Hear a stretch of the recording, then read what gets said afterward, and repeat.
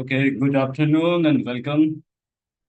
Who has been so far? Manohara IAS, Shrikant, Shivani Chawla, S. Shri Ranjani, and Dr. Nepal Trivedi is joining.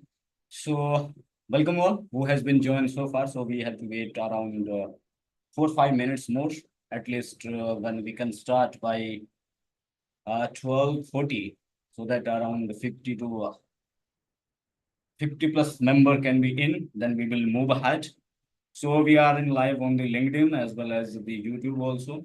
In Zoom, we have been given access to the 100 number of the participants. So this number we have to include with the speakers.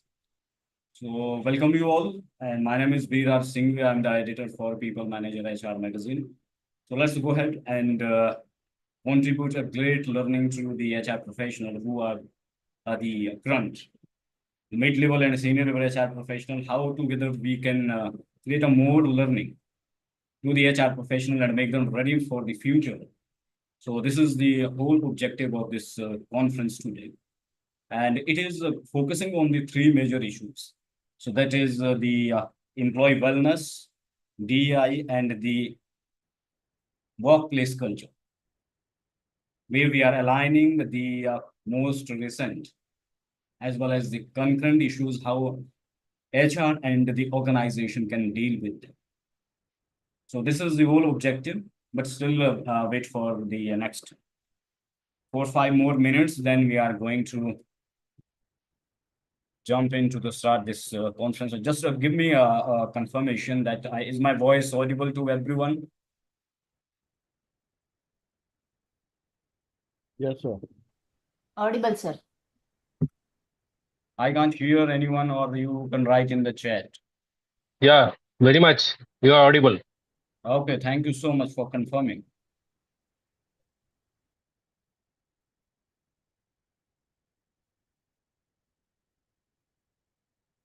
Thank you, Dheeraj. Thank you.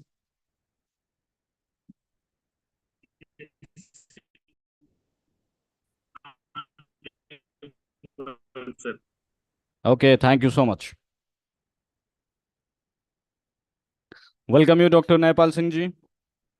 So we are waiting for the members, so at least 20 member we have to make it in, so that then we are moving ahead.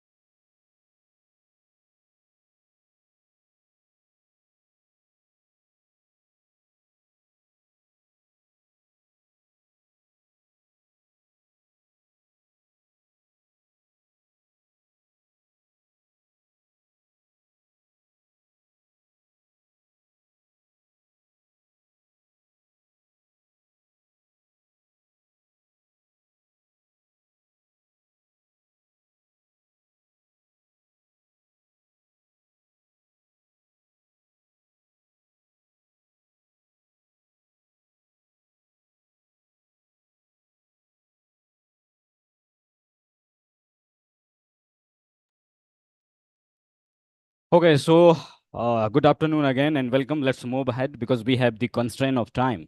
So we have there around 50 number of the speakers who we have been invited for this conference.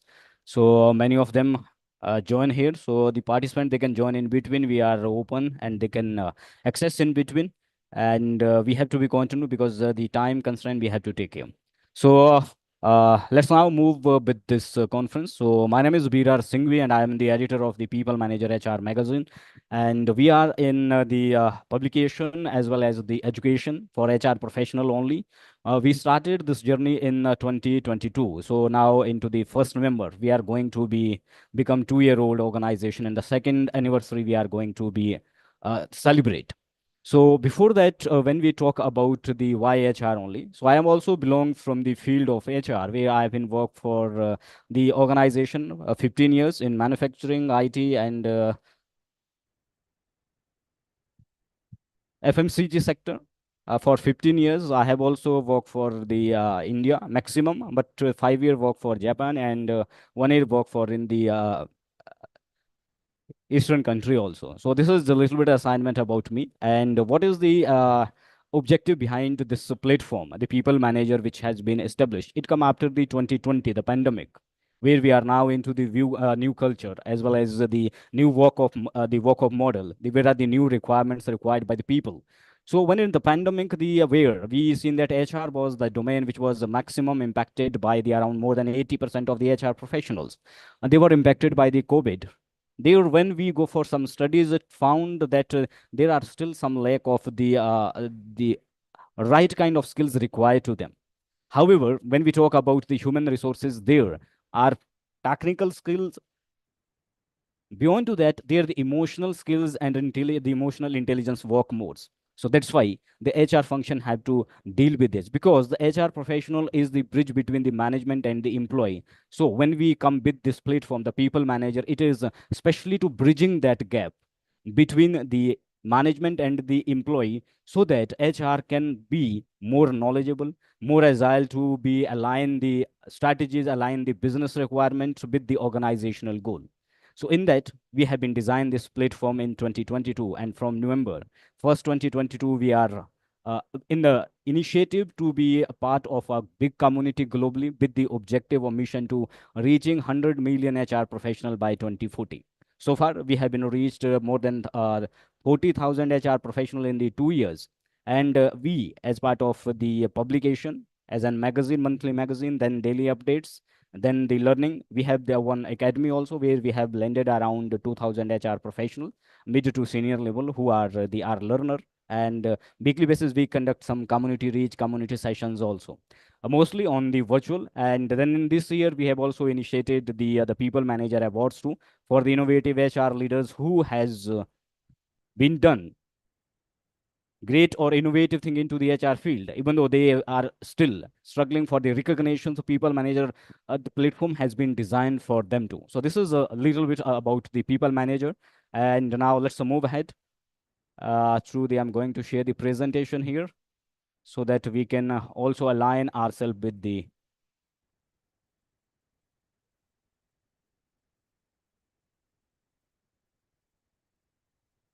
time schedule. We have been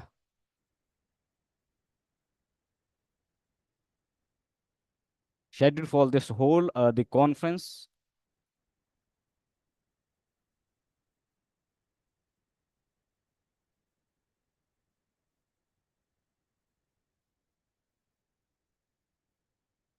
So members are joining one by one. So here still the number of 20 to be reached, but they can join. So we have for live given 100 number of the participant access into the Zoom live. Then we are live on the LinkedIn, and there are around so far around 50 number of the participants has been joined, and YouTube still 5 and 4. Okay, so welcome you again into the one of the new kind of platform to empowering the HR professional, where we created the platform where connecting with the academic industries and beyond. When it comes to the beyond, who has been started their own journey, and they have the lot of experience from the bottom with growing organization. There are today also we have been invited one of the senior veteran HR professional who has 50 years of experience into the organization, because their journey they have been learned from the HR domain when it was just in the documentation work, and now there are the most importantly how the strategy drives with the global perspective. So with this we have been designed this whole concept of the quarterly conferences. We have been one the successful conference held on March 31st for the first quarter of 2024, with the theme of this year, the art of possible, which we design, which we do to make it unconventional for the unconventional time, and preparing the HR professional for the future, making them the future ready HR professional. So with this platform, let's move ahead. This first the 30 minutes I'm going to take with the introduce all of you as in the speakers, also the participants, and then after we are going through all the schedule we have been for this conference today, and then after the 1 p.m. we are going to start with the sharings. There we have the 6 master classes for the HR professionals, how they can deal with especially the when we talk about that thriving workplace. When it is come to the thriving workplace, how we can possibly be ensure the employee wellness, the diversity and inclusion, and the workplace culture. Altogether, it is to about the inclusiveness, how we can drive it actually.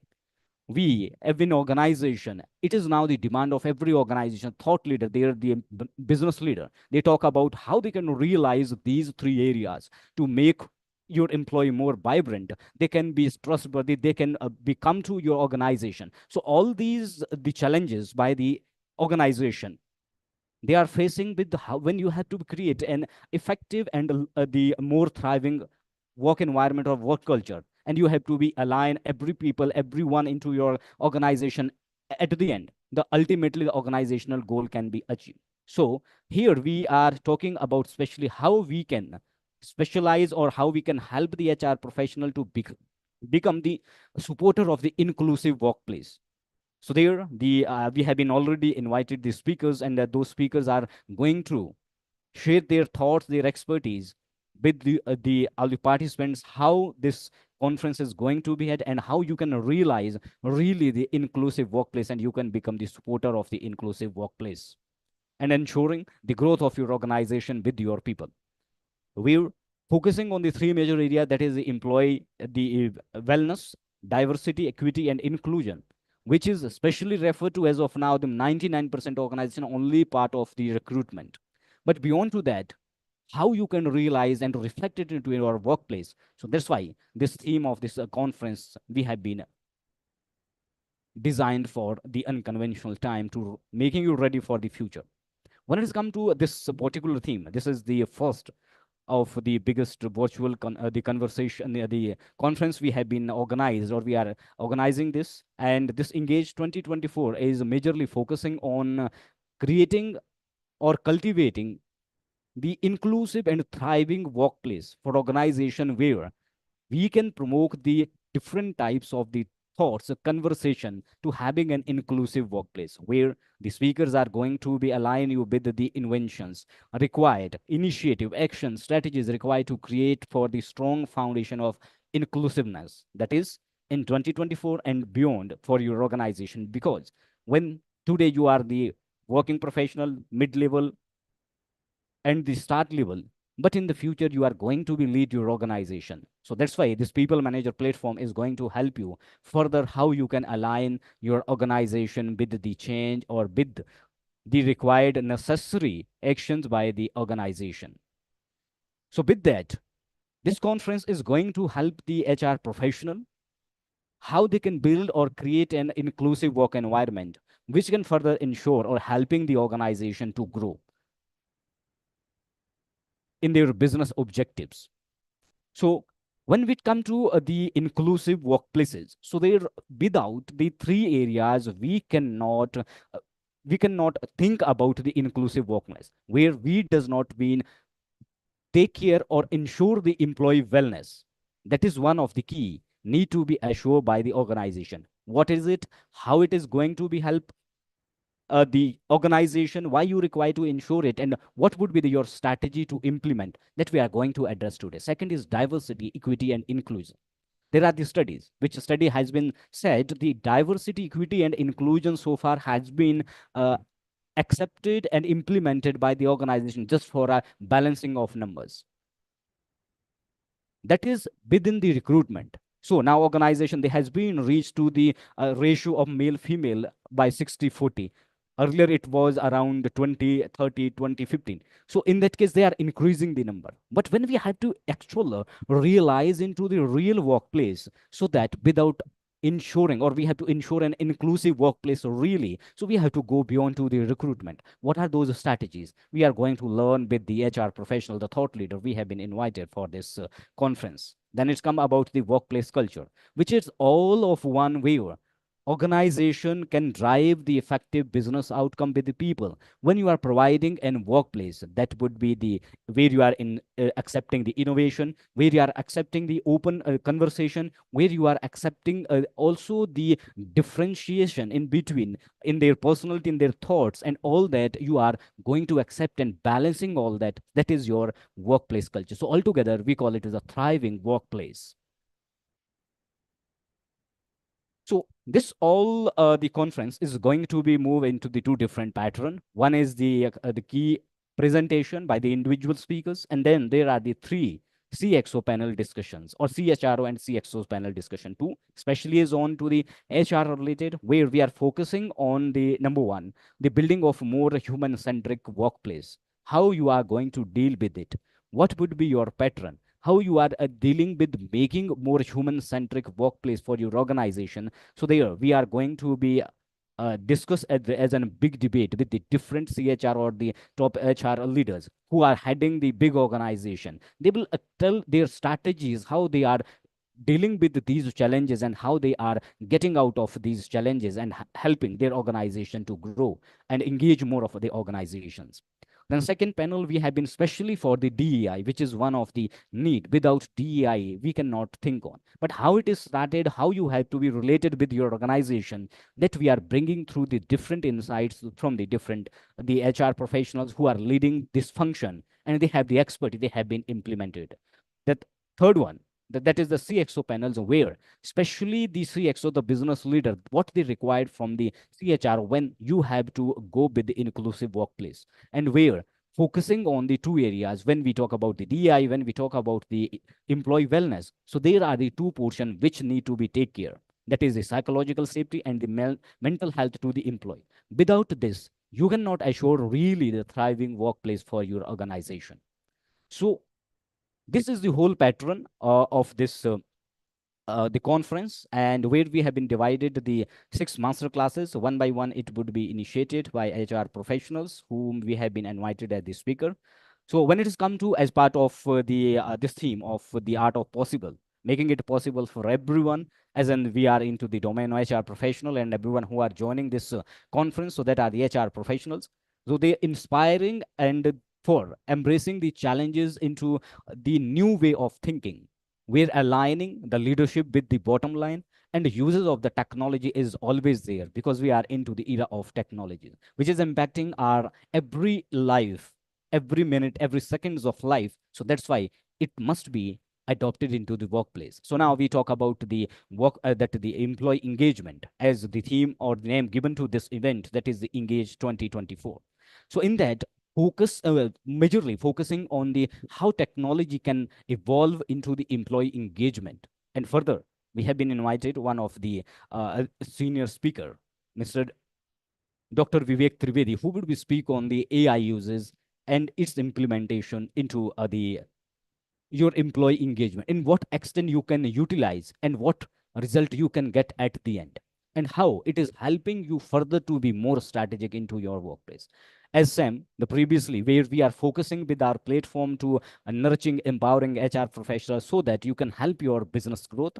You can be ready for, but the more ready for the future, where you can embrace the tech of the future. You can create the impact by evolving with the technology into your organization, and make ready your people for the future velocity. It is as yourself as an the HR professional, and secondly, it is also your employee into organization, so that you can get really the right kind of impact for your organization. So in that case, how to ensure? So Who are the speakers we have been invited? And we have been divided this whole into the 4 patterns. One is the presentations by the individual speaker, delivering the right kind of the strategies to HR professional, how they can be dealt with. Then second, it is the CHRO, the panel, where we have been invited Shrikanta, Mr. Sharad Chandra, and then Lalit Mishra. And there is the second, especially the panel discussion on the DI, where Dr. Nepal Singh is helping us to driving the right kind of the strategy to the about how we can move into the implementation of the DI into workplace. Then Shri Lata Shankar, as well as the Pooja Khanna is also there into the this panel, who are going to giving their thoughts, their expertise, how they have been implemented the DI into their organization beyond. We are talking about beyond the recruitment, beyond the in onboarding your employee, and then in the CXOs, where ultimately the thriving work culture and the workplace, it is the need of the organization and it is the demand of the management. So what are the expectation of the your business leader to developing or cultivating and thriving organizational culture? So there we have been invited K. Vithalarao, who is the veteran and the senior most HR professional, as having the 50 plus years of experience. Then we have the Dr. Vivek Trivedi, who is the CEO and founder of shikshaji.com. Then we have been invited Dr. Supriya Sharma. She is the business advisor from the Brain Glow Services. She is the mostly working so far into the European countries, and she has been aligned, especially a expert into the DEI and the global platform she has been also talk about. So how this pattern is going moving further and where we are getting through.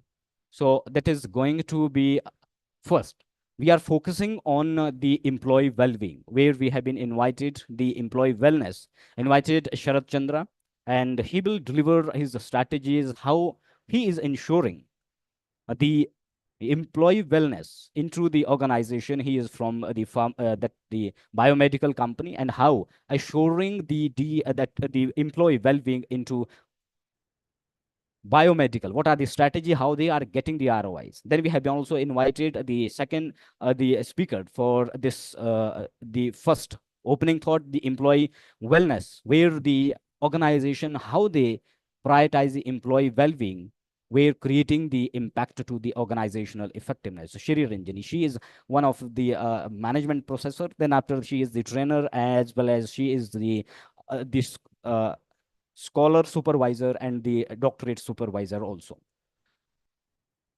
Second key presentation, we are working with the AI, which is the demand of every hours. Without AI, we cannot thought to be move ahead. Now in this era, so driving the employee engagement via AI, we have been invited Dr. Vivek Trivedi, who is also the technical support provider to into the HR technology for the organization. So he would be speak on how the AI is going to become the game changer into the employee engagement. In that part, or in that case, we are also helping further to the in the CXOs panel to be expecting what the CHRO especially required. Then the third number, we are covering the diversity, equity, and inclusion. What is really mean of the DI, how it is driven. However, the DI is from the era of when the human civilization has started. But now it come into the corporate, how they had to realize it. So we have been invited Dr. Nepal Singh, who is going to help you to be what would be the effective strategies. He is the senior HR professional from the public sector bank. There, what are the strategies they have been drive to realize the diversity, equity, and inclusion into their in the banking sector and the public sector, how it is going to be now giving you the right kind of strategies to how it is helping your organization, you to learn these strategies and implement into your organization. Then next is the measuring the thriving culture. When we talk about the culture, we are developing an inclusive worker, the work culture. So without measuring that, how we can know where we are moving, and there we have been invited Mr. Edwin Ejoel. He would be speak on the strategies to how you can measure the work culture and how you are going to empower your organization as a brand for the people. When we talk to retain the people, hire and attract the people, there your brand of your organization works through. That can be done through where you are measuring yourself, your organization. What are the different parameters you require? So that would be drive through. What are the different the strategies of the leadership development? We're looking further to and the inclusive as well as the thriving workplace. So how it need have to be measured. Then at the end, when you have to measure fourth mode, you have to move ahead how you can cultivate and create that thriving culture. We have been invited Mithilesh Chahar, that who is one of the performance coach, and he has been so far part of the MSME, where he is driving the excellently the culture initiative to the organization. He is going to drive the how you as in the HR can cultivate a thriving culture further to your organization and creating a roadmap of success. So he's going to share his strategies with these single presentation or the individual presentations.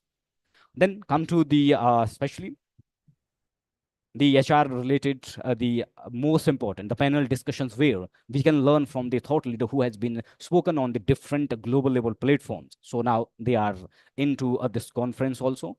And the panel going to be moderated by Shrilata Shankar, who is the HR and L&D head for the organization. She is also the independent consultant for the organization, dealing with the DI, also improving the organizational success.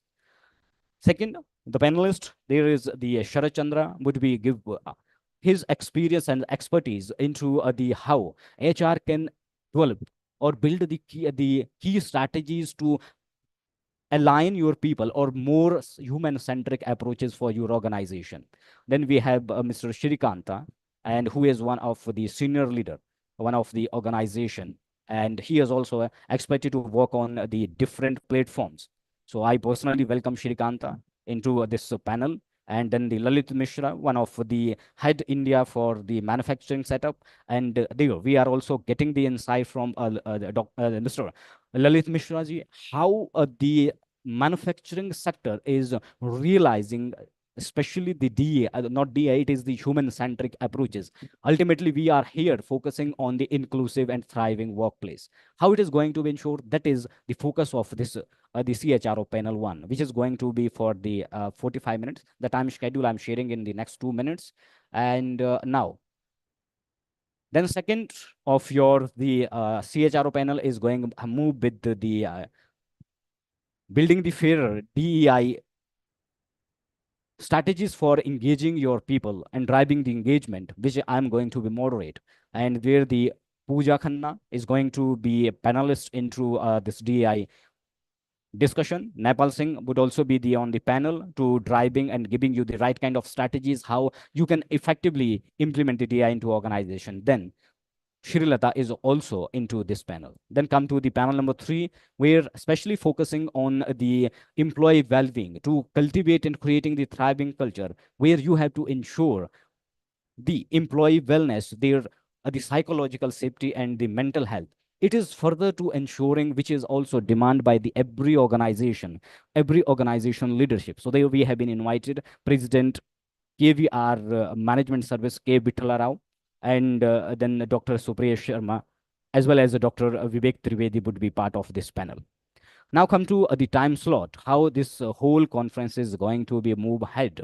And thereafter on the live, we are all still waiting for more members out of the 100 numbers. But on the LinkedIn, there we can see the good numbers now. YouTube also a little bit the increasing number. And there we have been started from the this 12:30, and now it is around the time 1 p.m. And the second, we are going to be invite Mr. The Sharat Chandra for the employee well-being, delivering his presentation, how the employee well-being they are nurturing into the biomedical and the pharmaceuticals organization. What are the strategies how they are ensuring and getting the right kind of the ROI from the employee well-being, and what is its ultimate outcome for the organization they are driving it. Then second, it would be the 14 to 40, 30, 30 minutes of the first session. Second, we would invite Dr. Shriranjani. She would be speak for the 13:30 to 14 p.m. about the same topic. And then 14 to 14:30, where we are driving the employee engagement by AI. Dr. Vivek Trivedi would be part of this. And then we are also moving ahead with this that diversity and equity, that the Dr. Nepal Singh would be present his thoughts and his expertise into the DI. And then 3:15 to 6, we would become go with the first CHRO panel, where I have been shared already the panelist. And then after the second panel is going to be 16 to 16:45. So there we are focusing on the DI and the strategies to drive the employee engagement into the organization. Then third, where we are going to the fifth number of the presentation, which will be driven by Mr. Edwin, that is measuring the thriving culture. And then the CXO panel is going to be happen on the 17:40 to 18:30.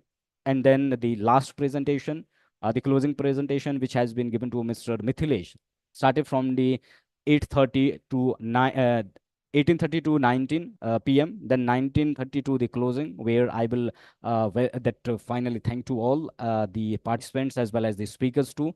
So this is all about this conference today, and what is the total, and what is the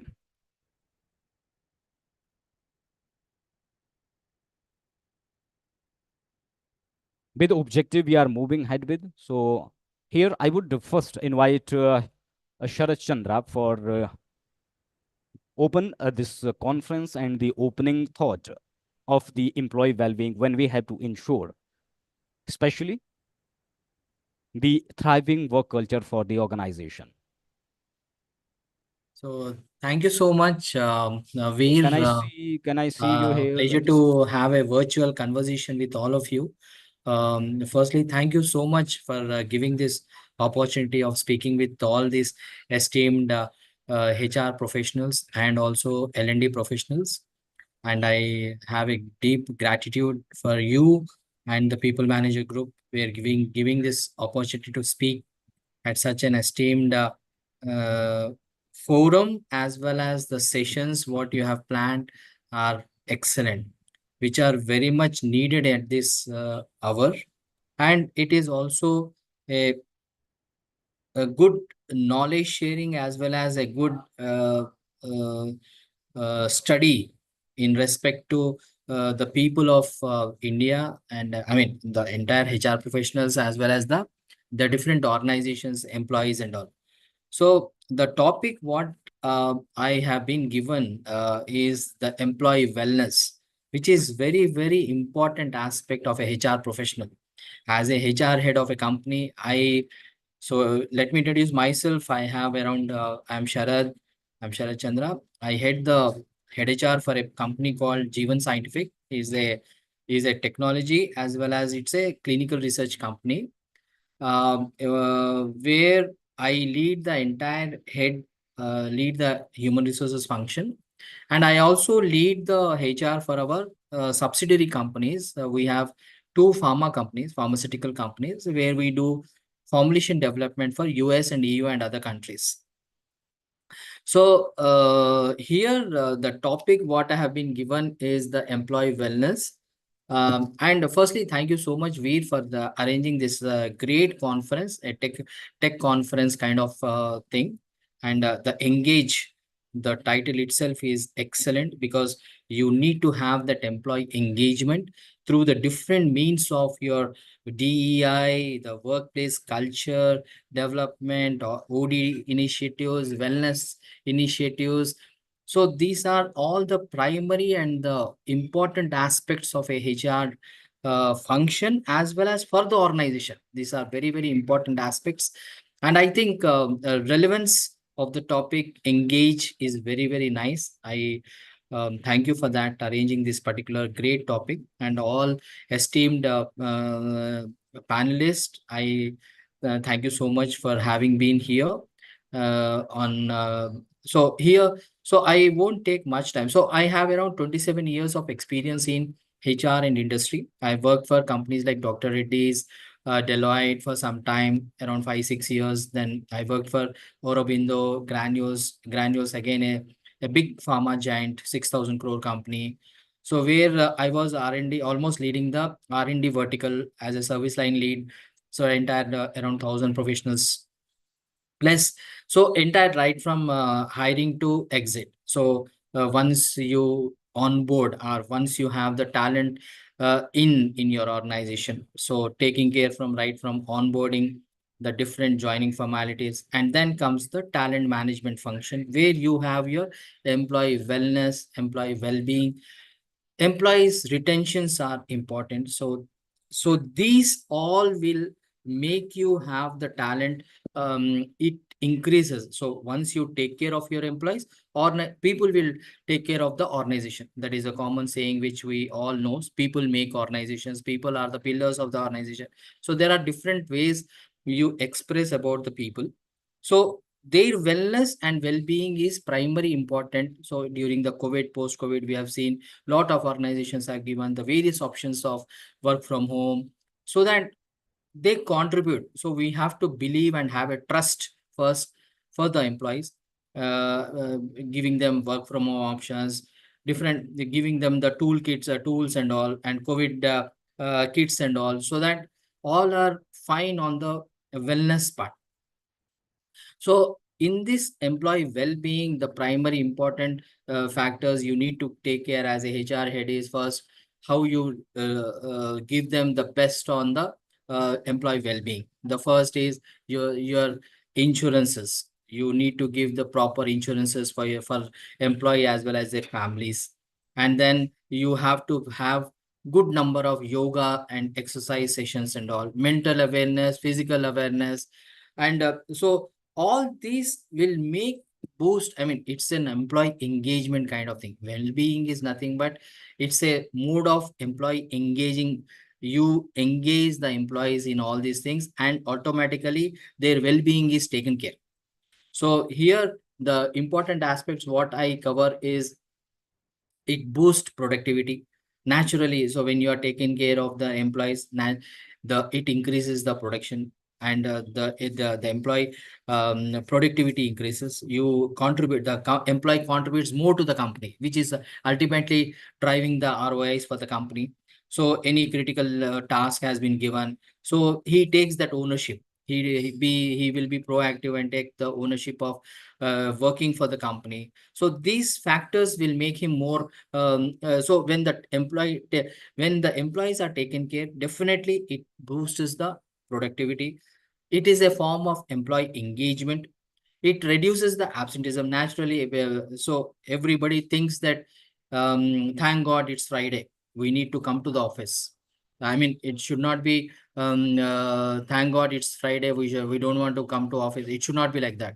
So thank God it's Monday, we want to come to the office. That kind of thinking or that particular thought process should come to the employees, so that they come to the office in a happy manner and contribute. So happy souls contribute more for the companies. So it automatically, when you have all this employee wellness being taken care, naturally company will have a positive work culture. It gives a positivity for the company. And when you are taking care of these employees, definitely it drives innovation in the employees. So absenteeism drops, productivity increases, innovative ideas will come up, employees takes ownership. So these are the 4-5 things what employees will contribute to the company when they are taken care, or when their well-being is being taken care properly. So in these wellness initiatives, lot of wellness initiatives has been there. You have yoga sessions, your breathing exercises for mental awareness, and flexible work options. So there are other things also other than insurances, your wellness sessions, and also flexible work options. Then you have your physical awareness on exercises and all, fostering a. So when you have all these things, it gives a sense of appreciation. So employees will be more happy in contributing to the organization, what I feel. So in the pharmaceutical companies and clinical research companies, we take care of the employees nicely. So we have free insurances for the employees, as well as their dependents. Parents are not covered in this company, but the earlier company, we used to cover their parents also. So it depends upon the different slabs what we have. Like for example, so when we have the different grades in the organization, you have officer level certain grade, then executive grade, then you have manager, then leaders, and then CXOs. This is the hierarchy what goes on. So up to officer level, there is a 2 lakhs coverage. So entire family is covered in 2 lakhs because they are youngsters. So they are in the age group of around 20 to 25. Then executive to senior executive and managers, you have around 3 lakhs coverage. So 3 lakhs entire for their family and all, the insurance is covered, medical impact. And then you have for manager and above, you have 5 lakhs coverage. And then again, it goes on increasing. So these are the different work options what we have for the on the insurance side. Then you have your GPA, personal accident policies. And then you have GTLI, group term life insurance policy, which are all important aspects for the employees. And then you have your other sessions or other engagement sessions where you have employee well-being taken care on the areas of yoga sessions, engagements, exercises, physical exercises. You have your gym enrollments and all for the employees. So these are the various things where you engage your employees in the areas of, I mean, on the organization or the HR side, we are trying to give the best in the form of well-being.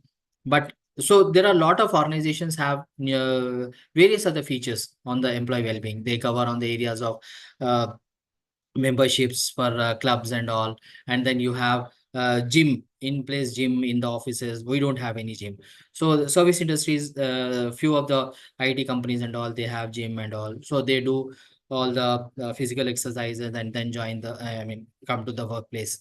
So various other aspects are important when you are taking care of the employee. So I feel that they should be a policy driven, policy should be in place with all the wellness and well-being of the employees. There should be policies on the insurance front. What are the different coverage and retention side? Definitely, when the companies are employees are being taken care, they died. We have retention ability. We can retain the employees by saying, "Boss, you have all these things." So definitely, company is good. We will make your whatever the offer has been you received. We'll make it to that offer or something. So basing upon the industry standards, we try to benchmark what are the different other things what other companies are doing and why can't we. So budget always plays a major role for the organization because insurances are slightly costly. So you have uh, a lot of amount goes into the insurance. So most of the companies try to have a facility where employee and employer contribution will be there. But some of the companies are there, they want to, they doesn't want to take from the employee.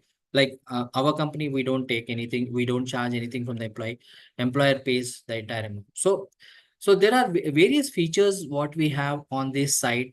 And insurance is one thing, but other things like so as I mentioned, you have to take care of your employees. You have to give them the options of having them work from home options, or whatever you have the other options of hybrid model and all, so that employees are happy, then they contribute nicely. But this again, a HR vigilance approach should be there. So their login and logouts are very important because when we give there are good employees as well as there is no bad employee, but they just loses the track and they don't work for the company.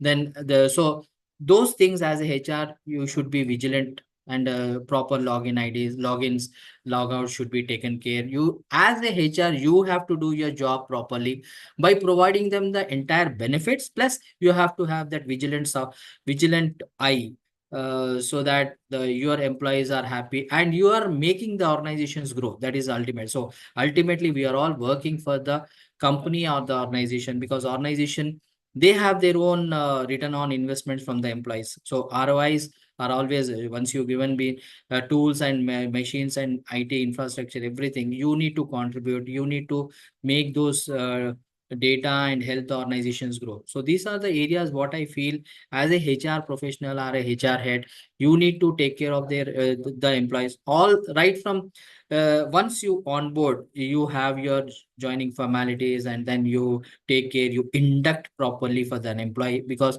you have to ensure that everything is being taken care. And then the 30-60 model, you have to take care every 30, almost after 30 days, you need to check with all the new joinees, what are the problems they are facing or any challenges they are facing. And then again, 2 months, after 2 months, again, you have to check those employees are anywhere slipped or what. I mean, on the work side, are they have been, we should not miss anybody in having the sessions. Like you need to have a check, and you have to check with those new joinees as well as the existing employees. So you need to have those connect sessions with the employees on the all areas of like their performance management. So yearly performance management, and then you have monthly feedback mechanism should be there, so that every area what they contribute has to be tabulated and taken care. As well as you need to be, as a HR support function, you need to give them the best support for the employees, but having a vigilant approach on areas of attendance, and then the other leaves and all, what are the different leaves they have. And so flexibility of the leaves also, you have a policies in place, what are the different casual leaves, sick leaves, earn leaves or privilege leaves are being given as per the act and all. Statutory part, you have to be ensure that you have been, you take care of the employees nicely, so that you have you help the employees in having the proper EPF and gratuity. So all those things you should be taken care, but the primary thing is well-being. If it is being taken care, definitely employees will contribute more to the company, definitely there will be ROI, what I feel. So I feel these are the various aspects of a HR professional or a HR head. You need to take care on the employee well-being or employee wellness initiatives what you take for the company. And then you have your other series of training programs, where again you need to plan yoga or any other sessions which are having fruitful for the well-being side. Yeah, so medical insurances, then sessions on these areas. And then I feel these are the things. Then you have the other engagement activities, every month wise engagement activities. So employee should be happy. That is the ultimate thing what we see. So well-being leads to happiness. Fun at workplace is always there. So when these are being taken care, naturally employees will also feel happy and they take their ownership in contributing to the company. So these are the final points what I say, that when you take care of the employees, naturally employees will take care of the organization. So here I want to stop and pause. If anything is there, you can reach out, you can ask. Virji, I think I Thank you have so much, covered Sharat major Chandra ji. aspects of the entire. In the pharma companies also, similar fashion, we have almost all the policies are in place. Naturally, policies, and they are properly defined procedures are there, and then we review it properly by yearly at 2 years. We review the policies and update them with the current trends what are going on. So I think I have covered major part, which is covering on this initiative of well-being and culture. So once you are having this particular culture, definitely organization culture will get reflected there. So when you have these policies, good policies and procedures are in place, naturally it reflects the organization, and that will be a benchmark kind of thing for the various other organization. So I think these are the points what I feel, and any I will take a pause, and if you want anything, I can also add on this. Thank you so much, Sharat Chandra ji, for this opening speech and the sharing of your thought on the employee wellness. Employee wellness is the key when we talk about the inclusive workplace.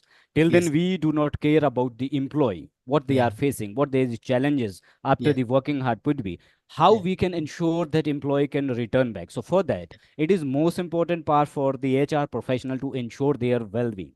So when you have ensured, so there are the multiple things come into the line. So that is your strategies, what you Yeah. need. So your internal survey, your external market, what is going to be happen, organization or the CHR especially have to Yes. take care. Next, Yes. come it down that maximum HR where they fail into the strategy. Copy pasting from the other, so that will definitely lose your track into the right. So what have to do? what I get from Mr. Sharad Chandra's speech. So that is about you have to drive your strategies to align with the market. That is okay, but you have to drive them for your people inside your organization and your people. So that's why in the beginning, one specific word used by Sharad Chandra. So when we are hiring them, and then you are going to onboard, that is deciding how long is your employee staying with you. So that's why the employee well-being is going to be start from there at the new norm, where you have to take care now before hiring of an employee. When the offer has been accepted, so next it come to you have to start the caring for there. When you start the caring, so it automatically reflect your work culture, your branding. So that all the things we are covering and talking about the inclusiveness, where the three areas expression has been, or the great insight shared by Dr.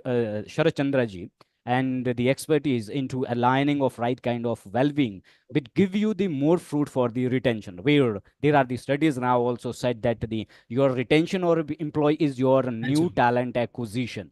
If you are able to retain your employees, so it means you are saving the money of your employer, which is spending on to the attracting of your employee. That is Here I also want to add, yes, please. very important point. Like you need to have succession planning for your team or your different the different departments what you have. Instead of, you see, for example, retention is very important. So if any position or if any senior position, any senior person leaves, the other team member, you need to have there should not be a gap when the employee leaves. You need to have 2, 3 subordinates taking care of that particular position. So here succession planning plays a major role, and succession planning will be taken care once your talent retention or succession planning is there, definitely it drives a good motive or a good workplace culture naturally. So that is an automatic reflection of the company culture. So when you are you are making the team to grow. Instead of hiring an external person, you take your own subordinate in that particular team, the next level person, second level person you take and groom him to the next level. So that is also very important part what I see in the companies. And in the pharma sector also, there are people in second line, they will be groomed to the next level. So that is. Yes, so this is ultimately the objective. We call it the inclusiveness. So when it is the well-being, that is ensuring their, when tomorrow they are coming to your organization, why they come, why they have to come. They do have to come to only the work, or what is the return? One is the regular pay you are giving, but beyond to that, there is the care. So care would become to your employee wellness, how you are taking care. When we talk about the inclusive workplace, so there it is important for you to ensure all these areas or all these component of the inclusive workplace, where you have to be think on your employee, they must be grow. So that is your role to ensure. So thank you so much, Sharad Chandra ji, for giving your great insight into this opening speech for Thank you this so much. today's the conference about the And I think inclusive workplace. Yes, I please. think that is the very relevance of the topic what we have. So talent attraction, talent acquisition, you hire the best talent, how you engage them, and then how you retain them, and then how you take care of them. And in this aspect of all the work, they gain the knowledge on the work side. See, for example, they are techies, technical side, your pharma side, you take, they work in formulation, tablet making companies, and also they gain the knowledge. So they again, as a HR, when you are taking care, that is very important fact. But they are also gaining the job knowledge. See what is happening here, the entire one, they are gaining knowledge, and that is making them grow in their career also. Here only HR is supporting them to have well-being at the workplace.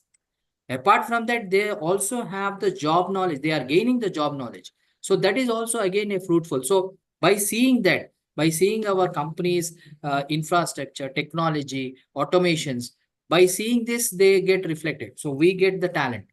So that is that is the thing what is happening in the entire organization. You take the IT sector, you have different areas of IT domain. So they'll have the technology aspects, they gain that knowledge, and HR being supportive on these areas. So naturally, it's a complete personality development kind of thing on areas of technology absorption, as I mean the knowledge part, as well as on the employee well-being part. So the entire his life goes on. So it moves on.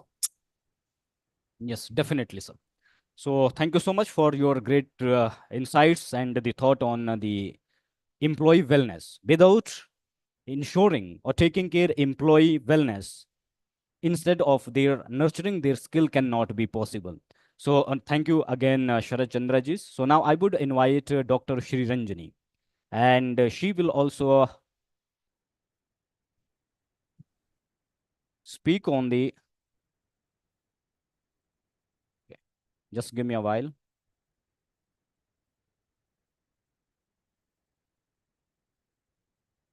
The employee well-being, the next level of strategy is how you can ensure. So here I may request Dr. Shri Ranjani, kindly open your screen.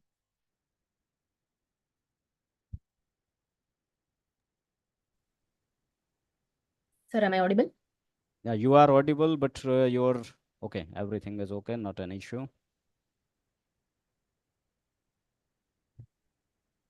Welcome you, Dr. Shri Ranjani, into this Engage Conference 2024. And now it is over to you, your strategies as well as your learning, and how you can help to the organization to really dwelling into the helping and employee wellness, ensuring for the organization. So now kindly share. I'm making you host here, so you can present.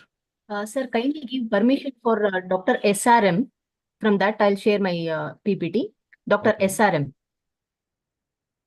You make that one as the host. I'll try to share my PPT from that system.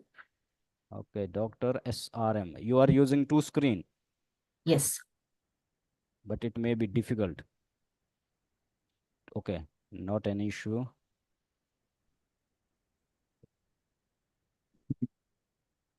Now you can share, please.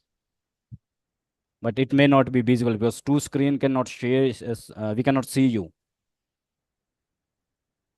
Uh, just let me try, sir, a moment. Okay.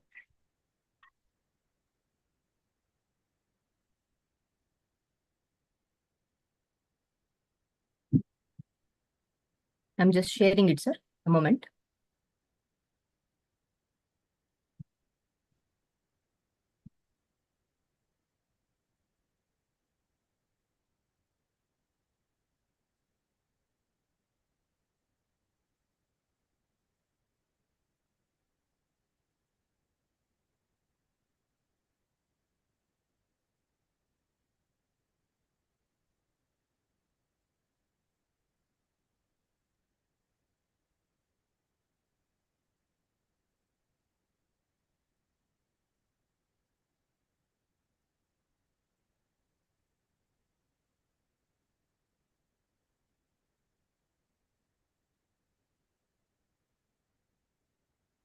Is it visible, sir? No, as of now, not. Okay. If it's not It is able to showing. share from there, so can we share from here? Yeah, sure, sir. No problem. Okay, so because two screen may sometime issue, either we can see your screen or you only. So that's why what I am going to do from here, we will share it here. Sir, but I can see the screen here. It's being shared. I don't know whether. Yes, you can, but here it is not coming.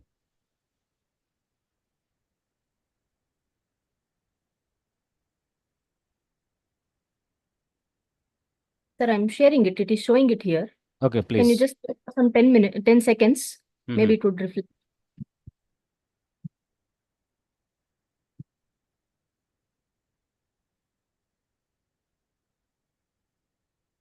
Sir, but you have disabled participant sharing for that system, Dr. SRM.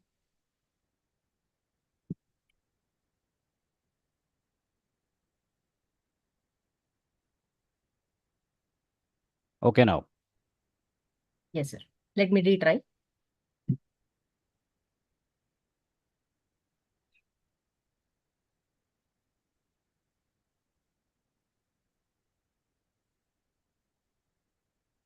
Yes, now it is visible. Am I also visible, sir? Yes, you are also visible. Right. Let me just try to move the slides.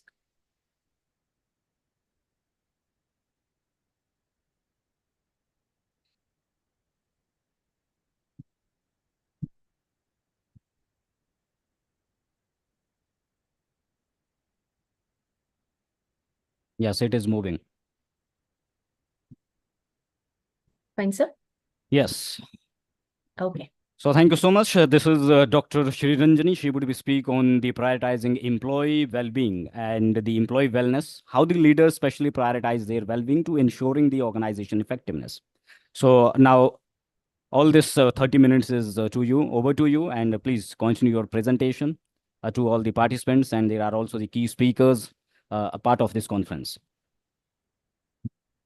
Right, sir. Thank you so much. Good afternoon, everyone.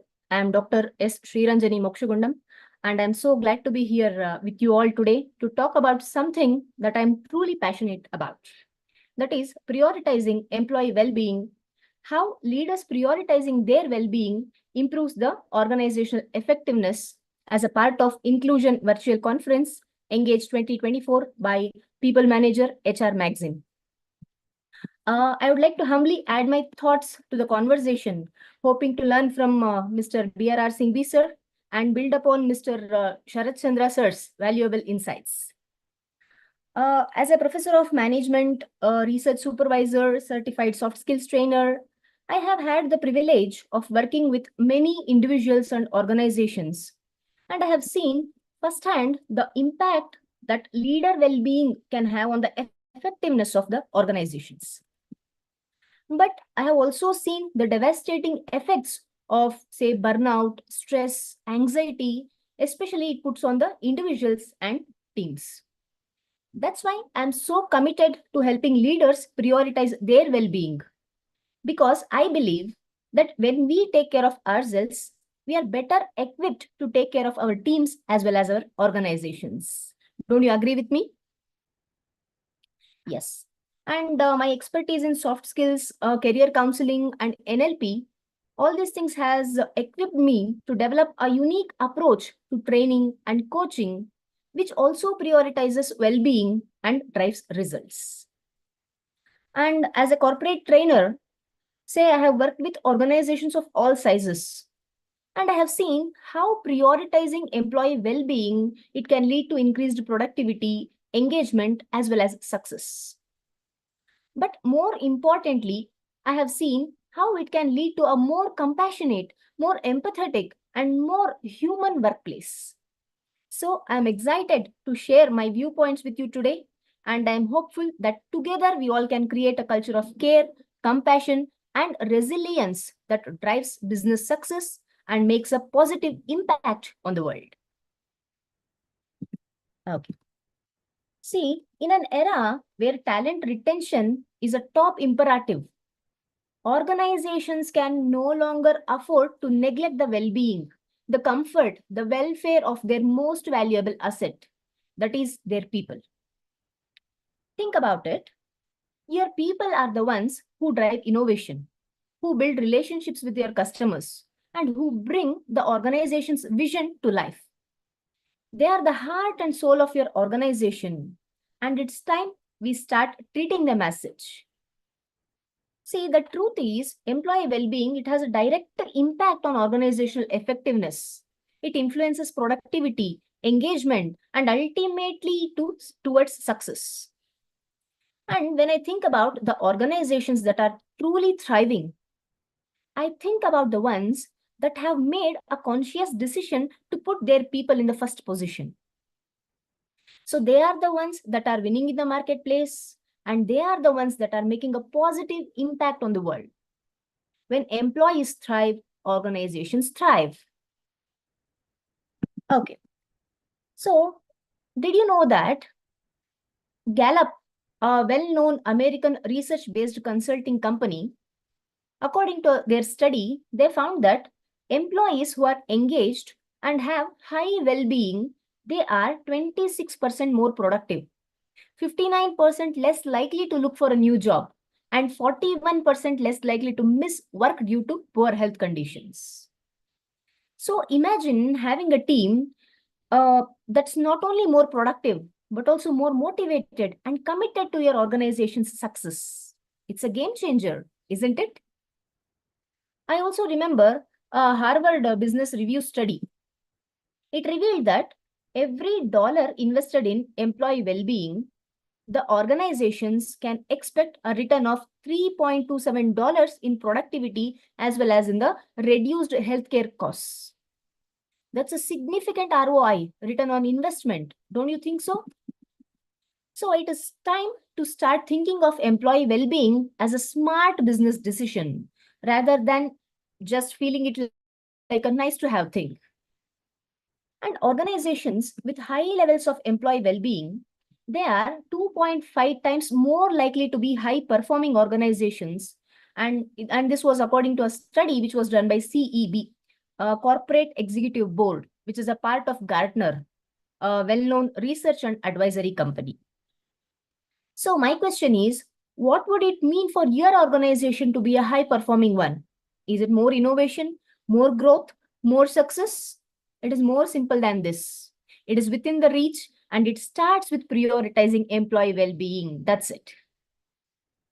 So it's time to redefine what it means to prioritize employee well-being and to recognize that leader well-being is the catalyst for a culture of care, compassion, as well as resilience. Okay, the business case for employee well-being. Now, let us understand why organizations should prioritize employee well-being and how it can positively impact their bottom line. Reduced absenteeism. See, a healthy and happy workforce is a productive one. Don't you think so? When employees are well, they are more likely to come to work and they give their best effort.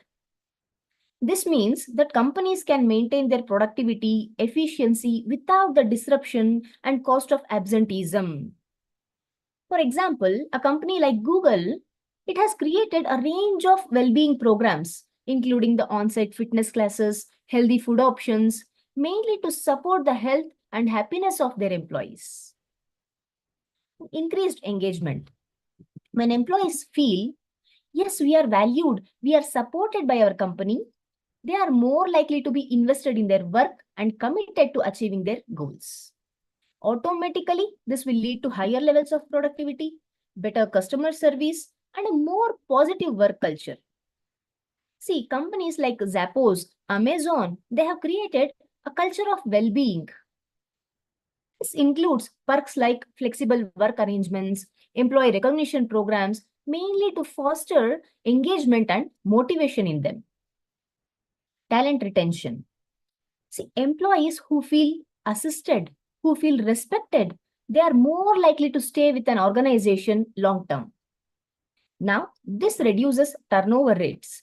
It saves the firm's time, cost of recruiting, as well as again training the new employees. Enhanced innovation. A healthy and motivated workforce is more creative and they are better equipped to tackle complex challenges. See, when employees are content, they are satisfied, they are fulfilled, they are more likely to think outside the box and they come up with innovative solutions. Okay. Modeling healthy behaviors. See, leaders are the ultimate role models. Means they have a unique opportunity to inspire and influence their teams.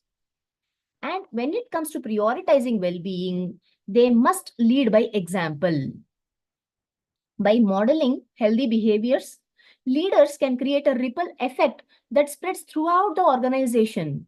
And they're also in a position, they are inspiring their employees to do the same. Get moving.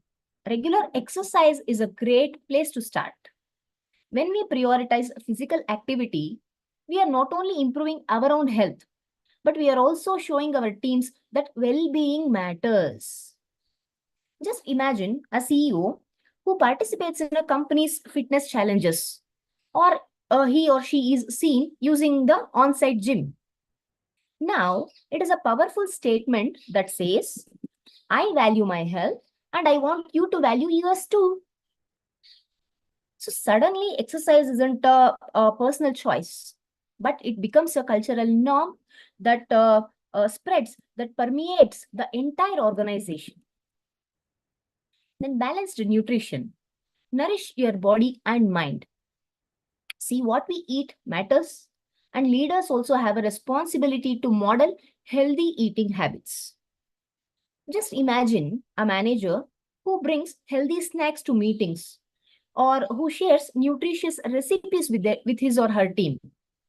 Now, it is a small act, but it can have a big impact on the team's overall well-being. About maintaining their balanced diet and promoting healthy eating practices. Stress management. Stress less, achieve more. Stress, as we all know, it is a natural part of our lives. But it is how we manage is that matters. By actively practicing stress management techniques like meditation, mindfulness, we are showing our teams that it is okay to prioritize our mental health. Just imagine a department head who starts meeting maybe with a brief mindfulness exercise. Now, it is a powerful way to reduce collective stress and also to create a more resilient and productive team. Don't you think so? Okay. Finally, let's also talk about the work-life balance. This is the ultimate superpower. When leaders prioritize their own well-being, they are signaling to their teams that their well-being matters too. So by respecting boundaries, avoiding emails maybe after hours, or taking regular vacations, we are creating a culture where people can prosper both professionally and personally. Supportive policies and practices. The CHRO, Chief Human Resources Officer, who is a senior level executive, will be overseeing all aspects of HR within an organization. So the CHRO strategies can be structured around these supportive policies and practices so as to augment the organizational effectiveness. How can it be done? Let us discuss. Flexible work arrangements. Modern workplaces require flexibility. Yes, so by offering options such as remote work, compressed work weeks, flexible start and end times, part-time work options, even phased retirement, or say even providing on-site childcare or subsidies for childcare expenses, the paid time off. Through all these, employees can achieve a better work-life balance, and it is leading to reduced stress as well as improved overall well-being. And companies can also offer a variety of wellness programs to cater to different needs. So this could include, for example, the on-site fitness centers or the stress management workshops, even access or consultations with healthcare professionals. So these programs demonstrate the commitment of the organization towards employee well-being and also equipping the individuals with tools so as to they can manage their health. And providing access to health resources. It could be something like preventive health screenings, the subsidized gym memberships, or even discounted health insurance plans, on-site clinics, maybe for minor medical needs. All these resources, they are not only promoting the physical health, but also demonstrating the organization's investment in its employees' well-being. So, to bring the well-being strategies to life, leaders must ignite a cultural shift which is prioritizing the employee well-being above all else. This means empowering managers and supervisors to become champions of well-being, who are equipped with the training and tools they need to drive meaningful change. And by advocating for adoption and continuous improvement of these well-being policies, leaders can ensure that well-being remains a top priority and it is woven into the very fabric of the organization. And also by taking practical steps to integrate these policies and practices into daily lives, leaders can create a workplace culture that truly thrives. See, where here employees feel seen, heard, valued, and where productivity as well as engagement also soar. How to foster or cultivate a positive work culture? So, leaders who promote a culture of mutual respect, they are creating a safe space for employees to speak up and to be heard as well. Now, this kind of approach where we are promoting a mutual respect, it reduces stress, it reduces anxiety, because respectful interactions boost the well-being and engagement of your employees. When employees feel respected, they become automatically more motivated, they become more productive. To promote respect, leaders must recognize the individual contributions. Leaders must actively listen to their team members and address any disrespectful behaviors swiftly. Inclusive leaders, they cultivate a sense of belonging by celebrating diversity as well as fostering open communication that is two-way. So this approach, it boosts employee well-being and performance by valuing diverse perspectives. Means that leader is ensuring there are equal opportunities and he or she is creating a workplace where everyone feels accepted and appreciated. So by embracing inclusivity, leaders can build stronger teams, they can spark creativity, innovation, as well as they can drive job satisfaction. So to promote inclusivity, leaders can implement diversity training, they can establish inclusive policies, as well as they can celebrate cultural differences through team activities. And leaders should implement that holistic well-being strategies which will support their employees' overall well-being, including their physical, mental, as well as emotional health. Recognizing achievements. Effective leaders understand the importance of regularly recognizing as well as rewarding the employee contributions so that they just want to advance a positive work environment. Now, how to achieve this? There are various forms of recognition, including the verbal prize, awards, bonuses, or even public acknowledgement. By doing so, leaders can boost individual morale. They can encourage a culture of excellence as well as they can promote continuous improvement inside the organization. Most of you would have heard about the Google's peer bonus program. It is a great example of a formal recognition program.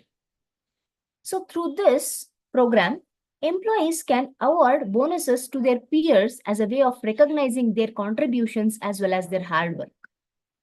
Now, this program, it is not only motivating the employees to excel, but it is also fostering a sense of teamwork as well as collaboration. Addressing concerns. Effective leaders nurture an environment of open communication, as we already discussed. Here, employees feel empowered to share their concerns, to share their feedback without the fear of retaliation or reprisal. So, by establishing channels for open communication, such as suggestion boxes, regular surveys, feedback sessions, leaders are demonstrating their commitment to employee well-being, and thereby they are also building trust with them. And by taking these employee concerns seriously, where employees feel safe to express themselves and working towards resolving them, leaders can identify, they can address the problems before they escalate. They can cultivate emotional intelligence. They can bring in the psychological safety. All these are contributing to a healthier and more productive workplace. So this is a proactive approach. It improves employee satisfaction, trust, it strengthens the organization's culture, and also it drives business success. Encouraging wellness participation. Lead by example. See, leaders who actively participate in wellness initiatives and encourage their teams to do the same. They set a positive example and also they build trust with their employees. Now, this creates a cohesive as well as an effective organization. Here, I remember a study which was done by APA, American Psychological Association. They found that employees who feel supported by their leaders, they are 70% more likely to participate in wellness programs, it seems. Then foster engagement. By actively promoting wellness programs, wellness initiatives, leaders demonstrate their commitment to employee well-being. This in turn increases employee participation, their engagement. Further, it is strengthening the organization's culture of care, as we discussed earlier. A study which was done by HERO, HERO, Health Enhancement Research Organization, they found that companies with comprehensive wellness programs, they report a 25% increase in employee morale as well as engagement, it seems. Measure and iterate. Effective leaders, they harness the power of data to refine their wellness programs. Means they are ensuring a continuous cycle of improvement. And by regularly measuring the effectiveness of these initiatives, they can pinpoint areas of success. They can understand what are the opportunities for growth. As well, they can make informed decisions to optimize the outcomes. Now, this iterative processes, it enables leaders to tailor their wellness programs to the unique needs of their employees according to their requirements. Thereby, they are also promoting a culture of care that drives sustained engagement, as well as they are making a meaningful impact. A survey which was done by SHRM, the Society for Human Resource Management, they said that organizations that regularly measure the effectiveness of their wellness programs, they report a 45% higher rate of employee satisfaction compared to those that do not. Okay. Embracing trends and innovations. So effective leaders are leveraging technology mainly to offer customized wellness programs. As I told you, and these programs will be catering to the unique needs and preferences of each employee. It could be something like personalized health coaching, AI-powered wellness programs, customized fitness plans, nutrition plans.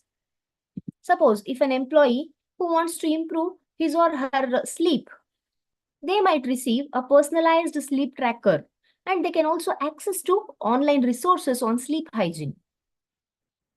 Speaking about virtual wellness offerings, they are also becoming increasingly popular. Means they are allowing employees to participate in wellness activities from anywhere, anytime. It could be the virtual fitness classes, mindfulness sessions, meditation sessions, mental health, supporting sessions, counseling sessions, all these things they can attend virtually.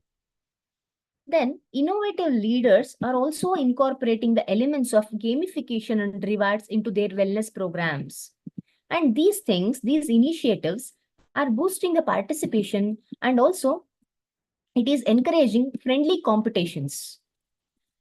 So the point-based systems, the rewards, the incentives, social sharing, leaderboards are all examples of this. Suppose a company might want to award points for completing healthy activities, such as an employee who takes a walk during the break or who is attending virtual yoga session. And employees can redeem these points for rewards like discounts, maybe on healthy groceries, or they can also opt for additional paid time off. All this will be helping them. Furthermore, the forward-thinking leaders are taking it to the next level by making well-being a core part of their organization's DNA. What I'm trying to tell here is they are tracking the metrics that matter. It could be the employee participation in wellness programs, their absenteeism rates, to see how their wellness well-being initiatives are impacting their bottom line. But effective leaders are not just stopping at these numbers. They are using data, they are using analytics to tell a story, to understand what is working, what is not working, and also to inform their future well-being strategies. Okay. Conclusion. What is the imperative, the essence, or the necessity of employee well-being? It outlines the benefits of employee well-being programs. So, prioritizing employee well-being means investing in the health and happiness of the workforce. And this can be achieved through a range of initiatives, as we already discussed. And even big companies like Google, Facebook, they have invested heavily in employee well-being. Means they are providing on-site fitness classes, they are providing healthy meal options, mental health resources. As a result, these companies have also witnessed significant improvements in employee output as well as job satisfaction of their esteemed employees. Lead by example. As role models, leaders have a profound impact on their employees. By practicing healthy behaviors and fostering a culture of wellness, they inspire their teams to prioritize their own well-being, and this is creating a virtuous cycle of engagement and productivity. Embrace continuous improvement. See, effective leaders continuously evaluate their employee well-being initiatives. They gather the feedback as well as they adapt their approach to ensure that their efforts remain relevant as well as impactful. So this commitment to continuous improvement solidifies their position as transformational leaders. Okay. The path forward, empowering employees and strengthening the organizations. So by prioritizing employee well-being, leaders can create a win-win situation for both employers as well as the employees. And this approach supports sustainable growth. It increases profitability as well as it enhances the organization's positive impact. By attracting and retaining top talent, reducing turnover, boosting the productivity, organizations can definitely strengthen their position in the market. So before concluding, I wanted to leave you with a lasting impression with a surprising workplace fact. According to Rescue Time, a time management tool that tracks how people spend their time on their computers and mobile devices, they found that the average employee spends only 3 hours a day on actual work, while the rest of the time it is spent on maybe social media, cat videos, and other non-productive or non-work related activities. And according to American Psychological Association, APA, 75% of the employees believe that their employers do not care about their well-being at all. So, by prioritizing employee well-being, leaders can not only improve their bottom line, but also they can contribute to a healthier and happier society. In conclusion, empowered employees are the backbone of a strong organization. By investing in their well-being, leaders can create a positive and productive work environment, and it drives the business success, plus making a positive impact on the society. Yes. Now, with the permission of Mr. Singhvi sir, respected attendees, the floor is now open for any questions or thoughts you may have on this topic.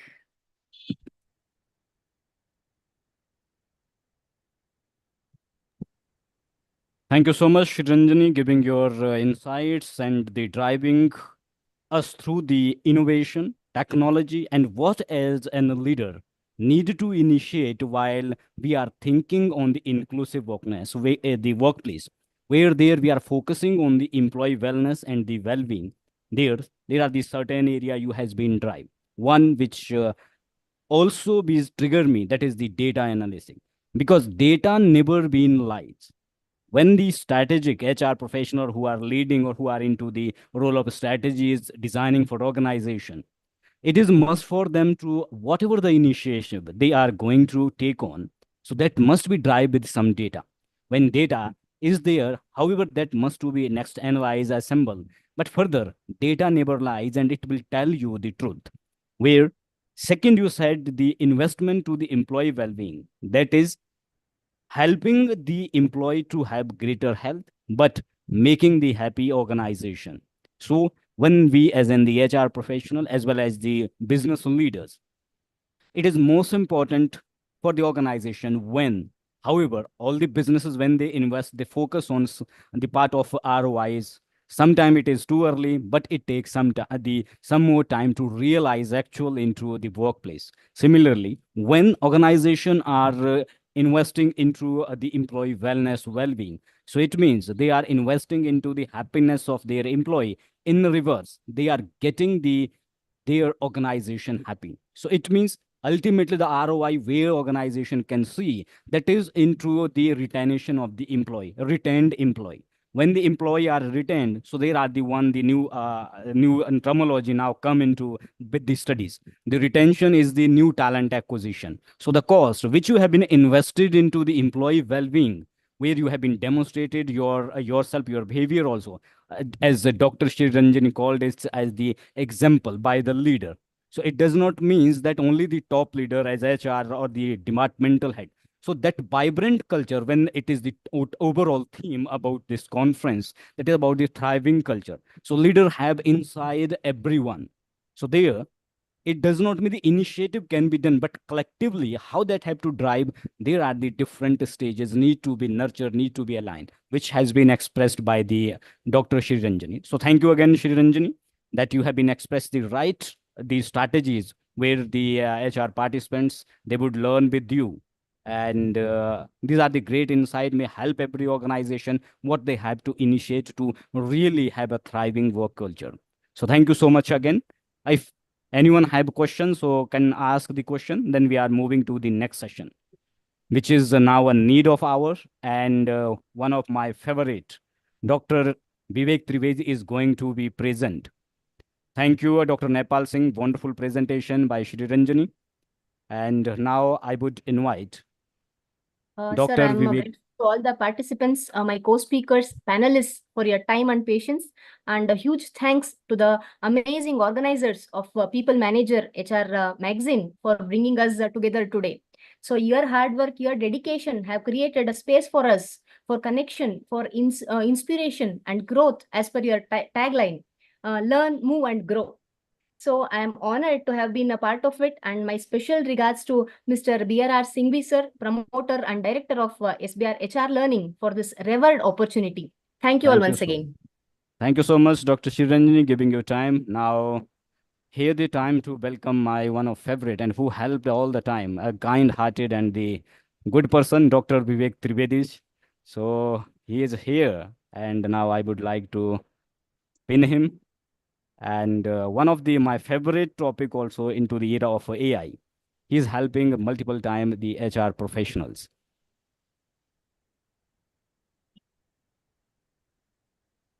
Sure. Thank you. Thank you so much, Birji. I hope I'm audible, visible, and all Yes, you are clear. audible and visible. So thank And you so all much clear as well. giving your Awesome. time for us. So just give me a while. Please. Sir, good afternoon, Dr. Vivek sir. Sarat sir, namaskar. Namaskar, sir. Namaskar, Nepal sir. How are you, sir? Good afternoon, everyone. Namaskar, Nepal ji. Awesome. Very nice, and we need to have a small applause for Mr. Beat Singh. I think everyone should do, please, Beat a Singh round of because applause through he has AI initiated manner. good these topics and all, and this particular forum of having a virtual conference kind of thing. So Yes. our kudos to you, and special thanks to you for you and your people manager group. Excellent thing, the excellent drive from him for the various HR professionals. A lot of HR professionals are reaching out to me now in my messages. So good forum for all of us on the knowledge sharing part on all areas of different topics what he has selected, the well-being part, the inclusive part. So a complete domain of the entire HR on the talent management function, what he has created, this particular landscape is very important, and we should appreciate Sanghvi Saab. Thank you so much, and kudos to you. Yeah. Thank you so much, Sharad Chandraji. It is, we just created the platform. If you are not supporting, your presence is not there, it is nothing. So most of important is that I always bring you into the my heart and with my team. They also been always thankful to all of you, even though especially Dr. Vivek Trivedi ji, who has been helped me some the last moment. And especially in the last the conversation or the conference we had in the March. That time you also helped the all us. But this time we were arranging the previous 2 and 3 the speakers also, but due to some reason they did not to be in part of this. So now it is the time of the 1408 because we have the time constraint. So we are walking through and there are a lot of things to come. And now welcome Dr. Vivek Trivedi ji, and he is going to express, especially driving the HR to the AI. Here is the one thought last the conference I remember. He just triggered one point. Always when I remind about Dr. Vivek Trivedi ji, so that is about the innovation or AI started from Akbar to Akvia. So how this transformation has been done and now how it is in the day-to-day is going to be happen. So that the story is now to the telling by Dr. Vivek Trivedi. So now everything is over to you and I have made you the host. So please continue. Thank you Thank you so so much for giving much. your Thank you time. so much, Birji, and really, really kudos to your team. I know round the clock they work, and literally that means round the clock. So thank you so much, and thanks for arranging all this session. So let me start since it's for an engagement. The whole session is on engagement. So I request all of you, those who can come on camera, I would be more than happy to see your smiling faces, and that's the engagement to start. That's the first thing. Second thing, those who are not able to come on camera, that's absolutely okay. Privacy is a major thing, and we have to honor that also. So that's absolutely fine. But at least you can be on chat. And please put a clap on chat for People Manager Magazine. Let's see Thank you how so many much, sir. people are ready to put a clap on the chat. Let me see. And there is a reaction also you can see on the screen. Can you just please, everyone, can you just please put a reaction to this right now? Let's see. Where Reaction is of this option clapping. of clap? I'm unable Yes, you can go to reaction, and Okay. then in reaction you can give a thumbs up like this, right? Now, thumbs Or up is yeah, there. absolutely. Yeah, just put a thumbs up. Yeah, right. Let's see that how many people are clapping for People Manager first of all. Awesome, awesome, great. I, Okay, let The me real start. engagement is started now, and it is now the active part has been taken by Dr. Vivek Trivedi ji, and it is going to be moved ahead till the 6-7 p.m. today. I know. I mean, definitely, and we mean it that you will not get even single minute of your time which you think that it is not engaged because BHG has Thank you so given me much. responsibility for engagement. So I just want to ask you one question, which is the most memorable engagement which is happening in India in last 3 months? Can you just put on the chat and let's see that how many of you are able to remember this engagement which is happening, and all the news media, all Instagrammer, all YouTuber, they are putting that engagement, and let's see that which engagement is there. Okay. I mean, engagement, sir. Ambani, absolutely great. Please put a clap for AD, and those who are able to understand. This is one of the AD engagement required which is more, yes, more clap and more kudos because exactly. Yes. Right. So I request all of you, please clap for AD, because even giving an answer itself is a very important thing. And at least you are, taking it forward and doing it. Let me ask you one question. Thank you so much, Akash Chauhanji. Let me ask you one question, that which part of India you are from? Can you just put one word, which part of India? Let's see, north, east, west, south, how many people are there right now? Let me see. Okay. So ADG is from Bhopal. Okay. Manohara ji is from Bangalore. Everyone, please put on immediately, fast on up, because this is a very engaging session.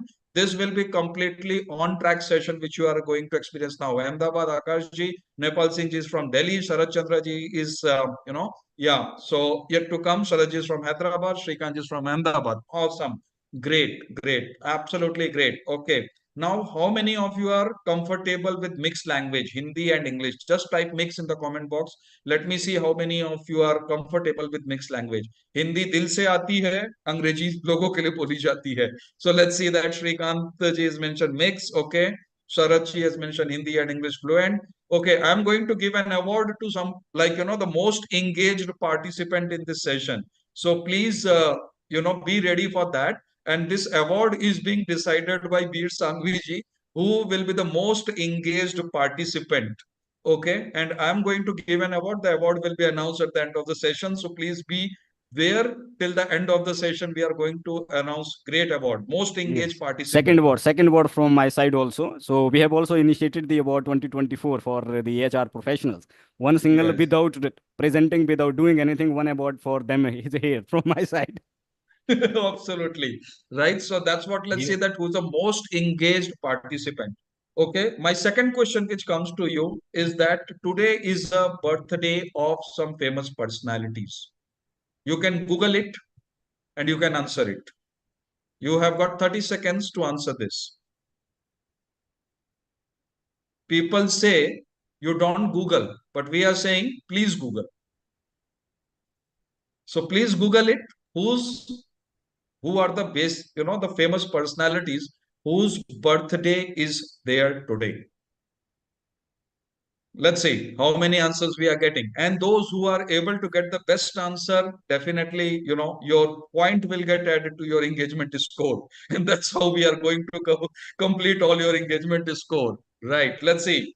Okay. Those who are watching on YouTube, those who are watching on LinkedIn Live and other platforms, you can keep on sharing your inputs, because people manager team is going to evaluate all your answers, and then we will have unconsciously unbiased approach coming to most engaged part. Sharad Kumar, film actor. Okay, Johnny Gilbert, AD, absolutely AD. Superb, amazing. Everyone, just please put your hands together for the people who are responding to the chat. Okay, let me ask you one more question. How many of you have used Meta AI so far? If you have used Meta AI, type me in the comment box. If you have not used so far, type NA, not aware or not applicable. M Meta AI. Let me see how many of you are able to experiment that so far. Okay, so AD is not aware. Okay, Srikanji is also not used. Akash is not used. Manoharaji has mentioned use ChatGPT, Meta AI. Na. Okay, that's absolutely fine. Okay. I have used. Sarat Chandraji has used. Very good. Rupali Pallavi has not used. Okay. Nepal Singh ji has used. Awesome. Great. So really, so we can see that there's a mix of an audience here who are, definitely. How many of you have used Chat GPT? Let's see. Okay, good on WhatsApp Meta AI. Yeah, absolutely. Nepal Singh ji has mentioned yes. How many of you have not used Chat GPT? Let me see. I have used. Manohara ji has mentioned that. AD ji has mentioned. Shrikant ji has mentioned. Awesome, right? So Meta AI is also going to be okay. I'm using it. Superb, right? So that's how we are going to have the complete session today, where it will be completely related to all this, and I'm sure you are ready for it. Those who are ready for it, please type on chat that if you are ready for the same. And let me see how many people are ready for this. Okay. So this is, I hope, I'll just take a confirmation. Like, if you are able to see my full screen. Birji, is it full screen is visible? Yes, visible. Awesome. And you can see Fantastic. It the is things moving. Yes, flying. it is moving. Yeah, Yeah. also, right? So this is an art of engagement. We talk about art of giving, we talk about art of living. But now in next 10 to 15 minutes, you will see that what is an art of engagement and how we are taking this art from current level to 2050. What are the tools which will be using it for this engagement activity, employment engagement activity all across the globe? I will be sharing you certain name of the tools. I will be sharing you certain ways. I will be sharing you certain do's and don'ts also. What, how, and when, and why. These are the things which are going to come to you. And that's how I request all of you to please be ready to take notes, because lots and lots of the thing is going to come, and it requires a lot many research also.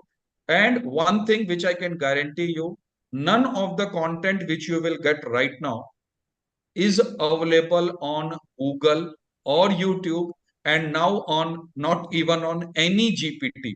Forget about Chat GPT, forget about Meta AI. I can guarantee you that none of this content is available because this is coming straight from the heart.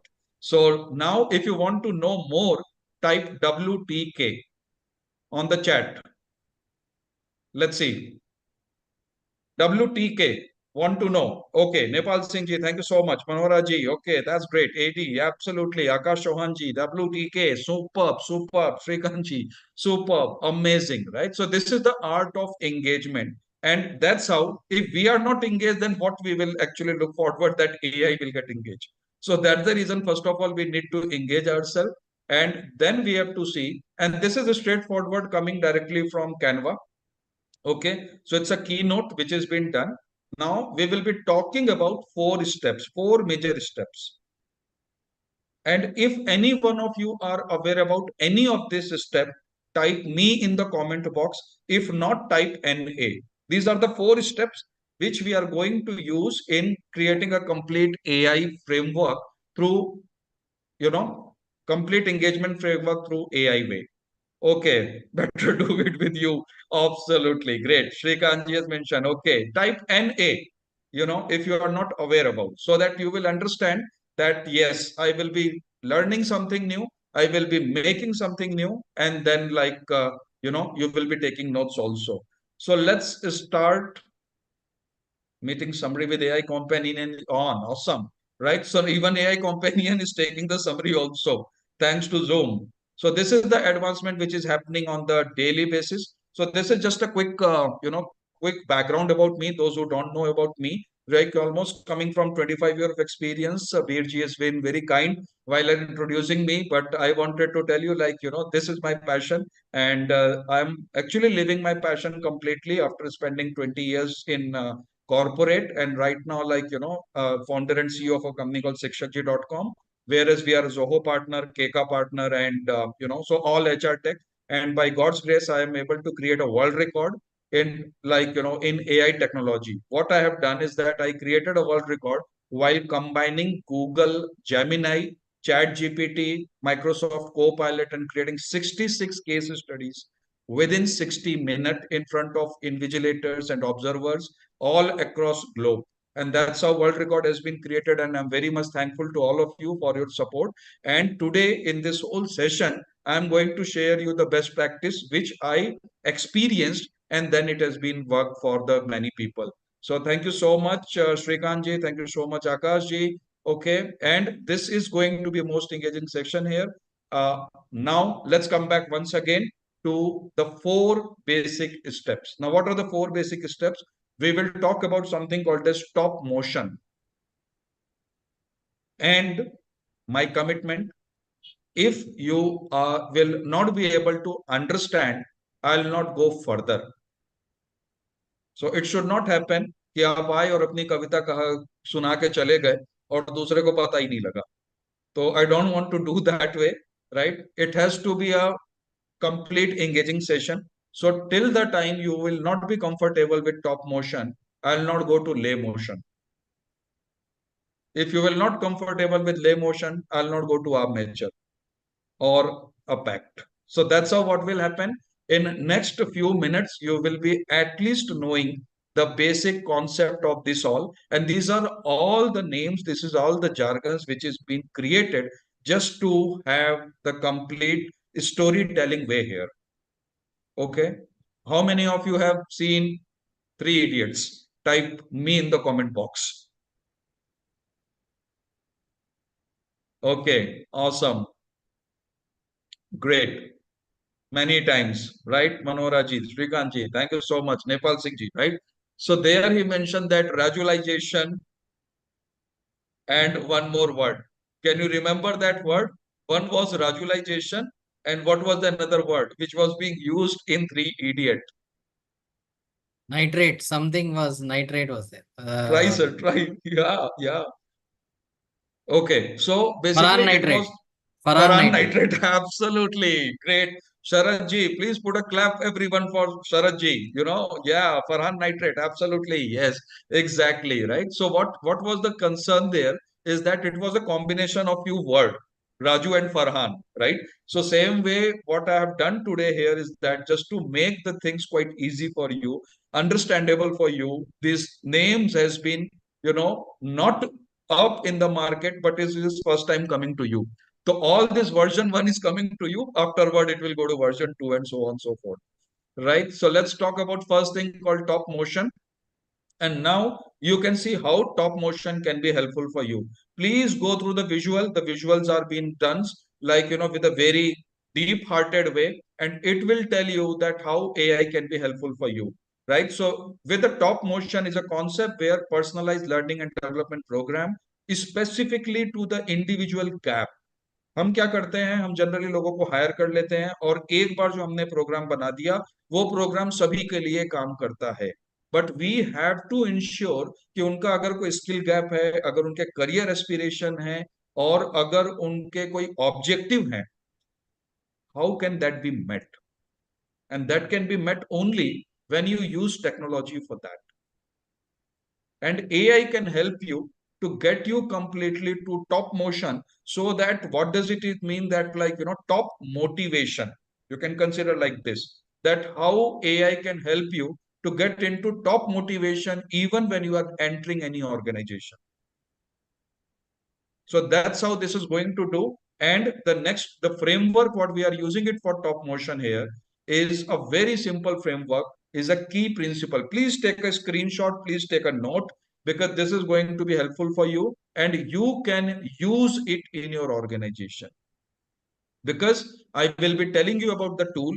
It is not a kitabi gyan. It is not a PhD scholar way, right? But this is the actual experience which is coming to you, and how you can use it, why you should use it, and what is in it for that, right? So in terms of the first of all top motion, the approach ensure the training program align closely with employee skill, preference, and career goal, optimizing learning effectiveness and engagement. So what happened? It depends from person to person. As we say, 5 उंगलियां एक तरीके की नहीं है. अगर 5 उंगलियां एक तरीके की नहीं है तो 5 लोग एक तरीके के कैसे हो सकते हैं? नहीं हो सकते हैं. उसके लिए हमको AI का प्रयोग करना है, AI का यूज करना है. And then we have to see that how we can customize this training program, customize this onboarding program, customize this learning program, and that's how it will become the most engaged part. First. Second is that why it is important? Because personal learning enhances skill development. It boosts motivation and it fosters a growth mindset. Do you agree? Give me a thumbs up if you agree here. Okay. Absolutely great. Right. And how you can do it? You can do it by implementing AI driven content recommendation. It is not at all that what AI is going to recommend it. There's a content recommendation to suggest relevant learning material, adaptive learning path, to customize educational journey and skill gap analysis. मतलब एक तरफ आपको लगा कि उस बंदे को ये सीखने की इच्छा है, लेकिन किसी भी कारण से फोटोग्राफर बनना चाहता था, वो इंजीनियर के IIM में चला गया, राइट? लेकिन अब आपके यहाँ पे अगर उसने ज्वाइन किया है और आपकी अगर फोटोग्राफी की कंपनी है, तो there is a way how that skill gap analysis can be done. Educational journey can be revisited and targeted improvement can be done. Humanly, it is not at all possible. Now I'm completely contradicting here when they say that it can be a symbiotic, but I'm contradicting here and creating it like a question for debate here, is that how humanly this can be possible to customize each and every individual skill gap analysis, creating a custom framework for that, creating a learning path with that. So this is the technology, and that's what this technology is getting embraced here. And when you will see the tools in the next slide, you will see that it is already happening. It is not that something which we are thinking right now. When I will be telling you about the tool, I'll be telling very clearly, sorry, my bad. Yeah, these are the tool. Sorry. Is this technology too fast? Yeah, right. So these are the tool which you can use with the same objective. How many of you are aware about these three tool or two tool or one tool? Let me get on the chat. If you are aware about three tool, type 3. If you are aware about two tool, type 2. If you are aware about one tool, type 1. If you are not at all aware about any tool, type NA. Let me see on the chat. Bridge the gap between what and why? Yes, 0. Okay. NA. Okay. Edcast. Nepal Singh ji is aware about Edcast. Absolutely. Nepal Singh ji, can you just unmute yourself and tell your experience and knowledge about Edcast? Yes, Nepal Singh sir. So it's a learning tools. It provide the contents to the as per the requirement of the party clients. Yes, absolutely. And have you ever used that by any chance? Not at all. It's just not in use in our organization. Okay. So you know what? Actually, most of the tools are freemium. So they start with free, like how Canva and all that, and then they can upgrade it.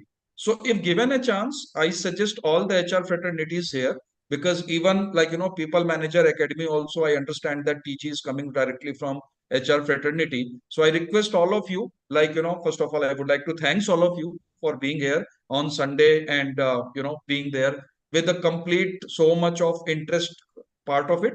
Now I suggest you, if possible, you can start using at least one tool. Okay. So at least one tool you can start. I'm going to tell you at least 12 tools right now. This is just 3.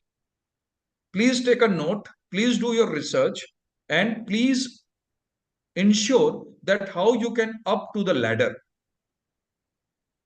कहते ना, ये बड़े बड़े लोगों की बात नहीं होनी चाहिए. गूगल, अमेजॉन और फ्लिपकार्ट और माइक्रोसॉफ्ट लोगों के तरह की नहीं होना चाहिए कि they are going to use this advance tool.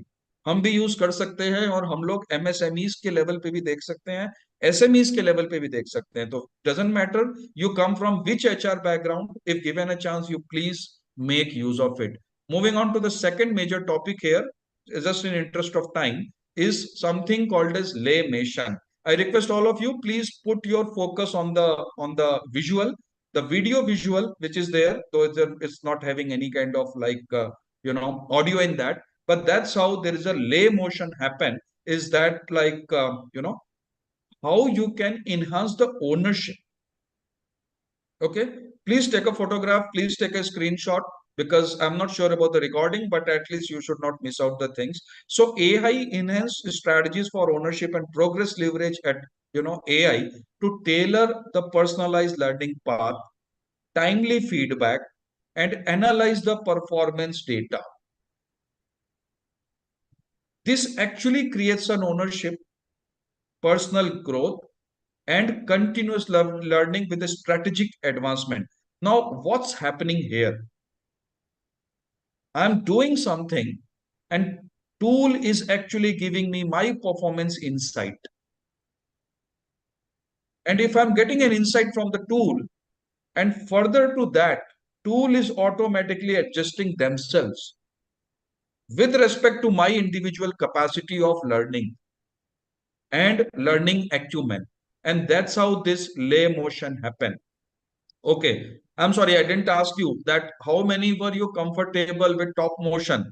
Okay, if you were comfortable with top motion, give me a thumbs up on the chat so that we can move on to lay motion.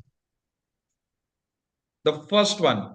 Awesome. Great. Thank you so much. Yes, Akashji. I said that I will take 100% before I move on. Right. So Akashji has mentioned that. Thank you so much. Thank you. Thanks, everyone. Right. So lay motion is basically the next step, the second step. And in the second step, what we discuss here is that again, the same 3 principle will follow: what, why, and how. The whole structure remain the same. So that in case if you are missing out any particular step, you can reach back and you can connect it also. So what is that when we talk about? By implementing personalized learning path, real-time performance analytics and continuous feedback gets in, which helps in overall organizational development. That's the first thing. Second one is that why it is important? Because it fosters the accountability. It doesn't become a generic approach. Sabka Saath, Sabka Vikas is good in democracy. But when it comes to an organization, it is better to have an accountability and real-time performance data. which can be definitely substantiated with an automation of a task management. आपने आज एक काम किया, आप एक ने एक module सीखा, समझा, same thing you can get a task where you can get it done and you will get a feedback from the system itself.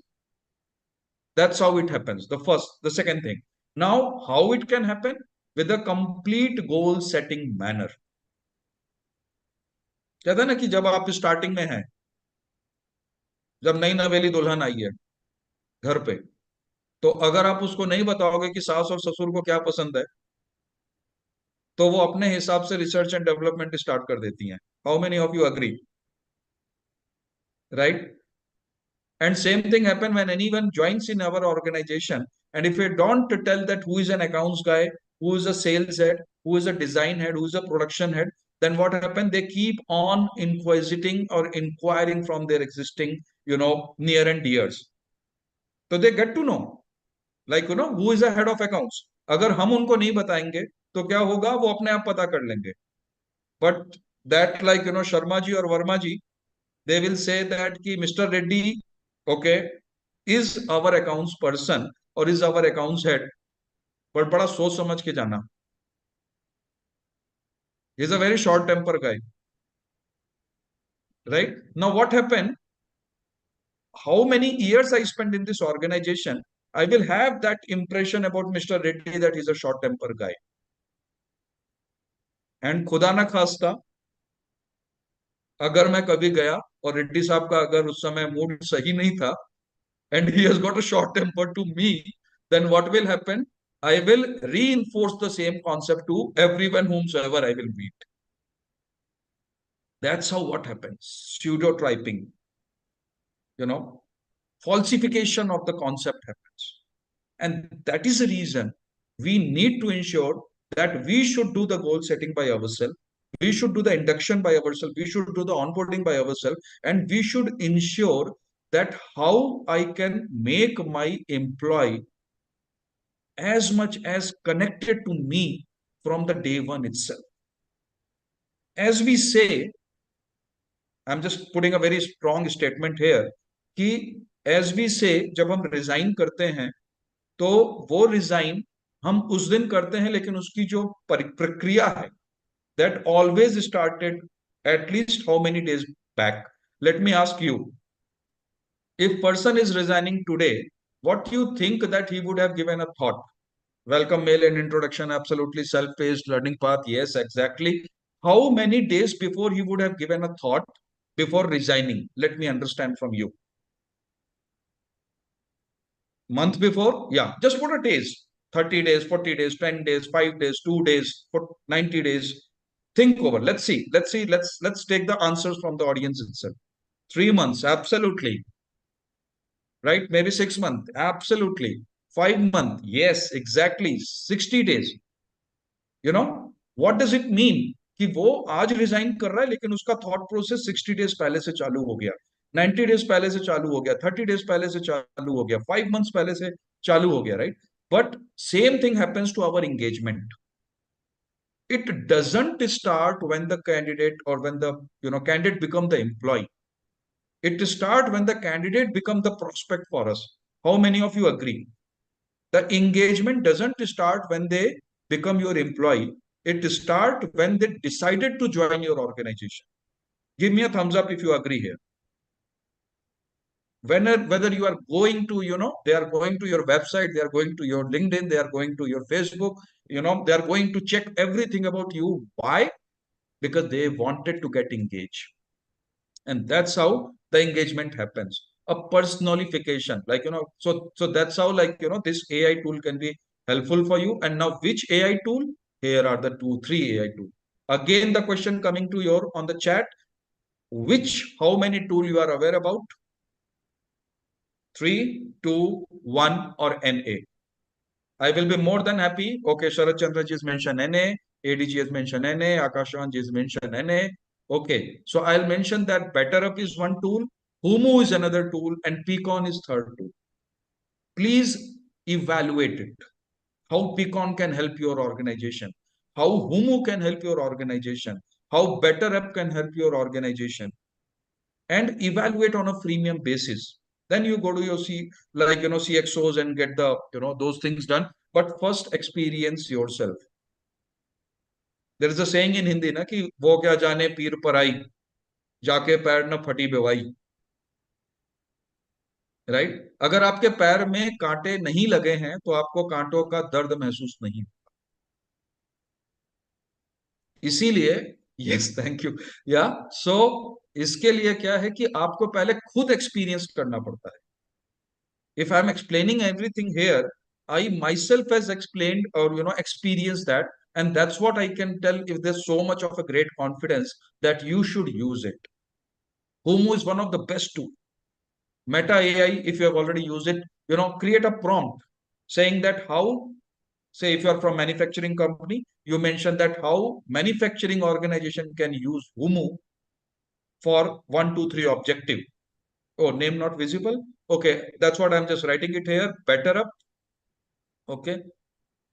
Thank you so much, Mr. AD, to tell that. This will also get into your engagement level. Okay, so are you able to see the better up here? And Humu and Peacon. Peacon is what? Peak on. Right? So this helps you. Okay, are you able to see all the 3 names? If you are able to see all the 3 names on the chat, give me a thumbs up. I don't like Pepsi. Okay. Yeah, that's good. Superb, superb. Thank you so much. Thank you, thank you, thank you. Amazing. Right. So moving on to last 2 major slides here and part here. Again, one of the great visual which will come to you is this. So this is something called as armature. Now you can see the visual and you are able to identify something. Now what you are able to identify only with a visual, can you put on the chat? And I will be very happy if I can see some kind of insights coming from you. Now Birji will say that कि ये webinar कौन करने वाला है? आप करवा रहे हो लोगों से कि कर रहे हो? Right? That's okay. It is the who can lead, the You pioneer. can lead. Absolutely. We are into the Awesome. engagement. So this is Yeah. altogether engaging, even though everyone can start it now. Your session Yeah. always open.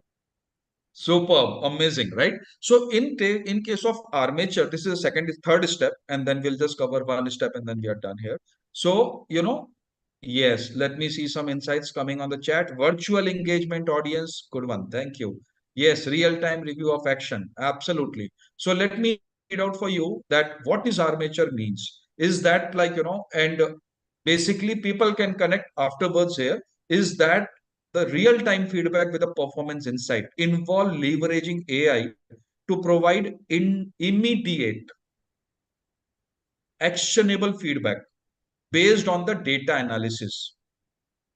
So pattern analysis, getting together with the data analysis, and then what happened? It actually enhances what your productivity.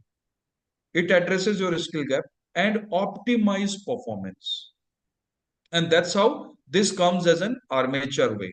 Now let me just move on to the next slide here, where it mentioned about again the principle is that how, yes, absolutely Manoraji, feedback, absolutely there, right? So what? So data analysis, now how data analysis can be helpful for you is that it provide an immediate insight with the productivity matrix, because matrix is different for every department. Matrix is different for every, industry, and matrix is different for every business. So that is why data analysis with respect to that productivity matrix is very important. And it helps in what? It helps in operational efficiency, actionable areas for improvement, optimizing decision making, and enhancing overall performance management. So as Manoharaji has mentioned, feedback, yes, exactly. That's how it happens. And why it is important? Because the ongoing feedback and adjustment not only enhances individual, but a team performance also. Don't you think that it creates a culture of innovation and responsiveness? Just reading out the slide here so that you can connect the dots. It actually creates a culture. And how it happens? Maybe we can take an example of any dashboard of any department. We can have the data related to sentiment analysis, related to their real-time execution, related to their KPIs, as we always say, our favorite word as an HR. सभी को हम एक ही जगह डराते हैं, KRA और KPI के नाम पे, right? तो वो जो चीज है, that's what we are, now what will happen, this can get completely toward the feedback mechanism model. Employee morale. If I'm getting a sandwich approach, and I'm sure that all of us has definitely experienced the sandwich approach while giving the feedback, and it helps in employee morale, performance metrics, and overall assessment. Our whole organization will be very happy if we are able to make use of the tools. Now, I'm sure you would like to ask about tools. So here are the tools which you can make use of it. Again, the question comes to all of you is that how many of you are aware about 3, 2, 1 or NA? Let's see the response. Nepal Singh ji has mentioned NA. Okay, so these are the 3 tools: reflective, lattice, and 15-5. Okay, Manoraj has mentioned NA, AD has mentioned NA. So when you mention NA, I'm feeling very happy. Why I'm feeling very happy? So that you are taking something from this webinar today. You are taking something from the session today. And tomorrow you will say that I'm aware about at least 12 tools. Sorry, Sharadji. I'll just mention it. I'll just put a name also here. I think you should be able to see now. Okay, let me just put on the chat. Reflective, lattice, and 15-5. All of you, please take a note. 15-5. Reflective and lattice. Okay, all tools are very well-known tools, and really they have done their MVPs.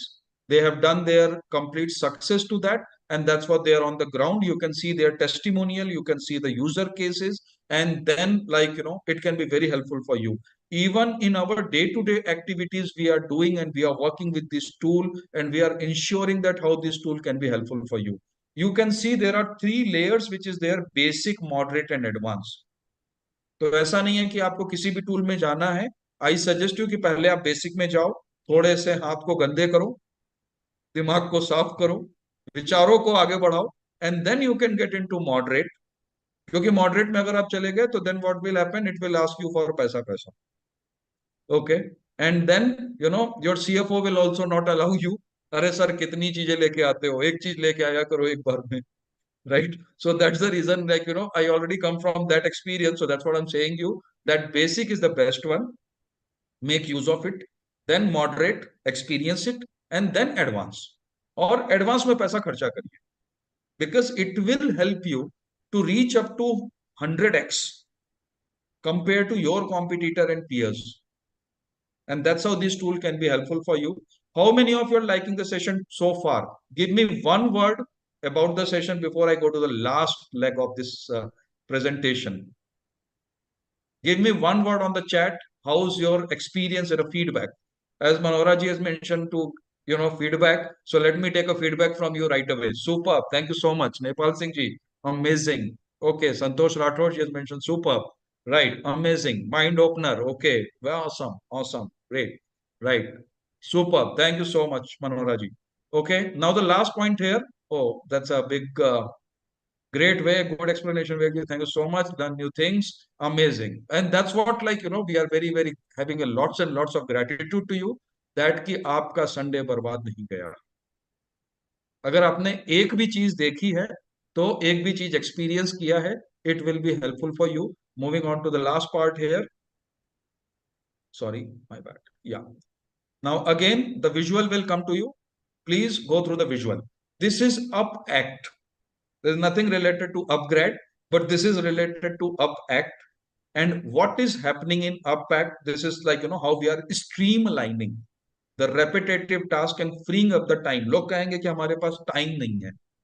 How AI can help you in terms of making the monotonous jobs absolutely free. Yesterday, myself and Birji has almost 15-minute discussion on this, and we contradicted each other, we debated each other, and then we have a discussion each other towards this AI concept here. And now, and I understood the concern is that, how the time will get free. Which tool can make the people free so that they can focus on their learning and development? They can focus on engagement, freeing up the time for creative and strategic endeavors. Why they have to? AI enhances creativity by generating insight, automating data analysis, the mundane task, optimizing process, enabling decision makings, that way. Now you can, all Fortune 500 company of your competitor list, the data is available within 10 seconds. You can just take one hyperlink. People manager team has already given us at least 30 links to go through and create the presentation. 30 observation, 30 research insights, right? So that much of an activity has been done for this particular webinar. So how you can make use of it? Again, coming to the same way, key principle, why? Let's start with why. Because if you free up your employee to focus on creative and strategic endeavors, allow them to leverage their unique skill and insight. You remember that first one, top motion, lay motion, and all, right? So now what we are doing, we are making the things easy for them. They can get into innovative problem solving and long-term planning. Who will get maximum benefit out of it? The organization, the individual, the team, the department, the industry. And what it is all about, it's like, that how you can do the routine task. Like in an HR, you can find out hundreds of the tasks, which can be mundane tasks and can be automated, and people are already doing it. How you can do it? You can automate it, data entry type of process. Like, for example, if somebody is joining on your organization, we are already doing it with Zoho. Like, we actually send a link to anyone who joins, and then we don't need to have any kind of data entry. I remember those days, when we used to write or when we asked to write somebody's, I actually come from that era of HR, when we used to write the father's name of a candidate. Okay. And then sometime, if I write somebody as a Dr. D. Shiv Kumar, and then they say, no, sir, it is not D, it is S. They feel very bad. And we feel very bad. It's just a typo error. But now what happened? And we are experiencing it that we actually share a link through Zoho, that employee, that candidate, prospect, they themselves enter the data. There is no chances of getting data discrepancy. And that's how, you can schedule it also. We schedule it, we are already scheduling it. AI bots are helping us in that, increasing efficiency, reducing error, freeing up human resource. If all of you agree here, and if you want to know about the tool, which is the last slide almost, let's go ahead with that.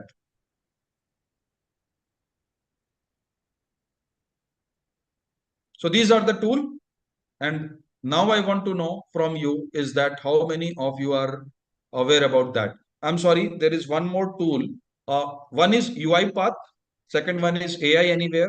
I myself has experienced UiPath in JSW.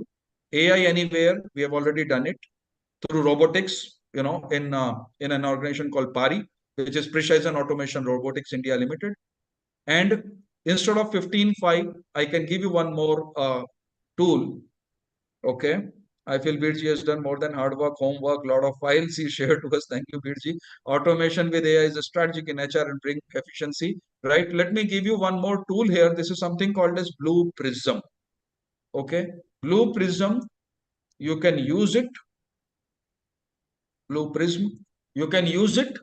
And this can be helpful for you in terms of, again, end-to-end automation.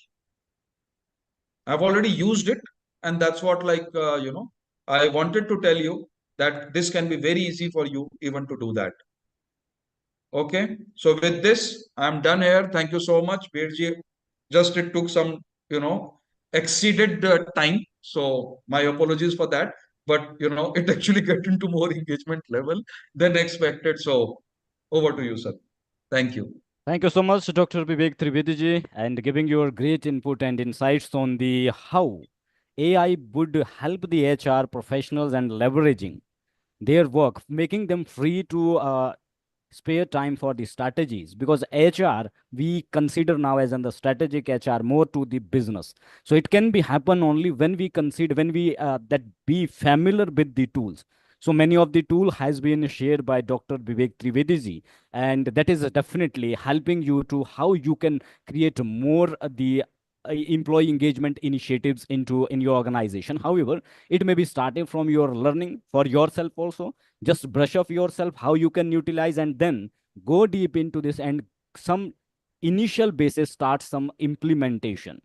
So thank you so much, Dr. Vivek Trivedi ji. Always your insight, input to our community as well as for these conferences are at par. And when it come to the era and the information technology, then after it is the AI. So you are bringing it all to the bottom line so that people can implement at same. When we talk about the three principle, you say that the what, why, and how. When we talk about our the as in the people manager, basically what we talk here, so that is based on all these three formulas. When we call it as the WWW. So when it's come to the WWW, it means either your worldwide web that is connecting the people. So that is also one of the line where by our home we are now connecting in the different platform. So the information technology or AI giving us technology especially is giving us those opportunities, and AI is going to help us all those jobs which can be impacted, which can be especially hurdle for our timing and the strategic thinking, that is removing too. So AI and the technology uses is always successful. It will never that remove or lose the jobs of people, but we have to learn, we have to adopt, and we have to change. So now thank you so much, and just going now to the another keys presentation, and here I would invite Dr. Nepal Singh quickly. We have a very less time, around 3:15. We have to start the CHRO panel. So one request to the panelists, if they are here, we will start it by the 3:20. So 5 minutes, please give us the 5 minute time. And now here, Dr. Not Dr. Nepal Singh ji. So welcome you here Yes. into this Engage conference where we are creating an inclusive workplace for the organization. What are the key strategies where we are focusing on the three areas so far?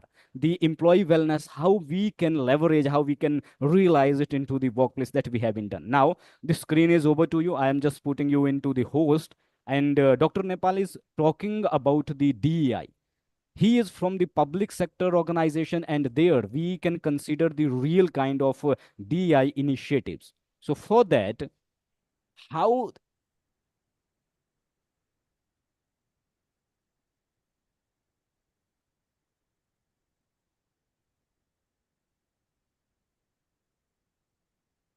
just give me a while.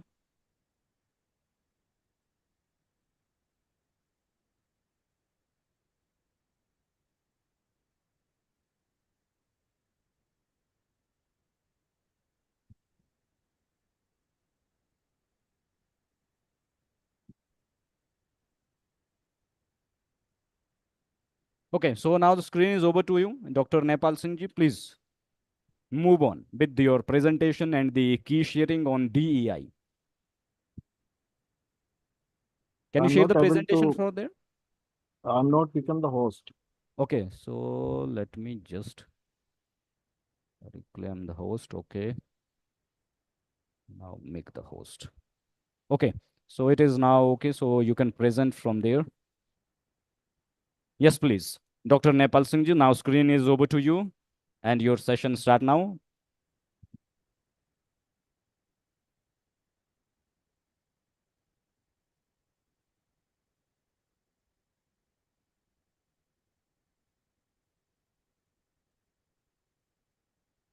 Just give a moment. Okay, not an issue. So this is our the third key presentation, and this presentation in the two line in same line. So we have been two presentation to keynote where the this conference has been opened by Sharat Chandra ji. Then after there was continues the two Can you see presentation the, and sharing we haven't done. Yes, your screen is visible, is it but visible? presentation we cannot see. So just open this your presentation. It is visible to me. I think you haven't shared the whole screen. So that is the reason. It is just your screen is visible. First remove the screen and then go to the single presentation sharing.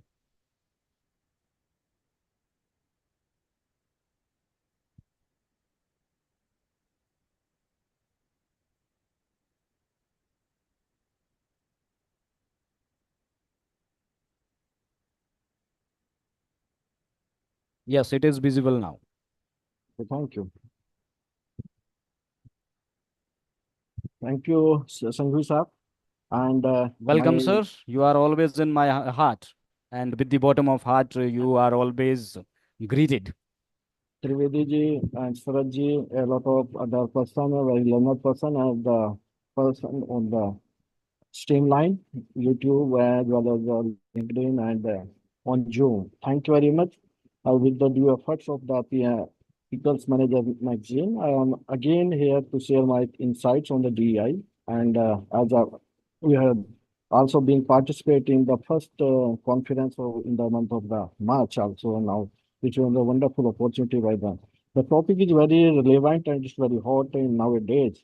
However, we are living in such a country where the inclusiveness we are living Your from the sound is a age. little bit cracking and go for the presentation to be into the presentation mode. This one. Okay. Yeah, this one. Yes. Nice. Now, as we are well aware that we are living in such a country where we are living from the ages in the inclusiveness.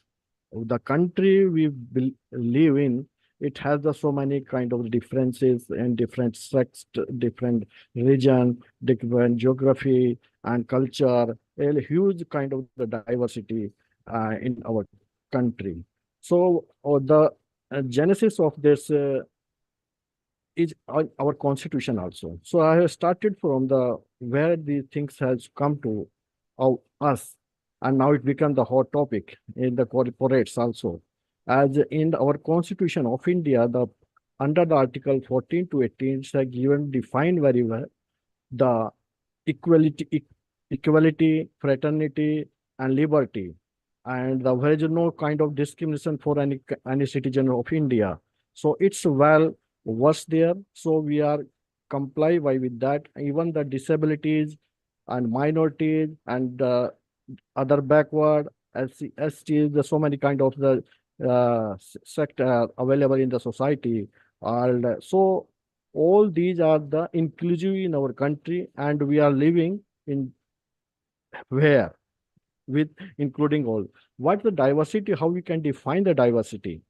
Diversity is the presence of difference and is the collective mixture of differences and similarities that includes individual and organizational characteristic, values, belief, experience, backgrounds, and preferences and behaviors, which we can see in our country as well.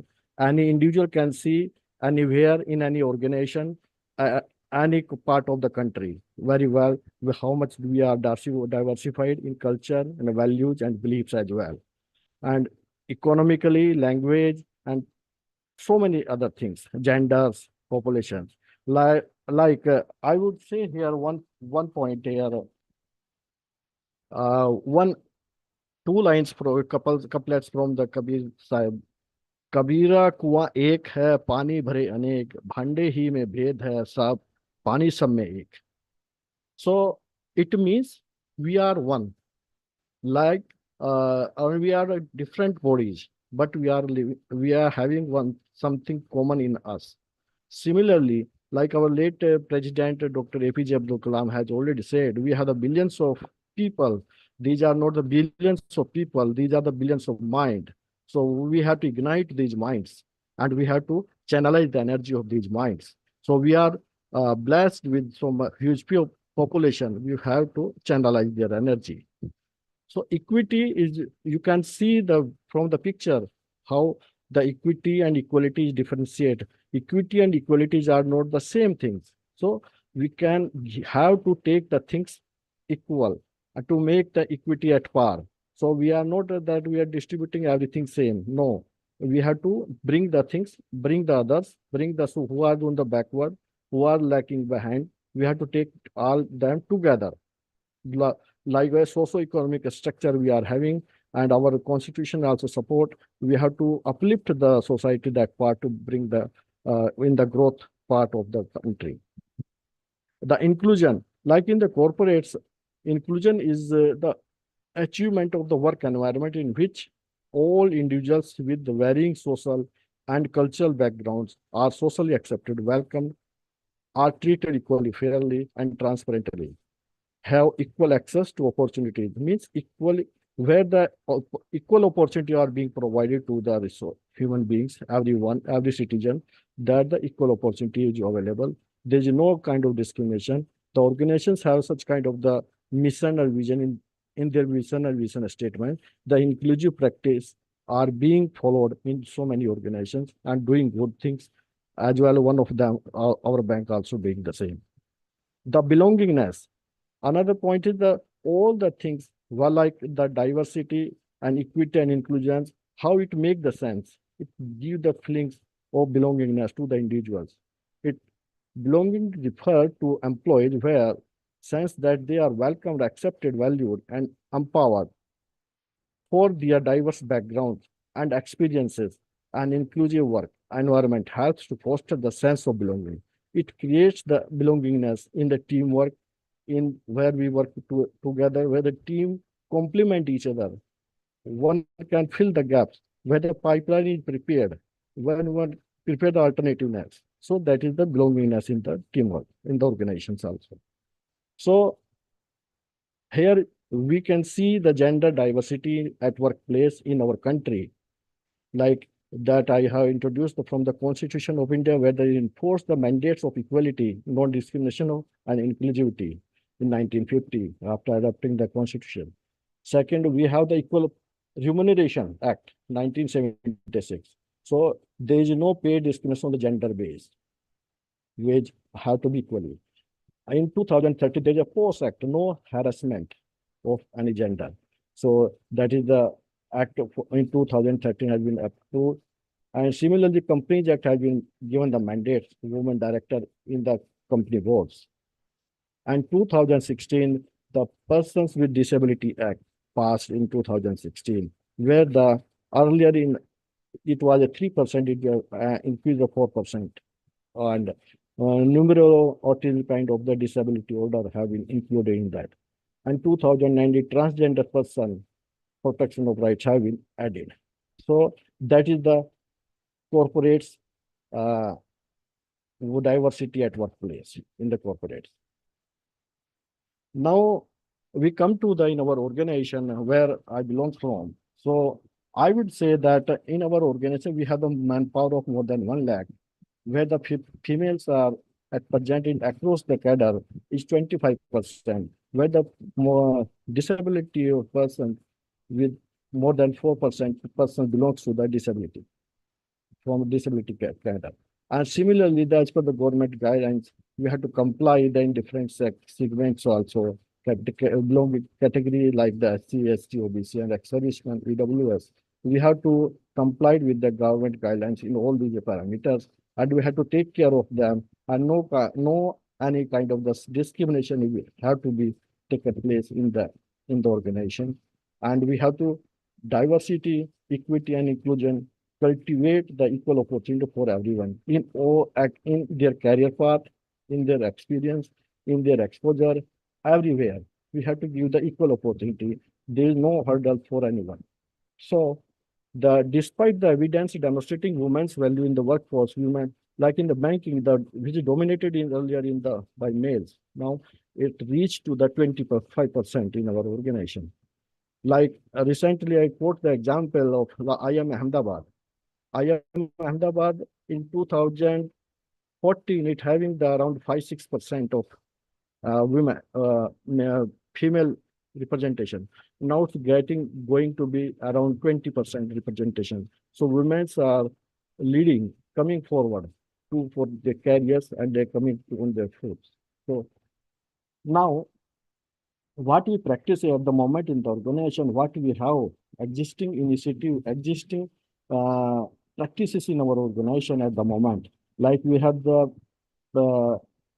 for the females especially, sabbatical leave, 2 years sabbaticals we provide in the organization to the females employee, and preference in the posting on promotions. Request transfers have been provided. Request transfer means the on marriage ground, if some lady is going to marriage, where the spouse is living or residing, posted if somewhere is working, she is given the preference to on the immediate basis. And transfer on marriage ground, crash facilities. If also there's a chance in transfer request preference to the female staff, if she is having the spouse in the defense armed forces, she has also given the preference if if the vacancy is available at that center where her spouse is available, posted or living. And career clear promotion criteria, there is no kind of the bar for any gender. And succession planning, the pipeline for leadership for the female staff are also equally open. Zero tolerance for harassment for the women gender or any kind of the sex, creed, and caste, religion. And transparent performance system is available for everyone. It's not any biasness or any kind of the if female is there, the target could be means soft or the hard. No, it's a parameter basis like the real time. Now we have adapted the system to allocate the target on the collation basis. Means if there's some a group in the particular pin code, there are 10 branches of 10 banks. So all the bank system, the average growth has been taken and the target has been assigned through the collation or real time, what the growth of that geography. On the basis of the target is being set to them, everyone. Also the facility, each woman has been allowed 1 day leave in every month on medical ground without any medical certificate.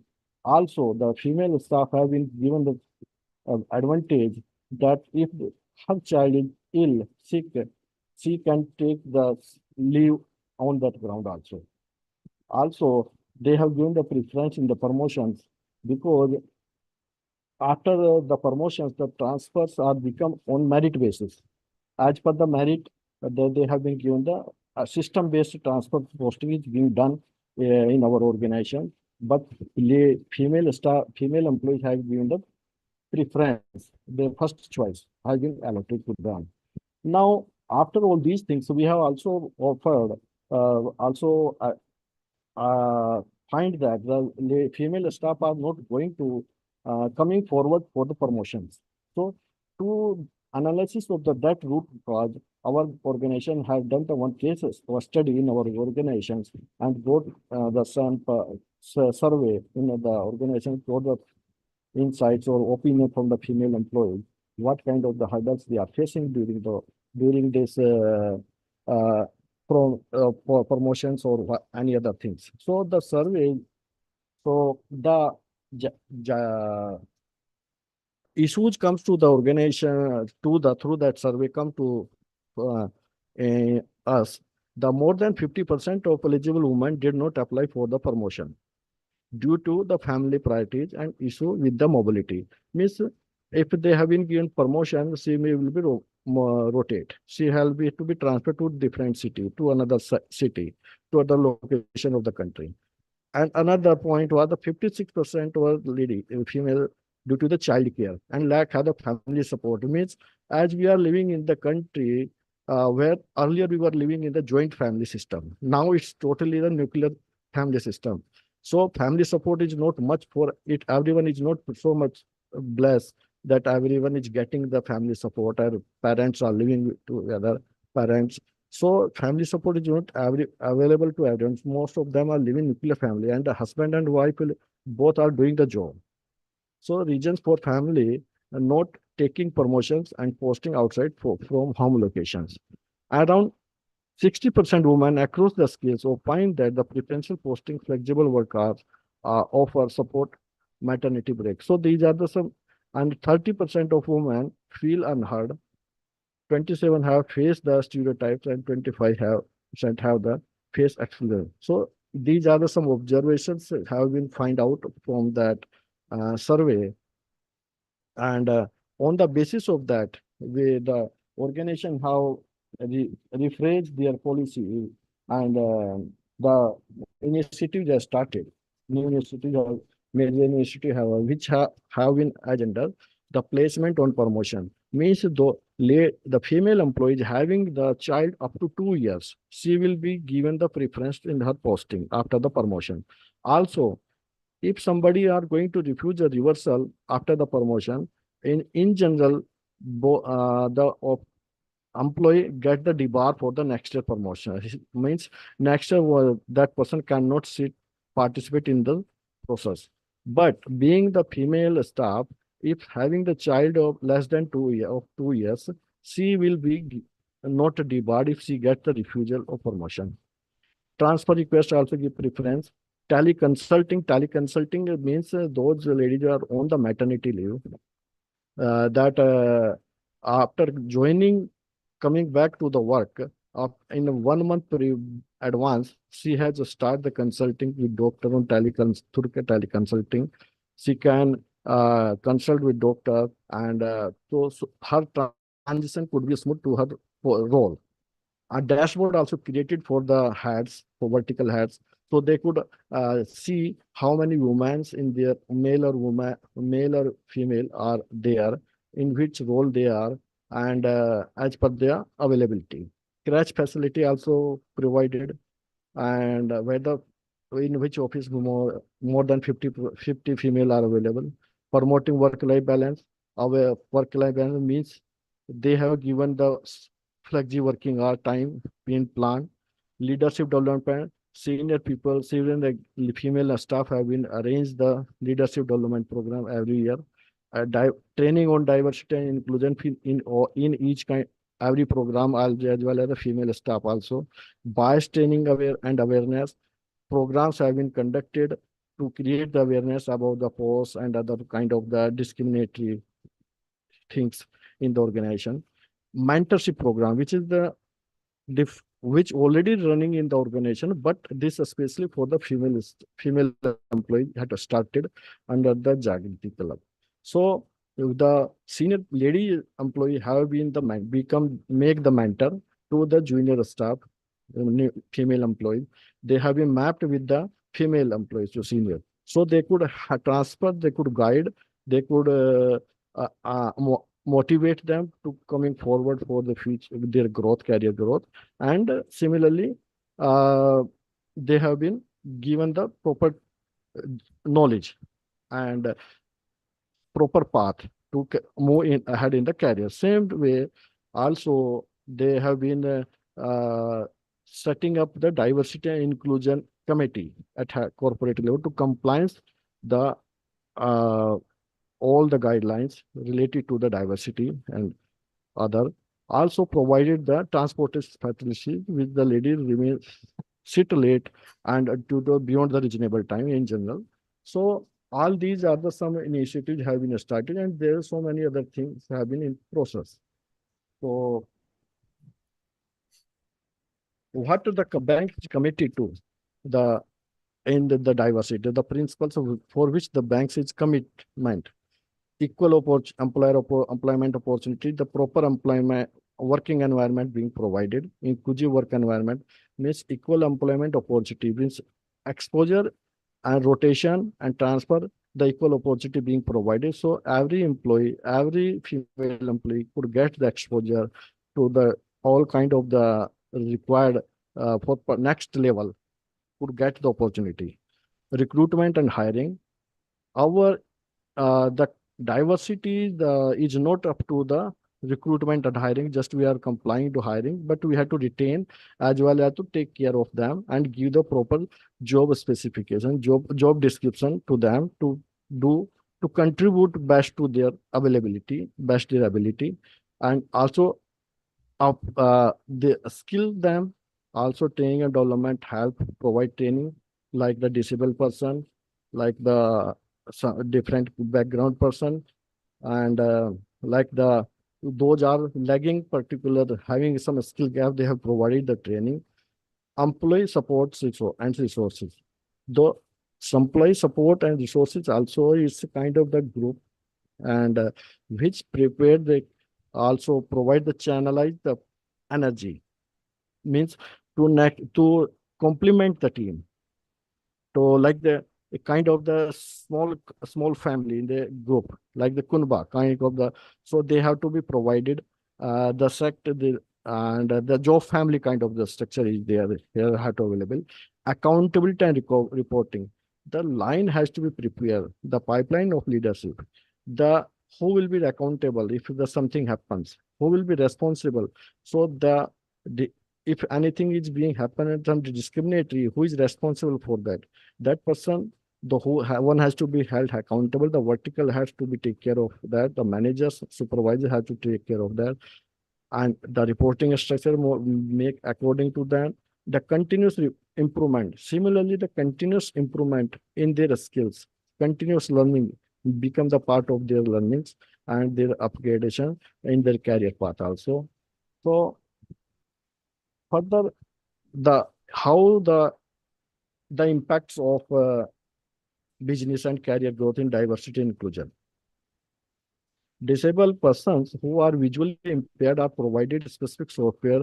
There are two, three kinds of software have been provided, arranged in the organization, which are given to them. They have engaged the particular service like visually impaired, and they have make the particular given the particular job, which also helps in the organization and contribute to a good things and which in the follow up and similarly the persons who are also having the uh, coming to the wheelchair banks also provide organizations provide the extra support to them they organization allow to one transport allowance to them to one person who could carry them to take home and to bring to the office that facility that 1% available facility has been provided to by the bank to such kind of the people and extra transport allowance also provided and the physically challenged person means person with disability also provided not subject to the transfer they can be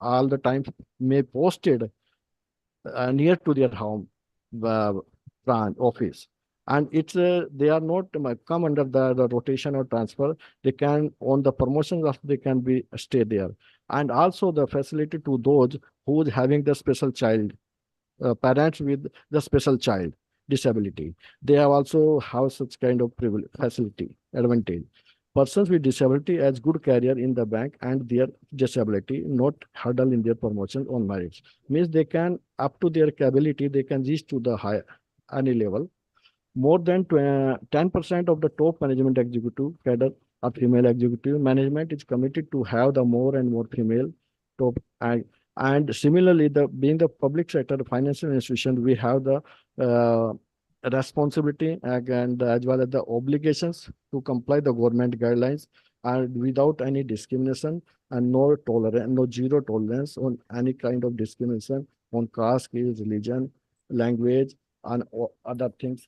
So we are focused totally, we are carrying everyone together and helping each other, making the good culture and also taking the good part of the organization, which also engage everyone, which also helping everyone in the good uh, point of view, good growth of the organization. That's it from my side. Thank you very much. Thank you, Dr. Nepal Singh, to having your great insight on the DEI. So as we come through the DEI implementation into the organization, so it is a great example into the government sector, especially in the banking sector, where we or organization, they align the actual realm of the DEI into the organization. So thank you so much, Dr. Nepal Singh, to delivering your insight and expertise and your the real challenges and the cases you have been deal with. DI implementation in your organization that may help our the every participants into that how they can realize the DI into their area. So now let's move to the first CHRO panel. So here I would invite the panelists so that we can move ahead with. the panel on the how the key strategy to make more human-centric approaches into the organization. So this panel is going to be moderated by Shrilata Shankaran.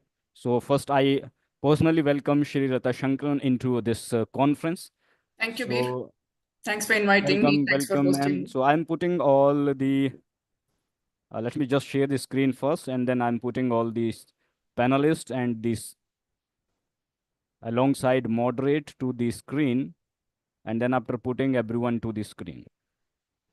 So this panel is going to be for next 45 minutes. However, we started it by the 3:22. So maybe 4, we are going to be move it further.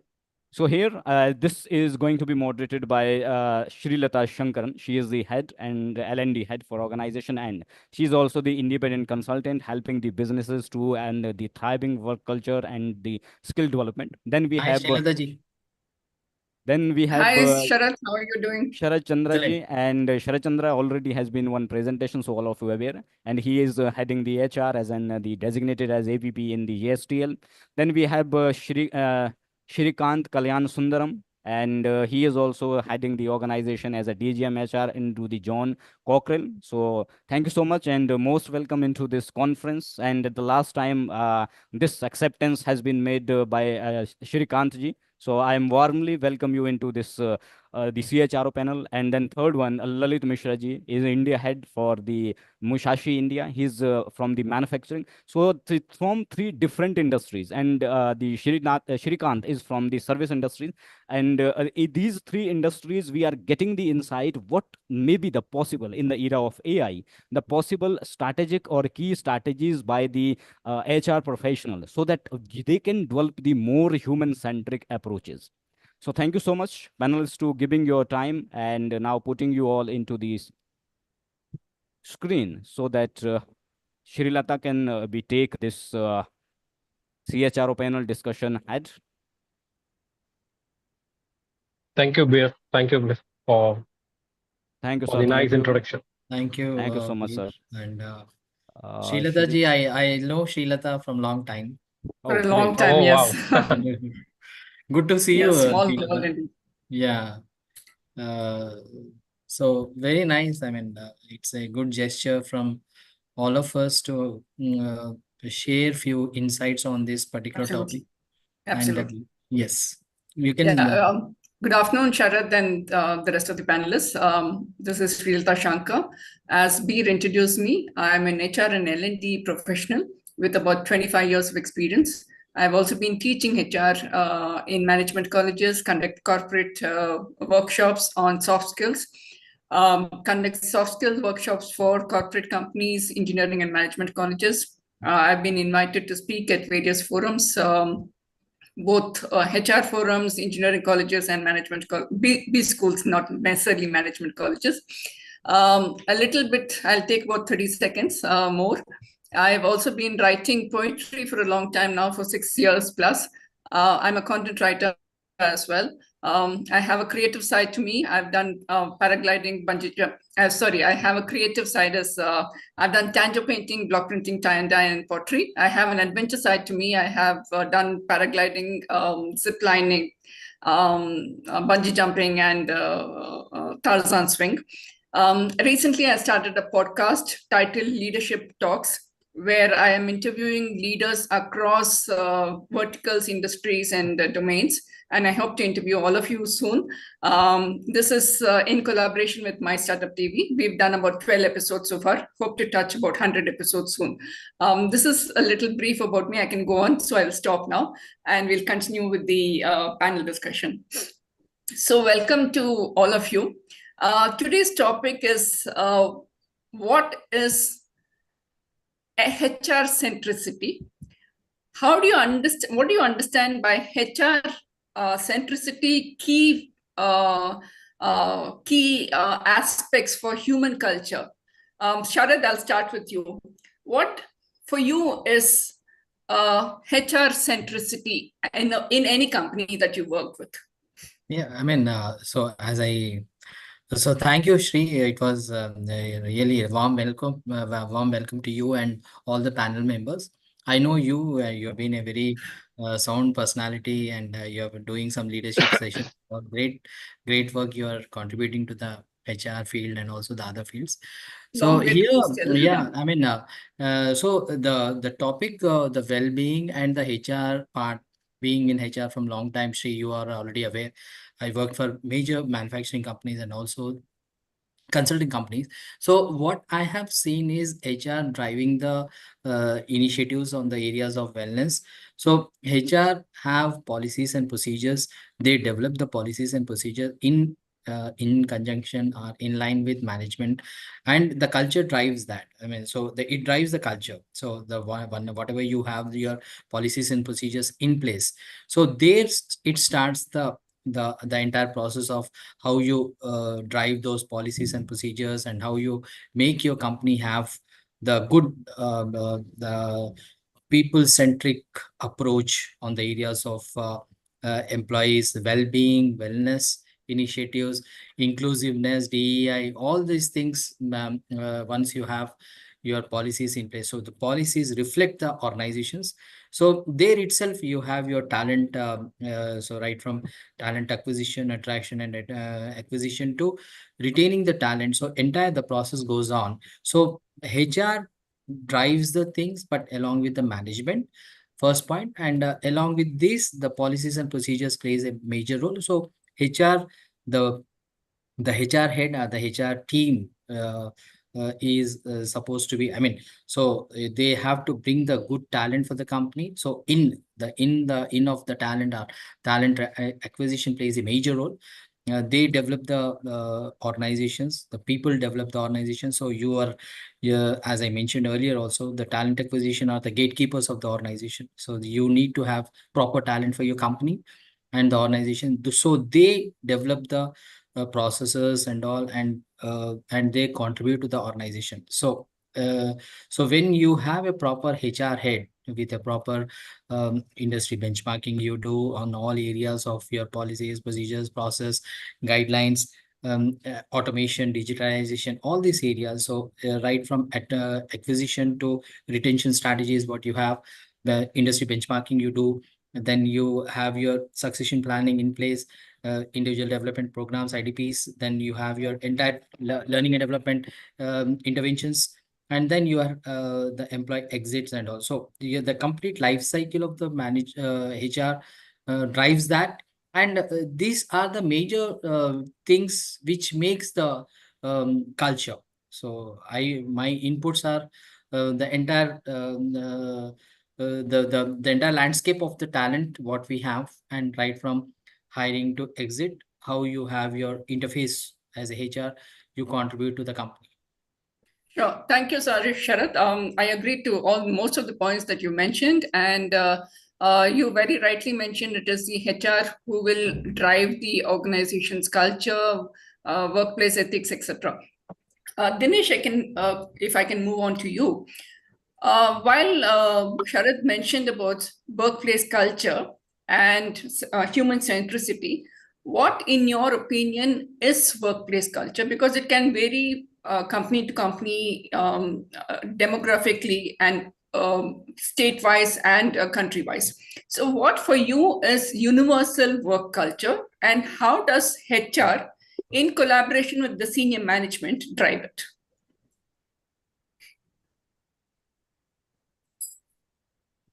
Dinesh, are you there?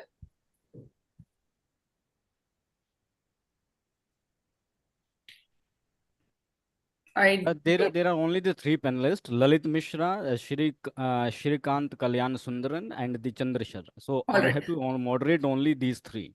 All right, sorry.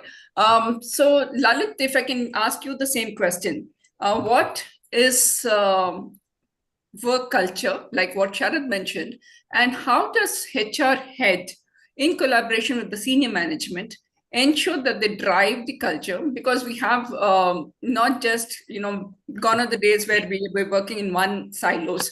We today are working across countries, across pan India. So you have people let's say a North Indian comes and lives in south of India or Hyderabad or Chennai, and they don't understand a lot of aspects of the culture. So how do you think you can drive that and make it universal?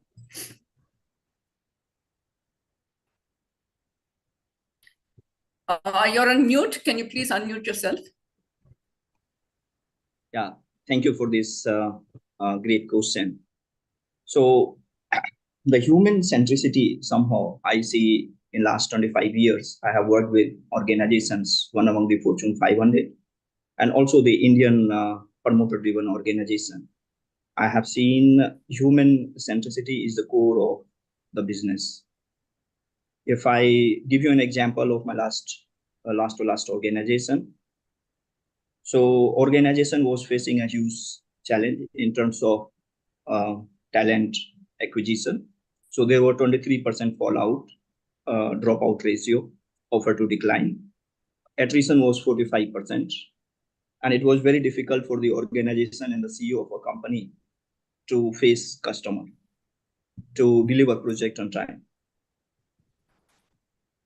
So HR, being a HR head, we come into picture here.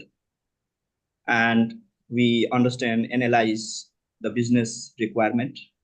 And to support the business requirement, what are the essential elements, ingredients need to be included in the strategy according to the, that should be aligned with the business strategies and goals. So in this organization, in last 8 years, this organization, because we put process, systems, HR, human-centric, that led to the 100 times growth, exponential growth in 8 years. We started putting right process and systems, like starting from the talent acquisition. Talent acquisition, it was 28% dropout ratio, and it reached to 0. Attrition was 45%. It reached to 1 or 2%, which allowed business to grow, like R&D center. It was only for a domestic need. It became global. So from India itself, we started supporting to US, Germany, Japan, China, Italy. So a lot of engineers we recruited here, and then we deployed to these various sites across the globe. Sure. So attrition reached to less than 1%.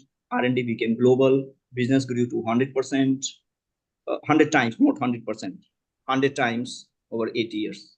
Right. So this is the magic of having a human-centric HR. Being a head of HR for the last 15 years, the result orientation I see is one of the key elements. And being a HR, if we understand what exactly is the business, and then accordingly we need to make sure we contribute to those business goals and help business to achieve their long-term vision. If I know you spoke about the culture.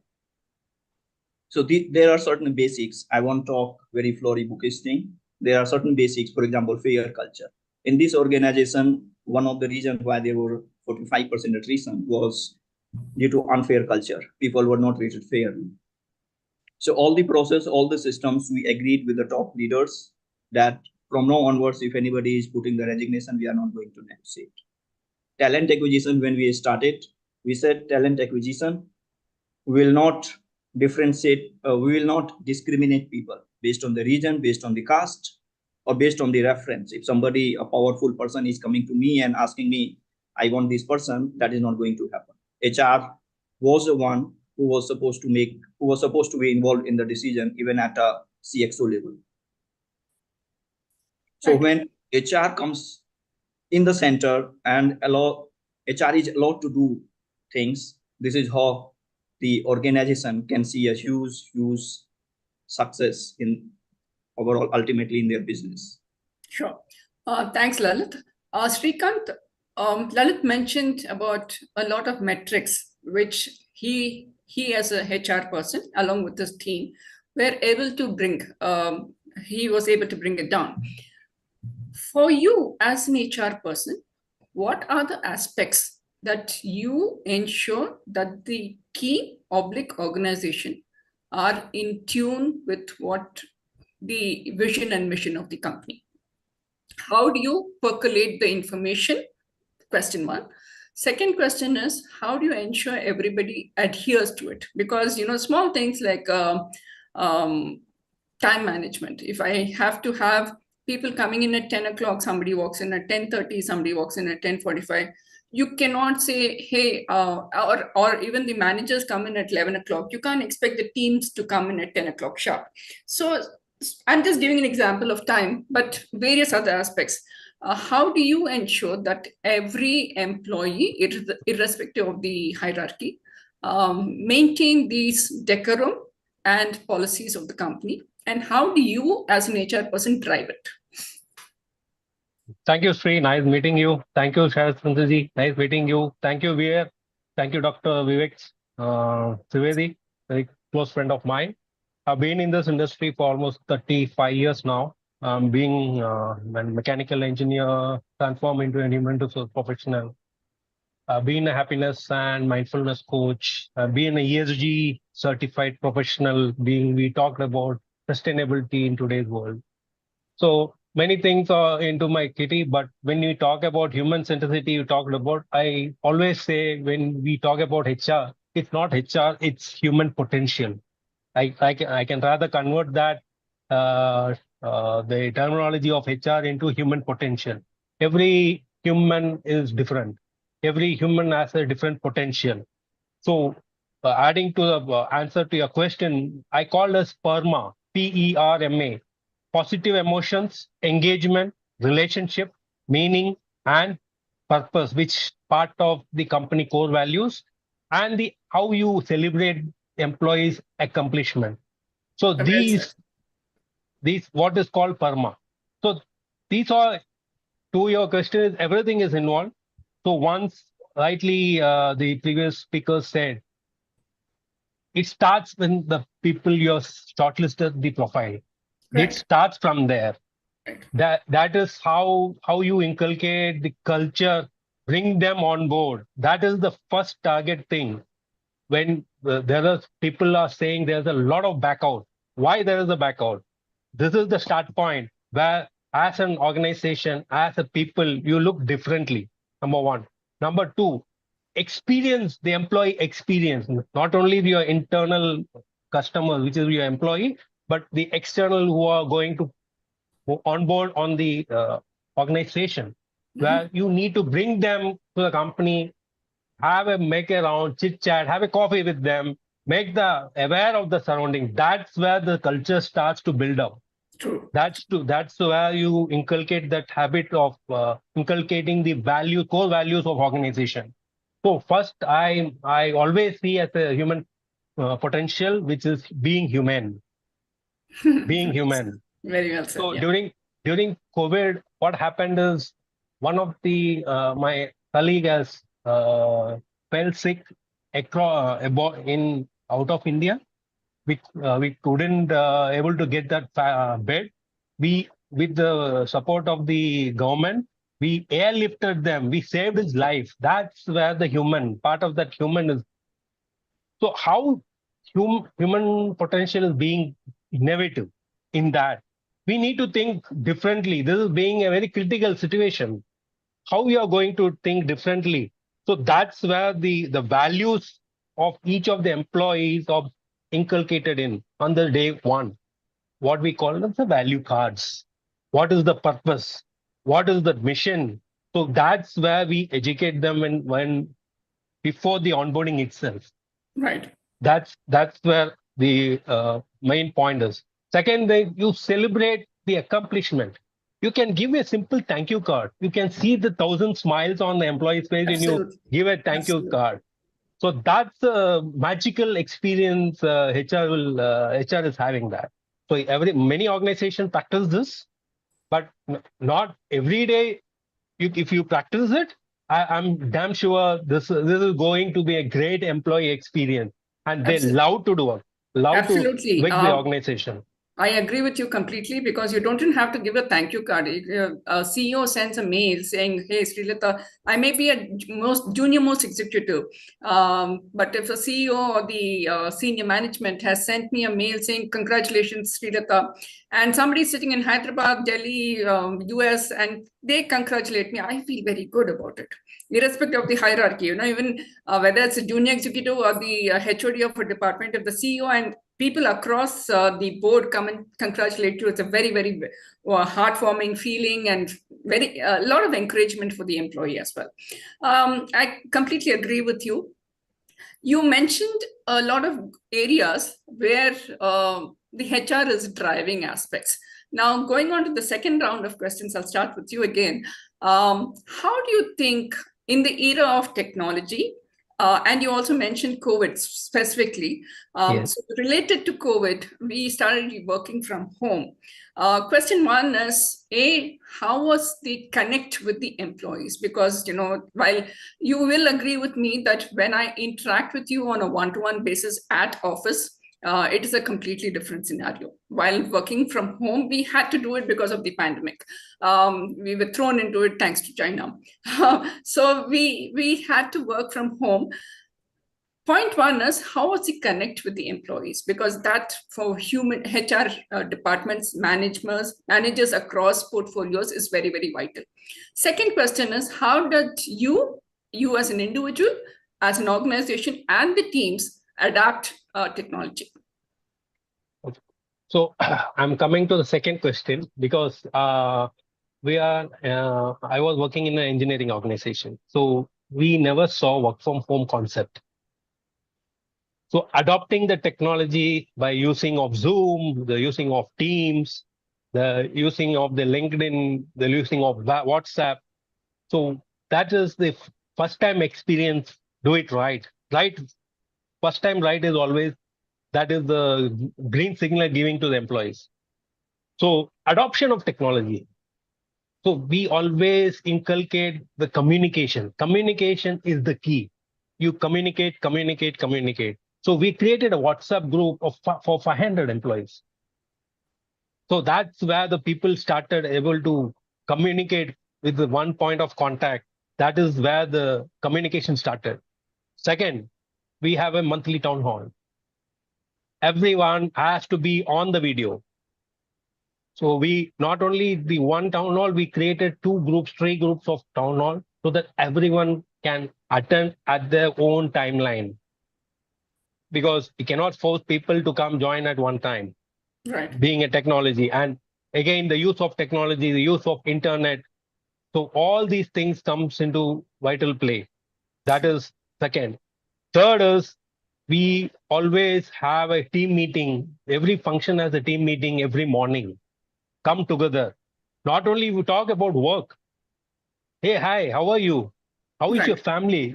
If you ask this itself, that is 1,000 smiles on their face. Absolutely. So going beyond, that is the one part HR did during the COVID.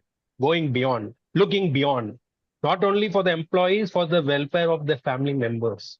Right. So that is the key aspect of it. As an individual, I was not aware of much of technology during COVID.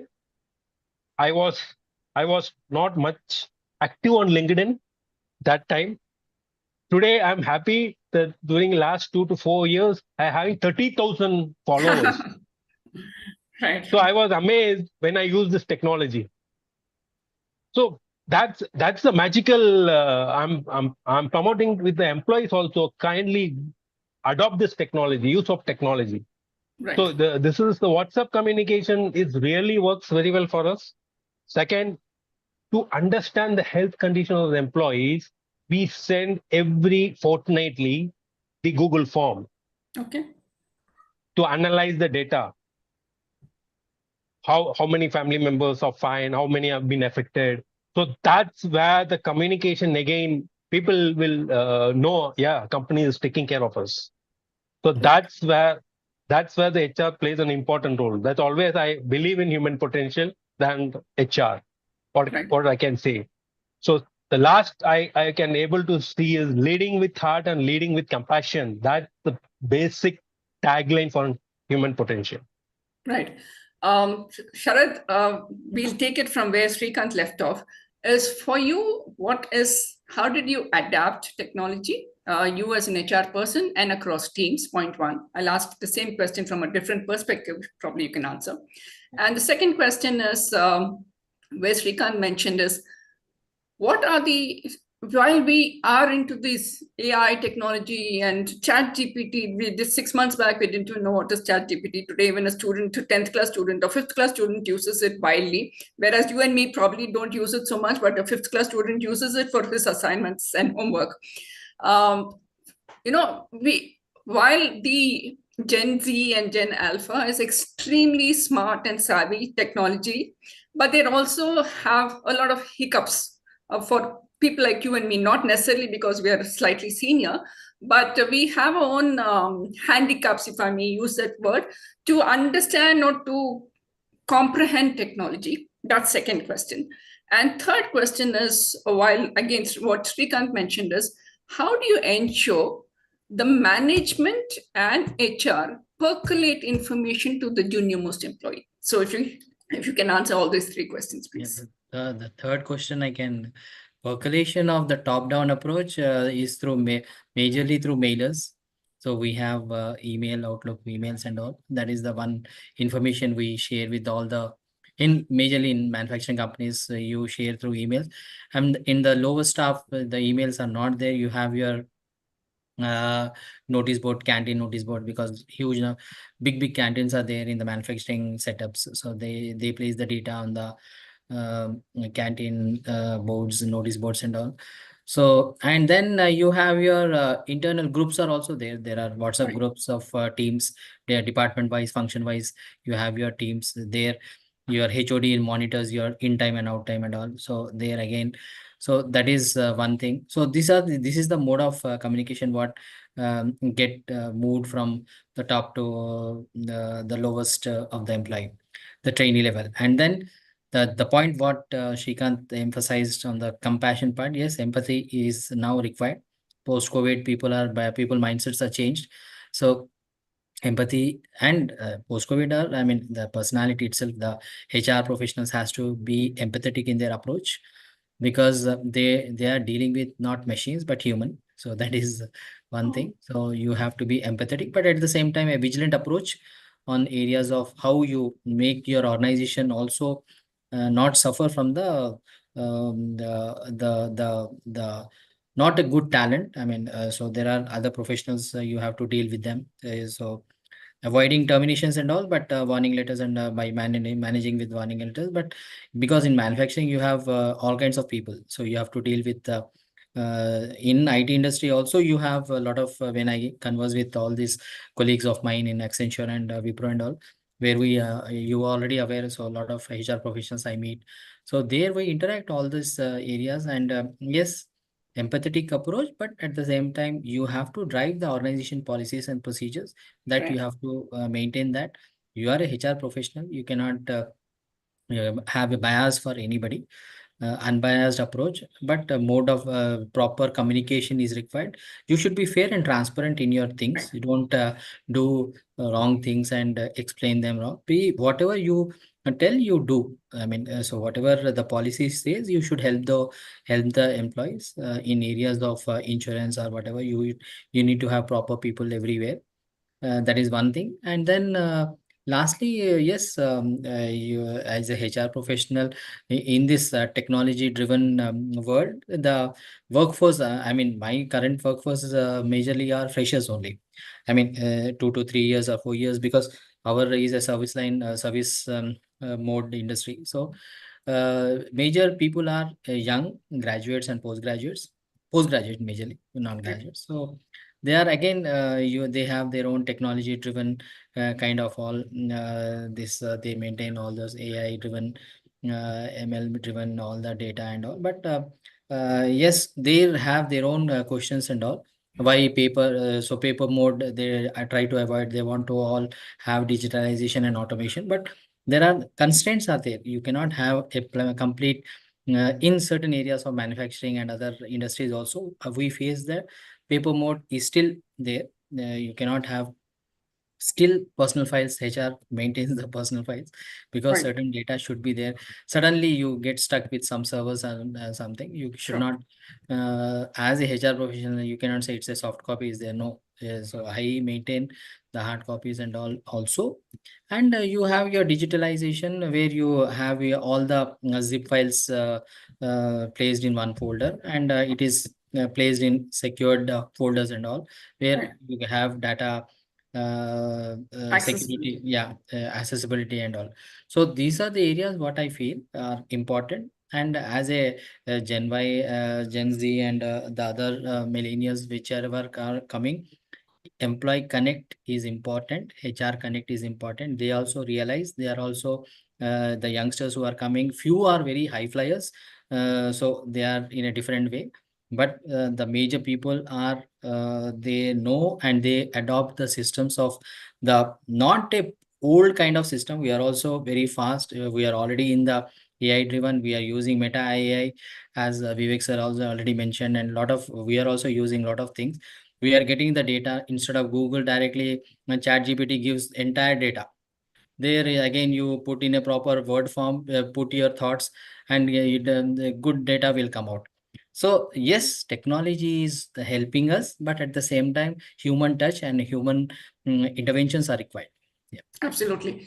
Lalit, what Sharad right in the last mentioned is human values are very important.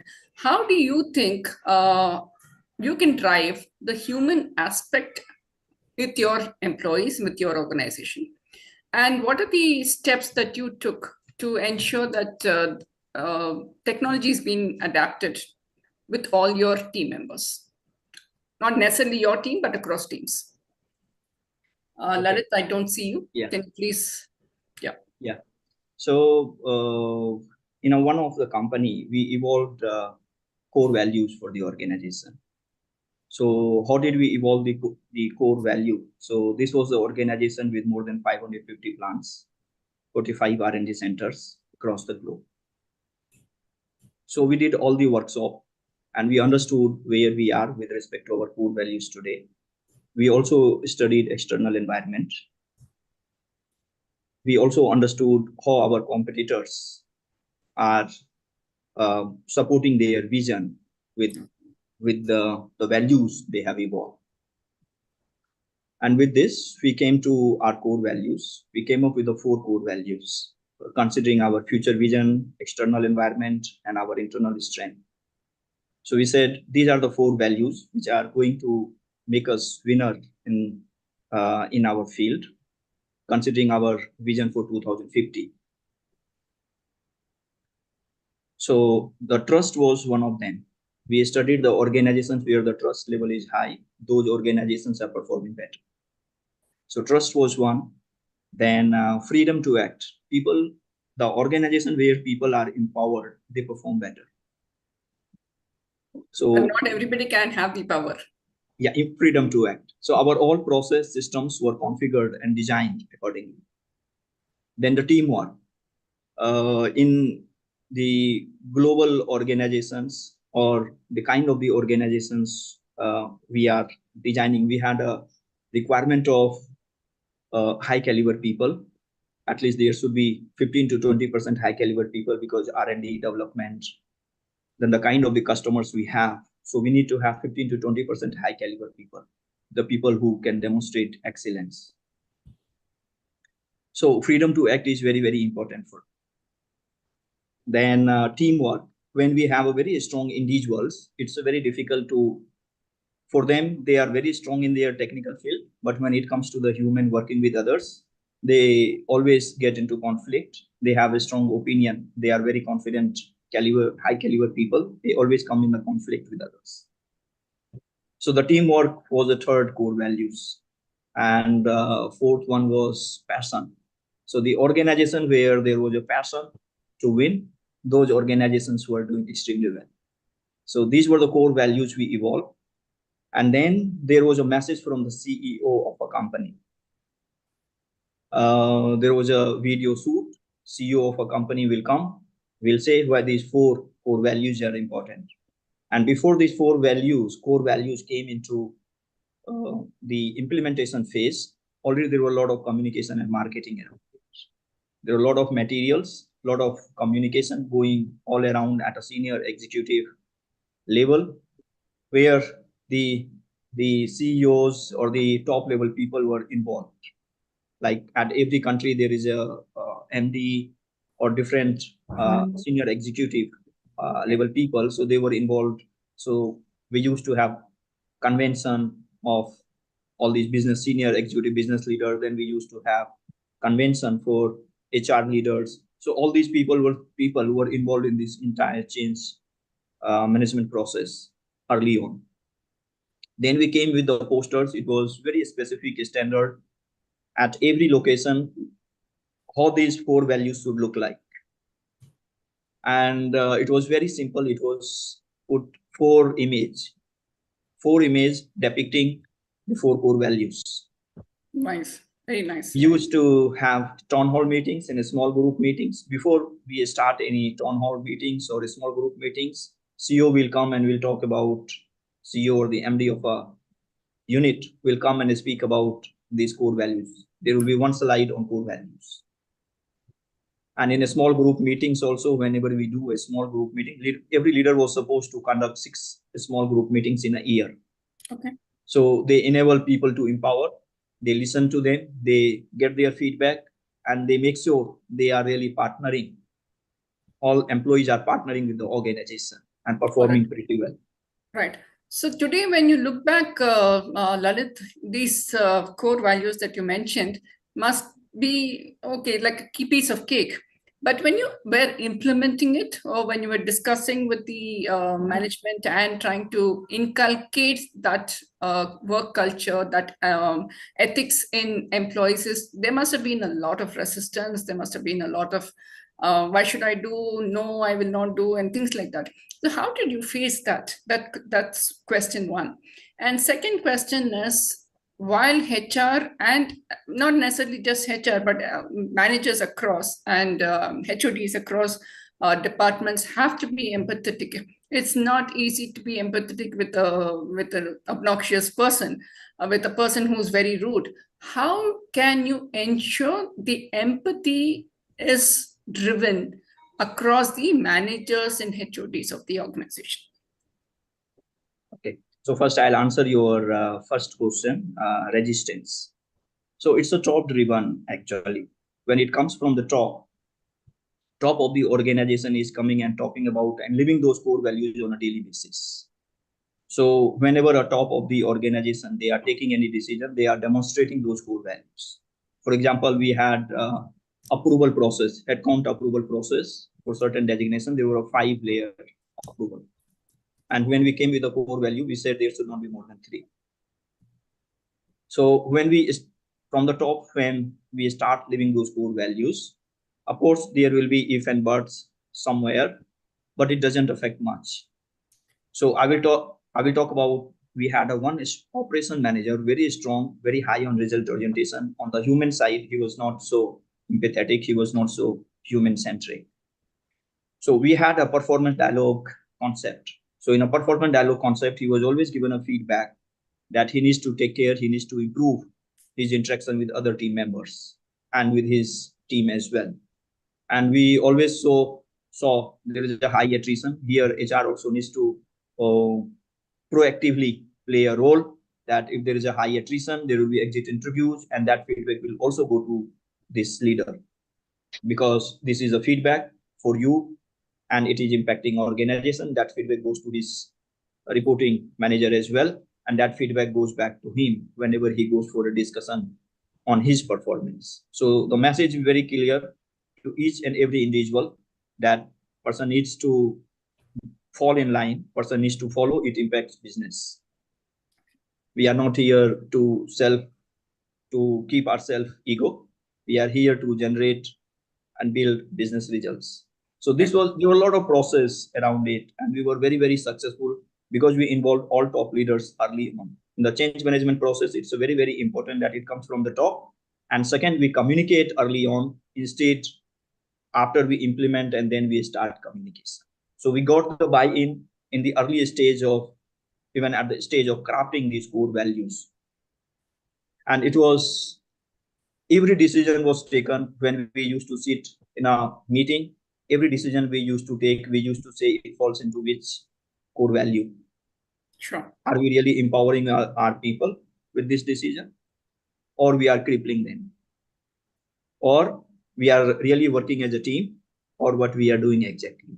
Of course, it's not so easy as it looks now I am talking, but a lot of efforts and energy gets into it. Here the HR head of a company has to play a very strong role. Right. He is a custodian. He has to monitor people. He has to monitor the process. He has to give feedback. He has to play the role by demonstrating by himself Absolutely. that he is living those core values. He is ensuring his HR team is following those core values. And then he can go and talk to even CEO of a company as well. All right. There were Thank you so certain much. times when I went to CEO also, and I said, this is the core value we have to follow, and here is a challenge. Right. And it can impact the business result as well. Because I was living those core values, and it was coming from my own heart and experience. Sure. Thanks, Lalit. Srikant, the question to you is what Lalit mentioned is the core values has to be maintained and illustrated by every head, manager and the team head. Apart from that, how do you ensure that the organization is unbiased? We are, while as managers and department heads, while we think we are unbiased, quite often we tend to be a little more partial to somebody whom we like. So how do you ensure that there is unbiasedness across the board? Question one. Question two is, I'll take it from where Lalit left off, where he mentioned that there was an employee where for whatever reasons he had to be sacked, and there was an exit over there. There was a termination oblique exit. So, but in this day and age of technology, people can go onto the Glassdoor and talk a lot of crap, write a lot of crap. Yes. Which again reflects badly on the morale of the company.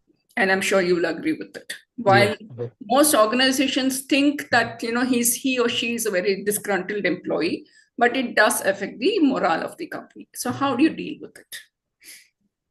So the answer to your point, question two is, when a person is leaving the organization or terminated from the organization, again, it's not anything in the grudges for the organization. Right. So you need to be very sympathetic, and because he is the brand who is going to go out and he's going to build the brand about this organization. If you have a bad image of this organization, then I think what you rightly said, the glass doors on the social media, everything they point and they write it about the organization and the managers. Today this is happening, which I am seeing that. So this is one thing what we always do is we have a one-to-one personal touch with the people. What is that issue? What are the pain points? What are the pain points? Well, if it is a managerial issue, if it is a communication issue, it may be the peer-to-peer issue. So these are the minute details we need to understand from each of them. Maybe the ethical issues, yes, ethical issues. Every organization has its own compliance policy on that. Again, ethics is zero tolerance. Again, we talked about zero tolerance, then that is what we communicate. This is what you have done this. This is the proof. Are you agree to it? Sign it off. Then smoothly it has to go off. It's one fine morning giving a termination letter for no reasons. That cannot build a brand image for your organization. Absolutely. Number one. The question to answer to the question one is the feedback, constructive feedback. We can, what I call as a constructive feedback. It cannot be a biased feedback. Today, because of digitalization, every employee can able to see the manager's comment. Earlier, we used to have the paperwork, hard copy of that. that employee doesn't aware of it, what the manager has been communicated, or whether the manager has been communicated or not. Today, because the age of digitization, every employee has to acknowledge what the manager has given that feedback, number one. Number two, in case of any biased feedback, he can put the command and the manager can reorganize the meeting. What is that issue with him? Why he has put the comment, such a versatile comment on the performance appraisal or any feedback system. The third point is, again, the one-on-one connection with the manager. Manager may not be liking one person because he may be favoring another team member, but one-on-one connection makes the better person and right engagement for the employees to connect and communicate fairly. Number one. Number two, fear of missing out. People don't have the fear of talking to the managers. So that is where the joy of missing out is coming in. Right. So these three aspects where the unbiased approach can be removed during the feedback session. Okay. Sharad, we barely have about 3 minutes. So the last question to you, and if we have little more time, we'll have last thoughts. Sharad, the last question to you is, how do you ensure you are an empathetic leader? You as a leader are empathetic, because while one is an HR leader, while one has to drive the HR policies, we also have our own shortcomings. We also have our own mood swings, if I may use that word, because there can be a lot of pressure. Mood swings, not necessarily because it's, you've had a fight with your husband or boyfriend or whatever, but it can also be a lot of pressure from the management, work pressure and family pressure. So how do you think you can be empathetic through the organization throughout your tenure? That's question one. Question two is, how do you ensure you have continuous growth, you are percolating continuous growth to all the employees? Yeah. Of course, this has to be based on performance, but how else do you ensure that? Yeah. So first, what I see is empathetic is silence. Certain areas you need to be silent. You need not answer everybody. First point. Silence speaks a lot. So as a HR head, too much of speaking also gives problems. So first, be a good listener.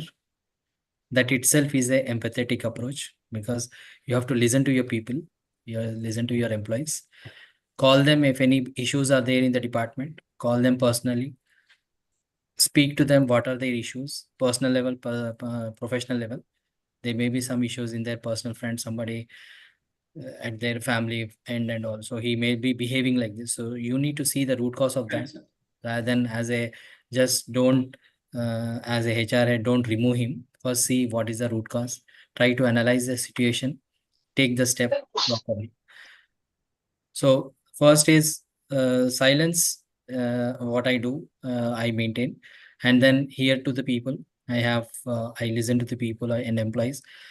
And then the various training programs for the growth of the company, growth of the employees. You have job rotations are there. If anybody is interested in any other department, we encourage them, we call them, and my doors are open. I already mentioned in my HR, we have the HR Connect sessions.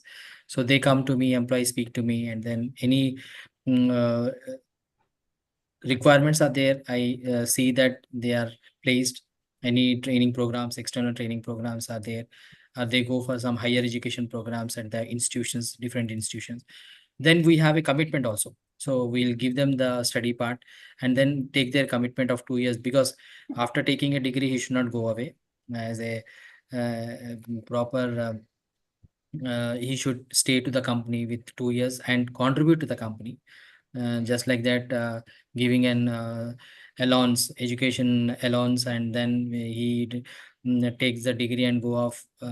So you are working for the organization also. That is important. Here the entire talk is employee centric approach and all, yes, but at the same time, company is paying you. They are all been getting paid. Every employee is getting paid. So we are not free resources all over. So as a HR, where you are supposed to sit with the management, you are supposed to support management also. So you need to support management. At the same time, you need to help and support your employees. That is the objective you are supposed to have as a HR head, and then you take it forward. That is the what I generally see the major facet of the HR. All right. Last thoughts. I'll just take about a minute more, Veer. So last thoughts, we'll start with you, Sharad. What are your last thoughts? Give me two sentence answers, please. And we're running out of time, all three of you. Great show, Beer Singh Sangvi ji. That is the one thing I can tell you. Yeah. Excellent forum. Sharad, one second. Let me finish, please. What are your last thoughts on two sentences on leadership, empathetic leadership, and values of every organization? Yeah. Empathetic leadership, you need to be empathetic and a good listener, what I already mentioned to you. As a good leader, first, good listening skills are required. You have to see the entire scenario and act rather than just be in a rush. So the first thing is be a good listener, have an empathetic approach. So as a leader of, so any leader about 25 years, what I feel is a good leader material. So they have their wisdom of thought and the knowledge what they have gained in the industry. So definitely those points are important. And the takeaways, what I see is a big thank you to HR People Manager Magazine, Beer Sangvi Sab, excellent thought of having this tech conference where we all virtually meeting and sharing our insights and all. A good learning session I had on this Sunday afternoon. So thank you so much. Thank you, Sharad. We'll move on to Srikanth. Srikanth, what are your last thoughts? So for me, it's 3 C's: chances, choices, and changes. As a leader, as an employee, as an HR, there are chances and they pick up a choice, and the change management continues with the way of communication as a leader. So that's where chances, choices, and changes. That's the thank you. Okay, I'll ask you one more question. I'm not being biased, but I'm just asking a rather interesting question: is how do you think values can be driven? Values, it's again, it's start of the day. Earlier I said, while interviewing the candidates, what is that core values of the organization? For example, if I take human being innovative, being entrepreneurial, and you have the customer centric. Customer centric means maybe the internal customers as well as the external customers. So these are the core values we demonstrate to the people, not only the internal the customers, the external who is going to come on board. So that is where we always talk about the core values. When we don't start with the interview, we start with our core values, and then the interview happens. Right, I agree with you, because I always feel that for HR, every other employee is a customer. Including the CEO of the organization. He and she is a customer for the HR. So it's very important to drive that value system, ethics, culture, and the leadership and the empathetic leadership. You as an HR person has to drive it. Lalit, your last thoughts, please. Lalit, can you please unmute yourself? Yes. So the last thought, HR needs a good human being. I always practice the HR who is good at heart can extend, the warmth, energy, and can think good for others as well and for the organization. So the first is be good at heart, be good human being. This is the first and foremost requirement. That's easier said than done, I guess. Sorry. I said that's easier said than done. Being a person, good person at heart is, and in today's world, people are so negative and so vindictive. So it's, I think it's a lesson for all the audience that what Lalit mentioned is every individual has to be good at heart. Don't be vindictive. Don't be venomous. Don't, saying, okay, I will get back to that person. I will be ruthless. Please don't be. What you are going to when you go into the grave, what you are carrying along with you is nothing else but your you being a nice person, you being an extremely value added person. You know why I enjoy being in HR? Because it's an opportunity to serve and impact a lot of life. Lot of lives, right? Right. Thank you, gentlemen. Thank you, And the Srikanth. second is the core value question you asked. Sorry to intervene. And core value, it's I always believe be a role model. So Absolutely. we'll have a group picture also here. Yeah, I will Yeah, that also. will be nice. Good While idea, Lalit, Saranji. Lalit Already it mentioned, has done, so it yeah. will reach to all of you. While Lalit mentioned it be a good person, I will also add that aspire to inspire. You as an HR person, it's very Yes. important to ensure your teams aspire to inspire. So thank you, Lalit. Thank you, Sharad, and thank you, Srikanth, for being the panelists. And I'm happy to have hosted you. Thank you, Beer. Thanks for giving us this opportunity, and thanks for hosting us. Thank you Thank so you, much, Srilata. everyone, especially to Shrikant Kalyana Sundaram, Lalit Mishra ji, and Sharad Chandra ji, and for your great insight about the how the human-centric workplace can be initiated. So there are the few points which I want to be highlight here as a conclusion. I would go with the last sentence of Lalit Mishra ji. That is the kind people, good people. So when it is come to the good people, so by heart it required. But when it is come to the all together as an organization, so there are the three core value we discuss. It is about who brings the value together. When it's come to the value, so there the other pillar come itself. One is your communication. How we communicate. If I am good by heart, but can we communicate into the right way? Maybe the other perceive me as good. Second, it come to the leadership.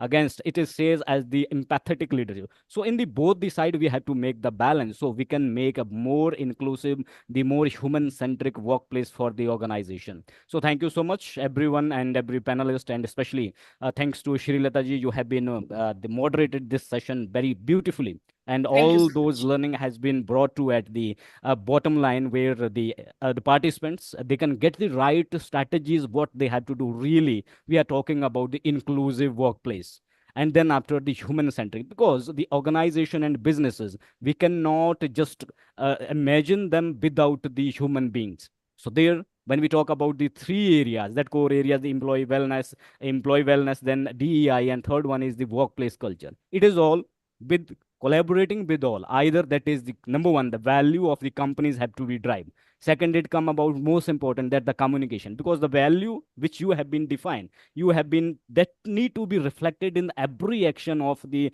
people, either that is from the top, that is at the bottom line. So it is in between the role of HR now, the custodian of HR function, who else or who are is going to initiate the strategies to aligning the people and management together to for the effective or organizational effectiveness, and then is the growth. So that is done for this session. However, we take 20 minutes more. So sorry for the next the next panel, and there now I would like to invite for the next panel. So in the next panel, there are, let me just remove you out from the pin.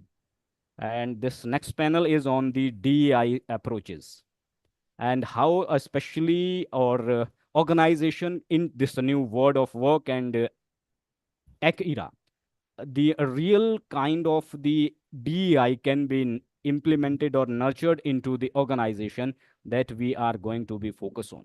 And this HR panel is going to be moderated by me, and who are the panelists here I have been invited. So first I will just give the brief about. First, here is Pooja Khanna. She is country head for HR for one of the organization.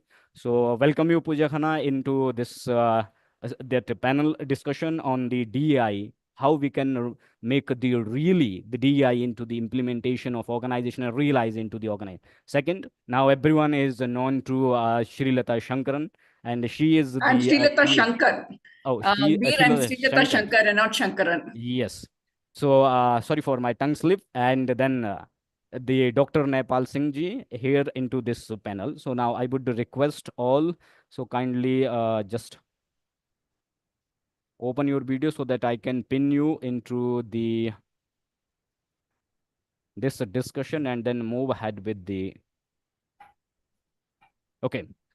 So it is all, And now let's move to the second HR panel. And this panel is going to be discuss and getting the right insight about the implementation of DEI, diversity, equity, and inclusion real into the organization. There are the many studies, and those studies has been presented that the DI is just in the attracting the talent as the uses for the recruitment only. Okay, let me correct it again.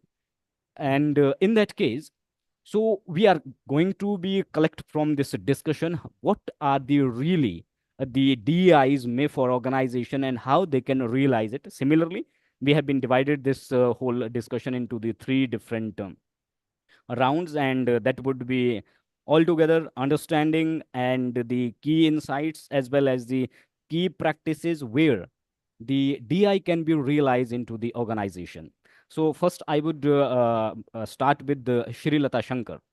So when it comes to the DEI, and when we consider about really it may be implemented on the workplace. So what is your first thought, and you want to be share with your thought as an the DEI expert? So what it should be really, or how the DEI look like into the organization, and what it is meant for, as well as the organization first, then the individual first.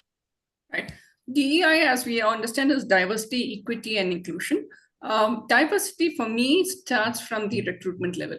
As soon as the employee is recruited in the organization, we have to inculcate. When I say we, is the HR department has to inculcate those core values of the organization, both mission and vision of the company, and what is diversity. Because small things, I'll give you an example that I live in Hyderabad, which is south of India.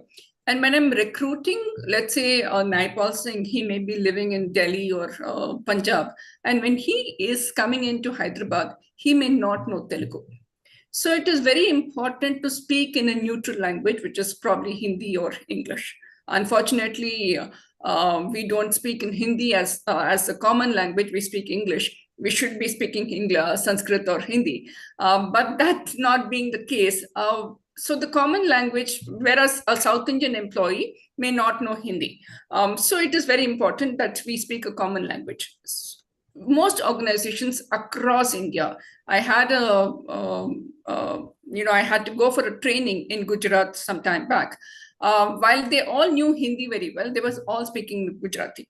So similarly, when you come into South, they may be speaking Tamil or Telugu and not English or Hindi. So it's very important for teams speaking in a common language so that the employee from recruiter from Delhi or whichever part of India is not feeling left out.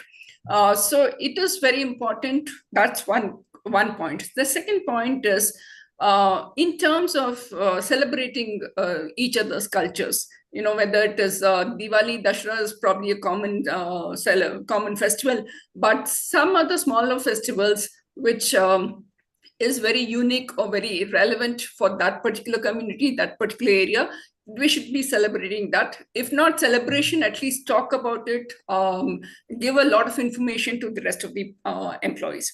The third is ensure that you don't recruit people only from a particular region or only from a particular community. Of course, gone are the days where in a manufacturing organization or a proprietor-driven organization, they were only recruiting from their own families, etc.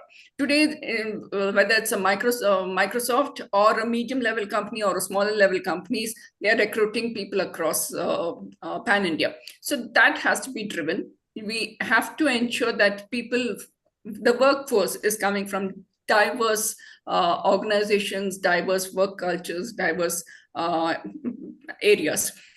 So for me, once the employees are recruited, we should ensure that there is no disparity. Disparity, whether it is in terms of salaries, in terms of backgrounds, in terms of education. If a person has the skill which is matching the JD, then he or she gets recruited. Of course, she or he goes through technical rounds. Once he gets recruited, there should be no bias at all. Thank you so much, Srilata. So you have been drawn the DI from the socialization as a social people, then come it to the organization. It is perfectly to where actually the DI is looking like. We are hiring the people from outside, different caste, creed. We're going to consider it caste, but it's the reasons. As India is also itself a diverse country. Very The diverse. different regions, we have the different language, different culture, different the meals, everything is different. So in that case, when we belong to each other, and understanding is that is really in diversity. Secondly, now it come to the organization, you have to be accordingly deal with, and you have to give the respect to all reason, creeds, what that their culture, it has to be celebrated. So that is the real kind of DI we can realize that into organization. Now I come to Pooja Khanna. So, Pooja Khanna, I will start the continue with the Shri Lata has been said. So, what is your perspective on the DI from the it is outside organization and inside organization? Now, how, in of your point of view, it should be look like outside and inside organization? See, I would say diversity lies within ourselves first. If we cannot accept that we can live in a diverse environment, be it inside or be it outside, be it within house, be it outside the home or organizations, we'll never be able to accept it. That's our mindset. So in case if we cannot accept walking on a street where we saw a transgender walking on a street and we feel, oh, can we change our way? Because they might say something. When that mindset change, automatically we'll start changing our mindsets everywhere we go. Wherever we work, wherever we talk, to whomever we accept. I'll give you a very live example for an organization. I was working for an organization where prior to this one, where I'm currently working, and there was a recruitment done, was supposed to be done for a simple profile of HR. Now, because HR mind people should have that diversity in mind that, okay, we can work with any background, any sex, any races. One person out of the 3 interviewees turned out to be a transgender. What I did as a manager at that point of time, I took the names out, I took the genders out, and I took only the skill sets, which is competency mapping for all the 3 people. I made them interviewed by me, senior managers and other managers, but I did not show anything. What happened? Out of all the 3, the transgender performed the best. But then, obviously, we have to reveal this identity to the right people. That is the senior management for making a final decision. The moment, I would not quote the name, but I would say the vice president, when we talk about the CXO leaderships talking, when they started talking, they was like, oh, no, we cannot hire because the mindset is very different. And one statement that person made was, oh, how this person is going to adjust? The only thing I said to that person is, or my vice president is, tell me one thing, I haven't told you he's a transgender. You just saw the data in front of you. The data says competency mapping. What is a competency mapping? It maps your skills, knowledge, and attitude with the job description. Out of the 3, you yourself told me this is the right person. How can you actually discriminate? Then he's like, our community will not accept it. HR people will not accept it. HR where he'll say it. I said, then why can we not train them? Right. Why can we not bring that change? Why can we not put a quota that some people from LGBTQ group can also join HR because that person performed well? What if this person is transgender? Slowly and steadily, society, slowly and steadily, organizations have to accept this kind of a person. We cannot discriminate. End of the day, they are humans. They're built into a different kind of a community, is altogether different perspective. Doesn't mean we start discriminating. You actually interviewed this person without knowing this person was a transgender, which was a major turn in your recruitment. Now, if you feel how HR people within the organization will feel, we'll do a training for them. We'll give them an understanding. So these kind of live examples tells us, can we actually accept diversity before we start taking people perspective? So if a senior person sitting at a CXO level telling me this kind of a statement, think about how people will talk within the organization or on the roads when we talk. Definitely. Think about, so diversity has to come from first within. that I'm ready to accept. Let me start, interacting with other people within the organization or outside to say, can you accept? Because these are the points, the positivity behind accepting that. Data speaks. Yeah, Beer, before you go on to Naipal, I'll just add to what Pooja mentioned is Yes, please. one of my team, I'll take less than 1 minute. Please, ma'am, I'll be happy to hear. Yeah. I was, I'm not married. So I had this was many years back. I had a prospective employer. In fact, she was a very young girl. Even then, she was a very young girl. So probably she was some director's wife or something like that. So I just went with the flow. And she was interviewing me, and she asked me, what about my husband? I said, I'm not married. So she had various obnoxious questions. I'm using the word Correct. obnoxious very, very, very consciously. She used the word saying, oh, you're extreme. Is it because of us, because you have some stigmas in your head? Stigma, what she meant by is, I want this in a particular person, I want this, etc. So are you very stringent? Are you very strict? Blah, blah, blah. A whole lot of questions. So what I was very polite to her then, and I still don't understand why I didn't retaliate. Probably I didn't retaliate because it was an interview and I didn't want to be rude. But she asked me various questions, which is very, very personal.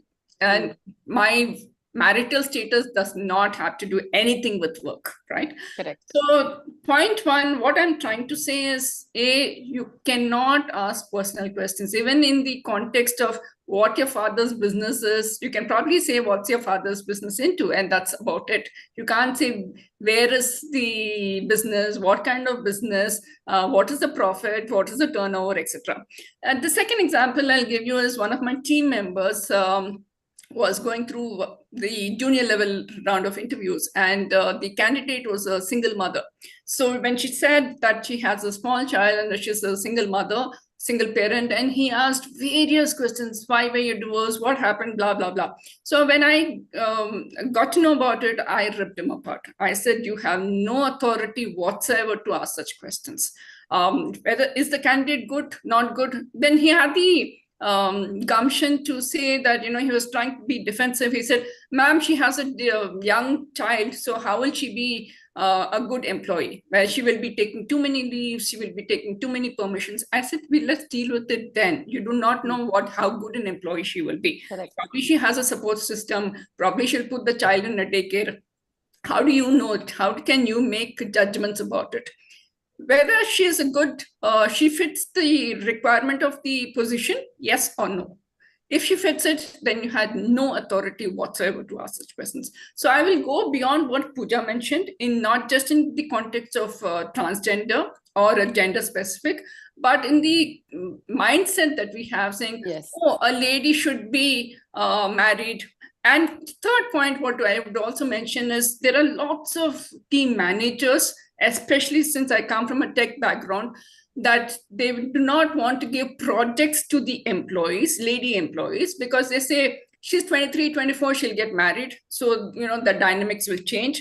Or she's got married, she will get pregnant. So these are the mindsets I think we should change.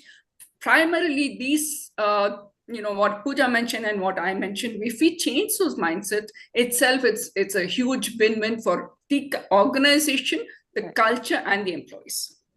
In just addition to what you said, I think it's not only a social stigma, it is all about a social taboo that people have in mindsets. Oh, a lady, let me ask.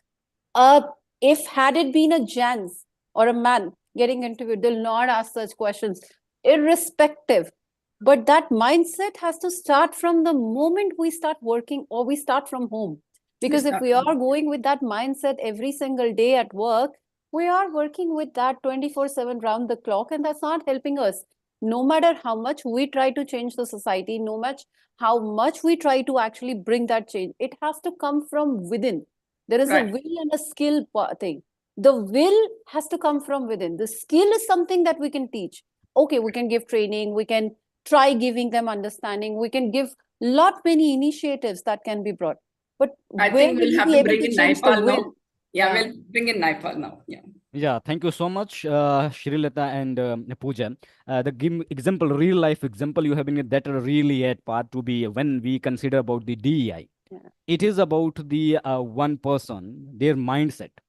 Till then, it is not inside within the individual, so we cannot realize really the what DEI is. However, it is into the generation when it has started that the human the generation started or the civilization started. It is since there, but it is about that circumstances change and then our mindset also change. However, when we think about we have to realize, however, your statement is also give the advantage to the studies which has been said that the DI is only for the advertisement, the recruitments only. So when it is going down into the practical on the organization, so there either at the senior people, mid-level people, because they will in the last session we have been discussed about the work by examples. So if the senior management they have this type of the mindset, so how we can expect from the bottom line where we look like that DI should be encouraged, respected, and been that should be as part of the every individual DNA. So how we can make that?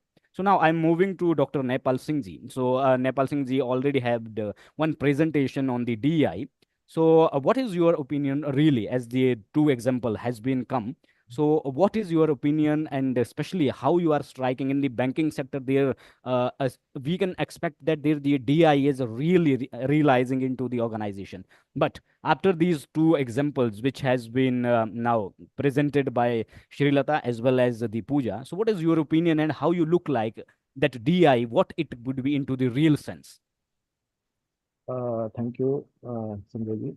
Your voice is not coming a little. Thank you very much, sir, Yes, for giving it's the okay now. opportunity. And what I pursue the DEI with the couplets of the Kabir. बुरा जो देखन मैं चला बुरा ना मिलिया कोई जो देख दिल खोजा आपना मुझसे बुरा ना कोई. So that is the Fantastic. mindset, that is the perception of the individual and every human being in the era of the AI. We perceive the things, we perceive the people as at that level. So we in the organization, in the bank, we nowhere discriminate anywhere. From which section, which creed, which caste, which sex is coming the person, because we hire centralizedly and is open, which no go over pick and choose. We open on the basis of the merit. Person comes on his merit, he interviewed and he gets selected and he hired. Let me share one example recently last week. What happened? A marketing officer batch has onboarded in our organization at one training center. Two lady has joined the marketing officer and they have been onboarding has been completed. And there is one thing we ask for the medical certificate, the fitness certificate from the medical doctor at no less than the MBBS. They were carrying the medical certificate and they were physically fit and they were mentioned that they have also pregnant of 7 months. So we, as per our policy, we can't bar them to join. That is up to them. And those ladies have been allowed to join.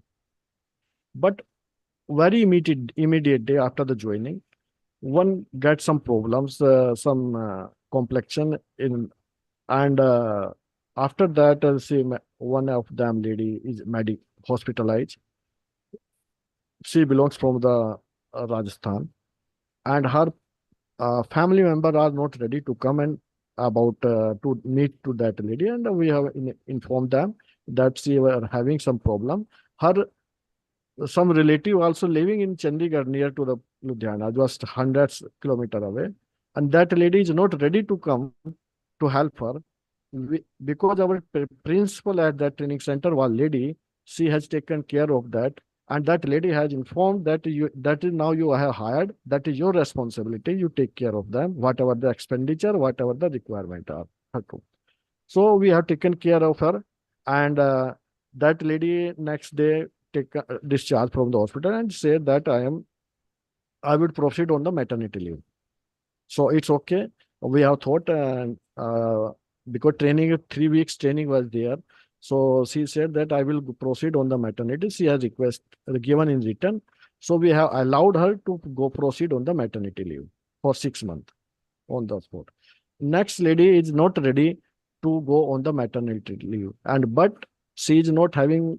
She is also not comfortable to sit for 5-6 hours daily on the in classroom. So we have requested if you want to go for maternity, but she deny. No, I will be here because I will be bored at my house. So it is better to be here, and I will, as per my wish, I will attend the class.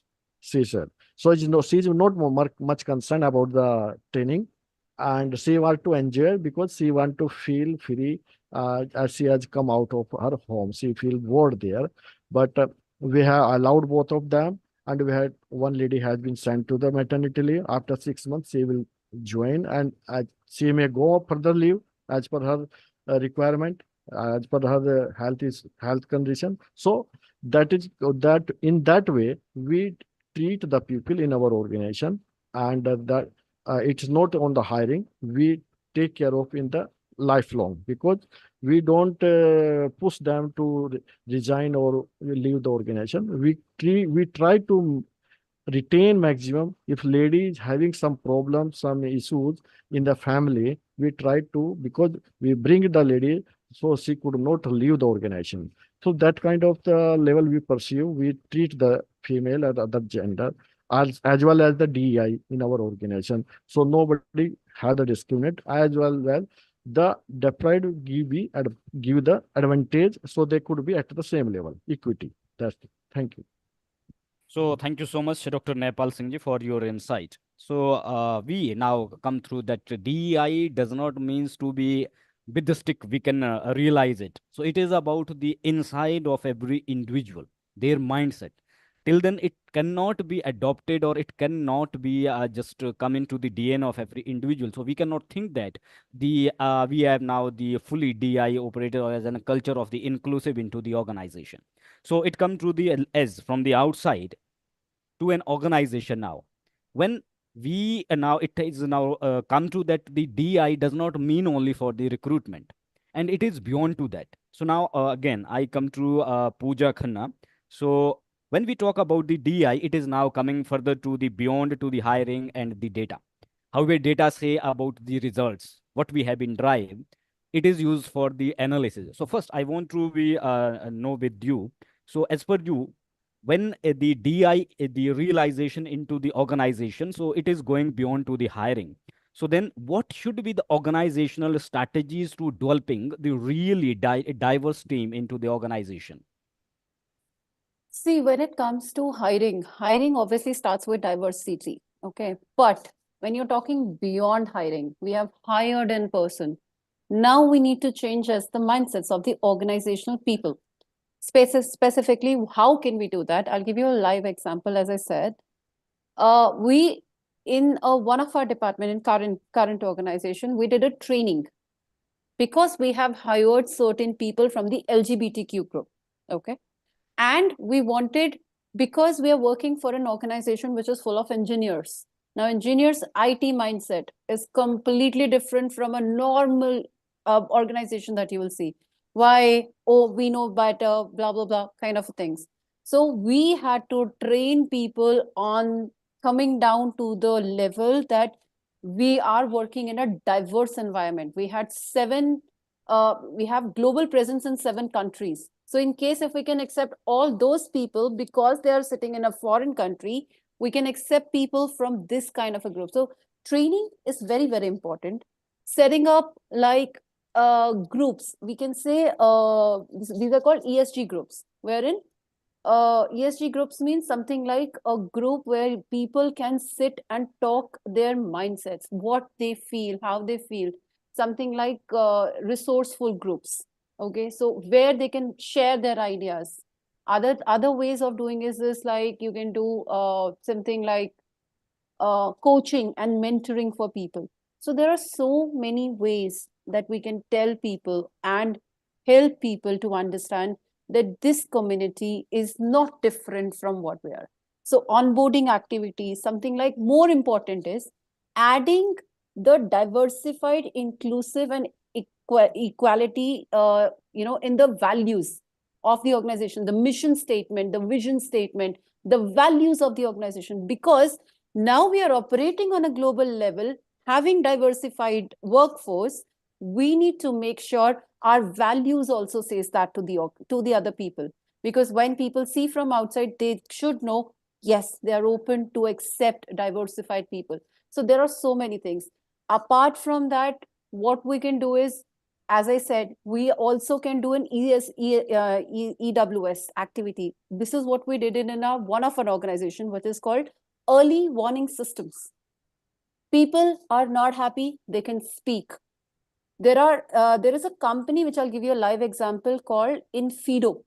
Okay, what they do for engagement of diversity is, this particular company has taken AI's help to include inclusion and diversity. And what they do is they read the faces and the mindsets of the people.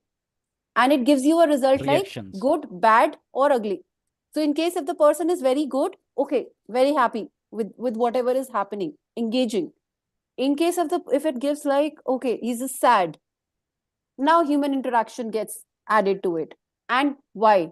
Are you not feeling inclusive? Are you not feeling equality? Are you feeling in a different way? So there are so many ways of engagement that we can bring in, that people should feel inclusive. Like a very live example Naipal ji has given about maternity. We really need to take care of people. Now, sometimes what happens, the biasness comes. Why? Because people will say we are too much into diversity and we are giving too much importance to a group of people, and the other people feel isolated.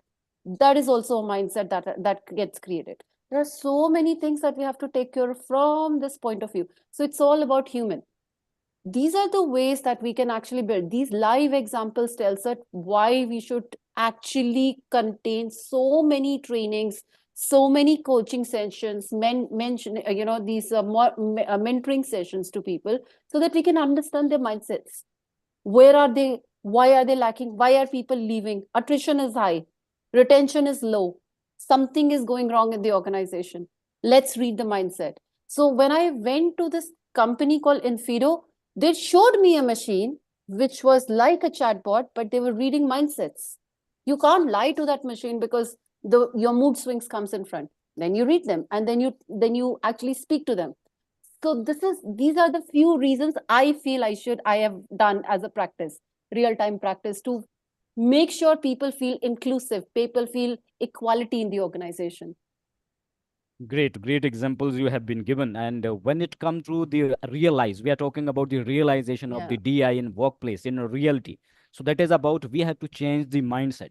There are the two things. The people where they spend most of time, out of the 24 hours, at 8 to 9 Correct. hours spent in the organization, then the 16 hours into their family, their other relation. So that is, they're changing their mindset accordingly when into the organization. So that also organization initiative have to take that chance, or that next level of initiative, to can they start their own culture building, where we are talking about the inclusive workplace or the work culture. So they can realize that diversity into the organization, whatever their mindset outside is. When we start, first step is here. So that may be possible change, because with the 8 hours, they are within the different category of people, different mindset of people, different nature of people. So in that case, we can move ahead to realize really the diversity into the organization. Now, again, thank you for your insights into this. Moving to Shrilata again. And ma'am, so when it is say that the developing of the diverse team, some examples Pooja Khanna has been given. So what is your opinion, and how really, as per your opinion, and that the organization can realize the diversity actually into the organization when we talk about the belongingness or the inclusive workplace, work environment? I'll take from what Pooja mentioned and Naipal mentioned, as I'll add to what they mentioned and my point as well. I think beyond the recruitment part, once the employee joins the organization or workforce, it is very important to communicate with the employees. Communicate not necessarily as just meetings or town halls, but one-to-one connect should be there constantly. as an employee, as an HR employee, I would, go and speak to my team members and team members across the organization just for a coffee or a small little chat here and there. You don't have to necessarily spend half an hour, put a calendar meet, send their employee, connect with, block their calendar and all that. You just take them out. I'm sure everybody wants a break every now and then, 10 or 15 minutes. All I need is 5 or 6 minutes. Pooja mentioned technology where, people have, AI understands whether the person is in a good mood or a bad mood. I am got a little bit of an inkling, perceptiveness. I'm quite perceptive as an individual. So when let's say I'm speaking to a Naipal who's an employee of the organization, or a Pooja or a Beer of an organization, I'll say, hey, Beer, let's go out for a coffee. And it does not have to be at CCD. It just has to be in your own pantry. You speak to them when he's talking. And there are many times when Beer, you must believe me, that there are many times when I've gone to a manager and say, hey, this person is going to leave. And the manager is very flummoxed, very shocked. He says, no, he's the best employee of my team. And 2 months later, he will turn around and say, yes, Srilata, you were right, but the person is leaving. So I think even though managers and team members may not be able to read minds or be perceptive, it is very important to connect. Thanks to COVID, we were all working from home, and the connect was kind of lost over there because we could not have a person-to-person connect, and that's very important for every organization, irrespective of the departments. As a manager, I think you have to have the connect. So once you have the connect, and don't talk to the team members when a team member is coming to you for a meeting or just to chat with you, saying there is this issue. Please pay attention to the employee or to the team member. There are so many times when managers, are chattering away on their keypads and laptop, connecting with the screen and not looking at the face of the employee. And that's very disheartening, because I could be speaking, something very trivial, but it is important for the managers to look at the employee and say, hey, this is the problem, this is the solution, or don't do this work like this, don't, you are good at this, you're not good at this. Give that kind of an encouragement. And constant negativity is not going to help anybody, is not going to help the employee or you. So there are 10 nice things she may have done, 20 bad things she may have done. So first start off with the nice things that you have done or the team members done, and then speak about the, I wouldn't like to be called as weaknesses. I would like to call it as developmental areas. So speak about that. That's point one. The second aspect is, today, D and I, we all speak about D, but is it just a lip service? Are we actually utilizing or actually inculcating and percolating it? Those are the three questions I constantly ask. We speak so much about diversity. I'm sure Pooja is smiling over there. We speak constantly about diversity, but are we actually using it, utilizing it, percolating it for our organizations? So I think that is very important. The third aspect is, once an employee joins, it's very important not just for the HR to say, hey, this person is in your team, but for each of the team managers and team members to ensure that he also becomes part of the team within a day or two. How do you do it? You can have the buddy, I'm forgetting the right word, buddy service or something like that. Let's say Beer and me are working in the same team.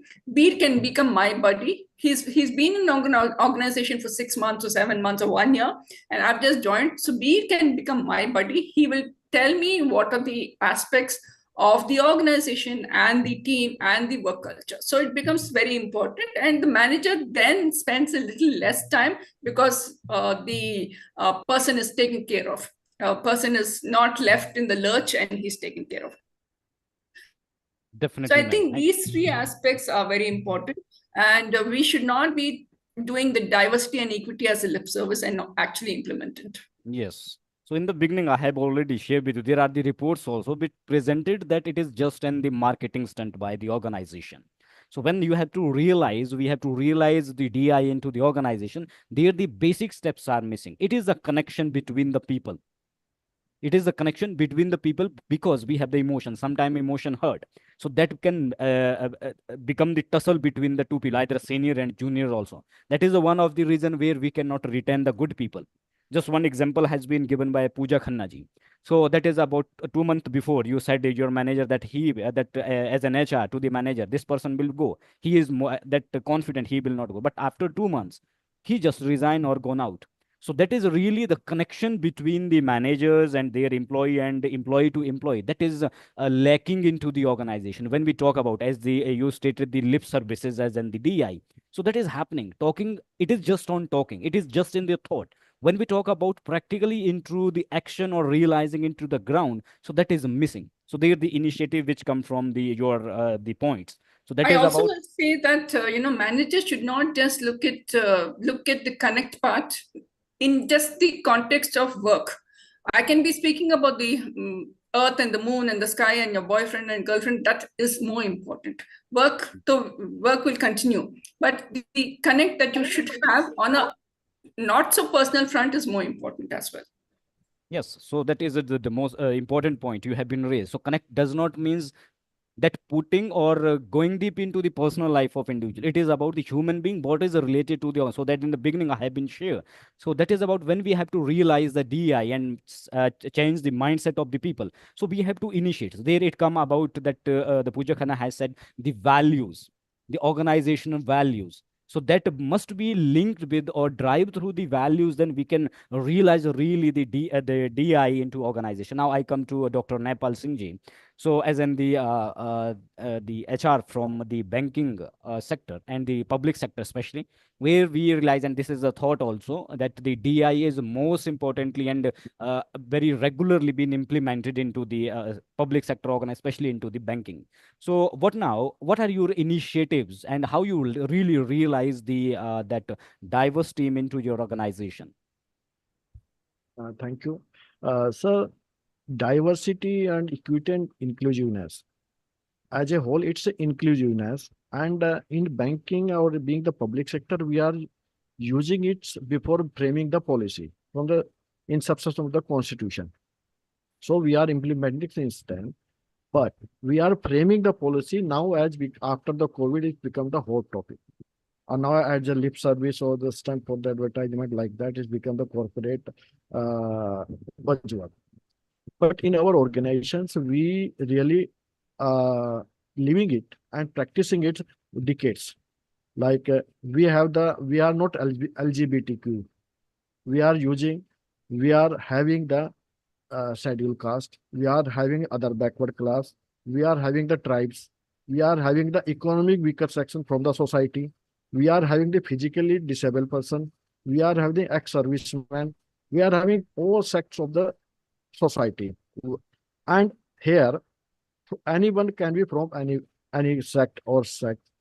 We don't have the problem because as a public sector organization, being officer cadre, we have the transfer policy.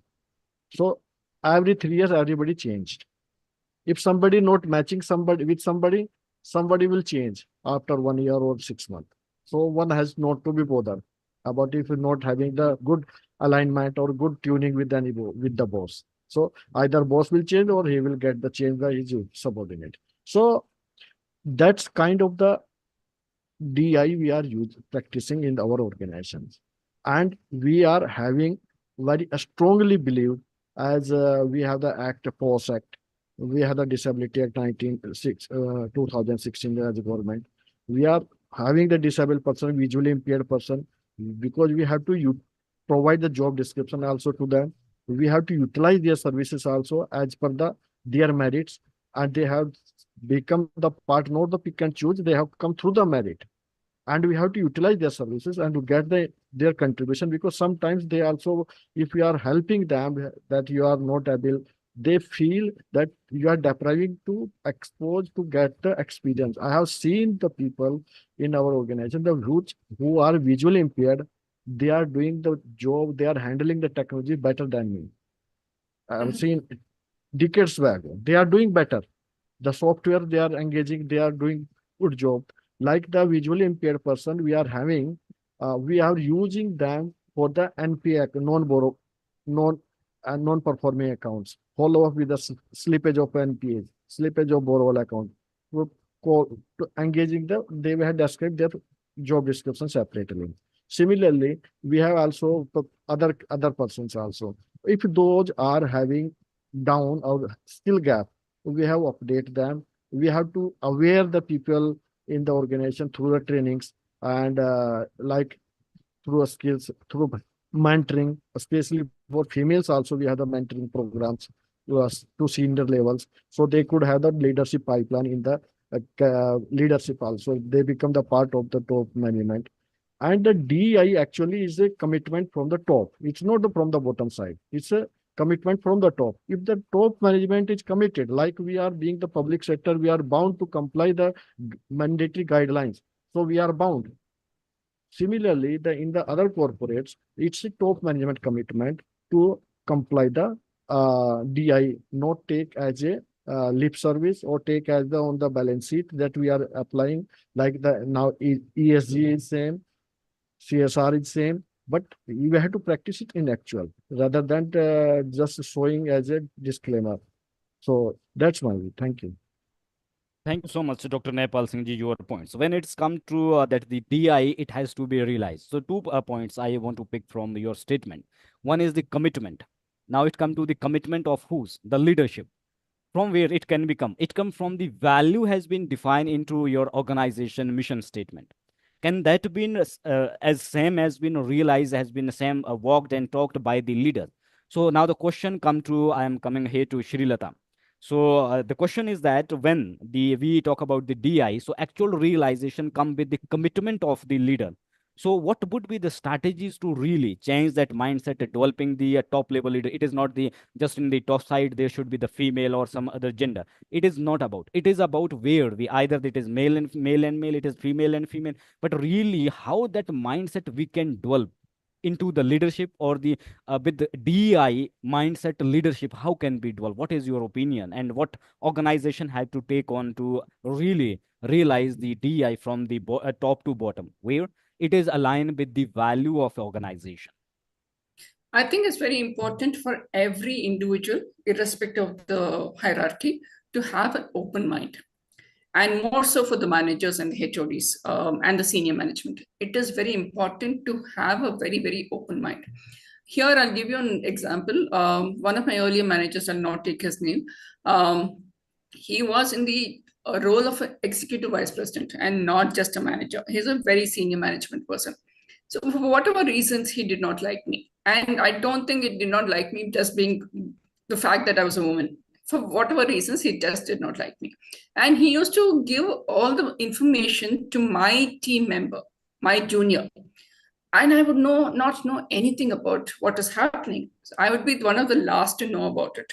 So this creates a lot of friction within the team because, while I may be a secure person, I may be a very easy person to deal with, but continuous information, let's say Beer is my team member, Beer is getting the information and I'm not getting the information. So let's say Anil, we'll call him Anil. Anil used to always percolate the information to Beer and the rest of the team, but not me. So this creates a lot of friction, lot of uncomfortableness, lot of puts the employee into a shell as much as the person is extremely open-minded, extremely mature, extremely sensitive, but still it puts you into a shell. So I think the point what I'm trying to make is the managers has to be open-minded.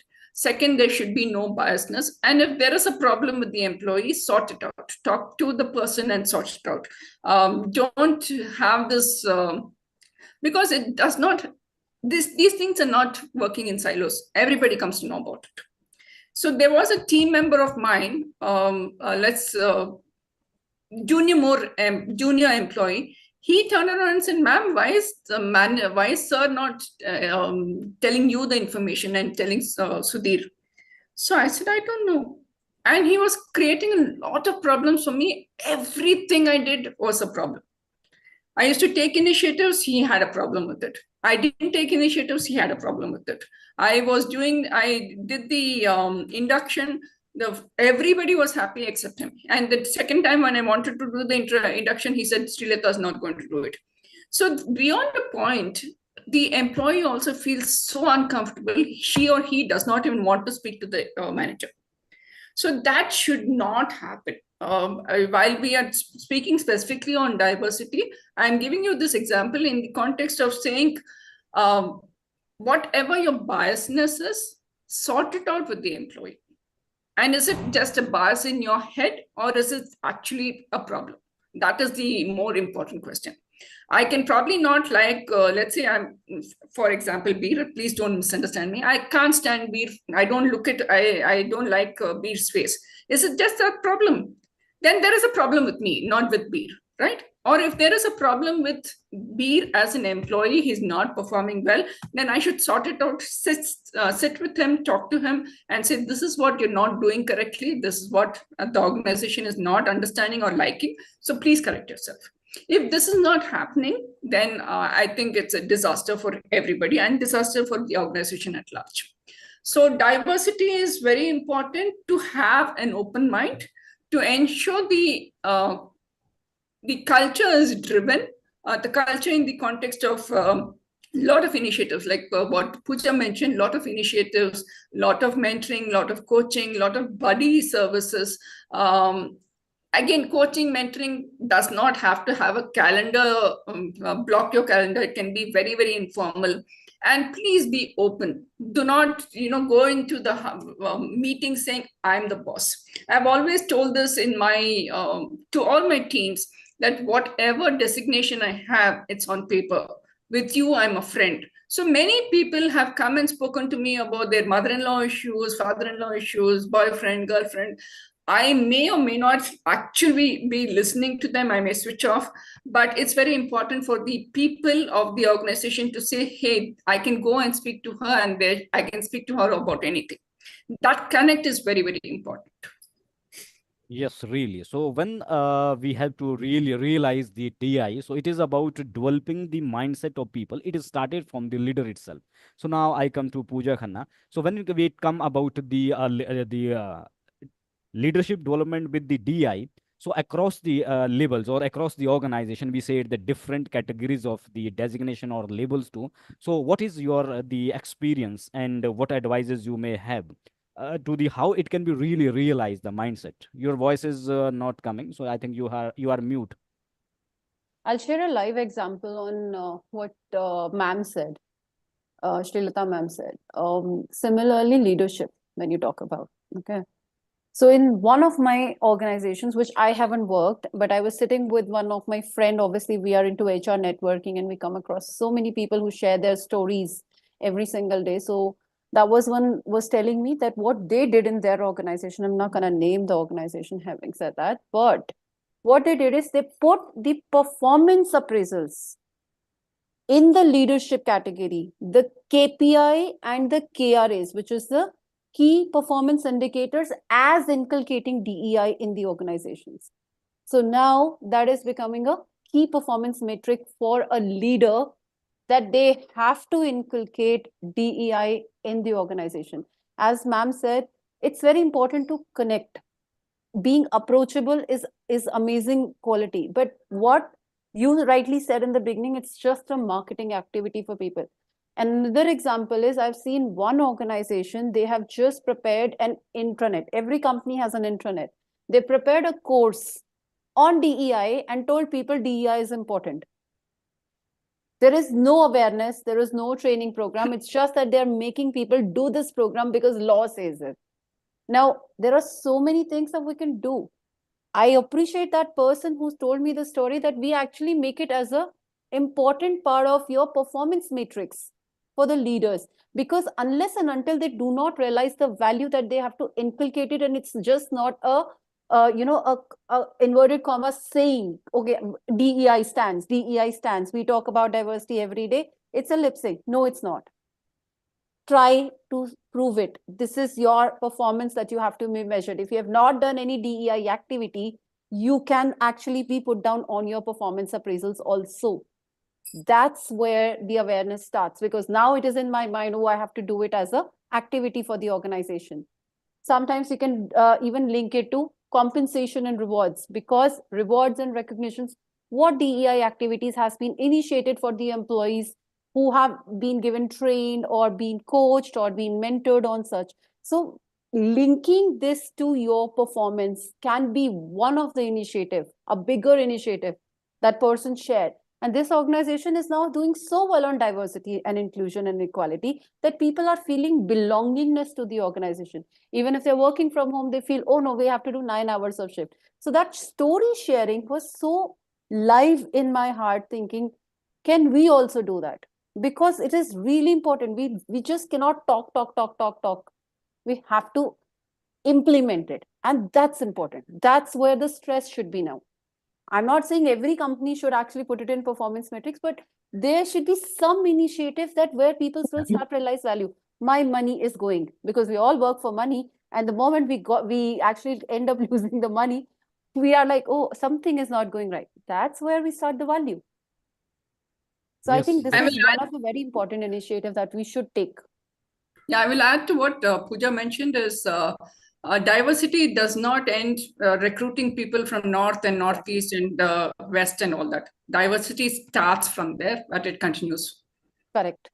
Thank you, ma'am, for adding that. Yeah, it's Yeah. really, really important.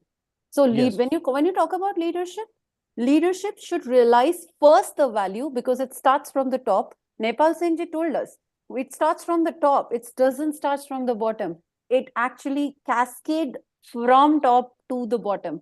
So if leaders realize it, surely people will follow it. So that's And how it's I also look into it. Yeah, it's also important to percolate the information. So leaders can be diverse, but then if the teams are not diverse, and again the onus falls on the leaders because they're not percolating the information. Correct. So thank you so much. Now come to the last round, as I would continue with the Pooja Khanna. So she has said that when it come to the DI, so it is the commitment of the top leadership.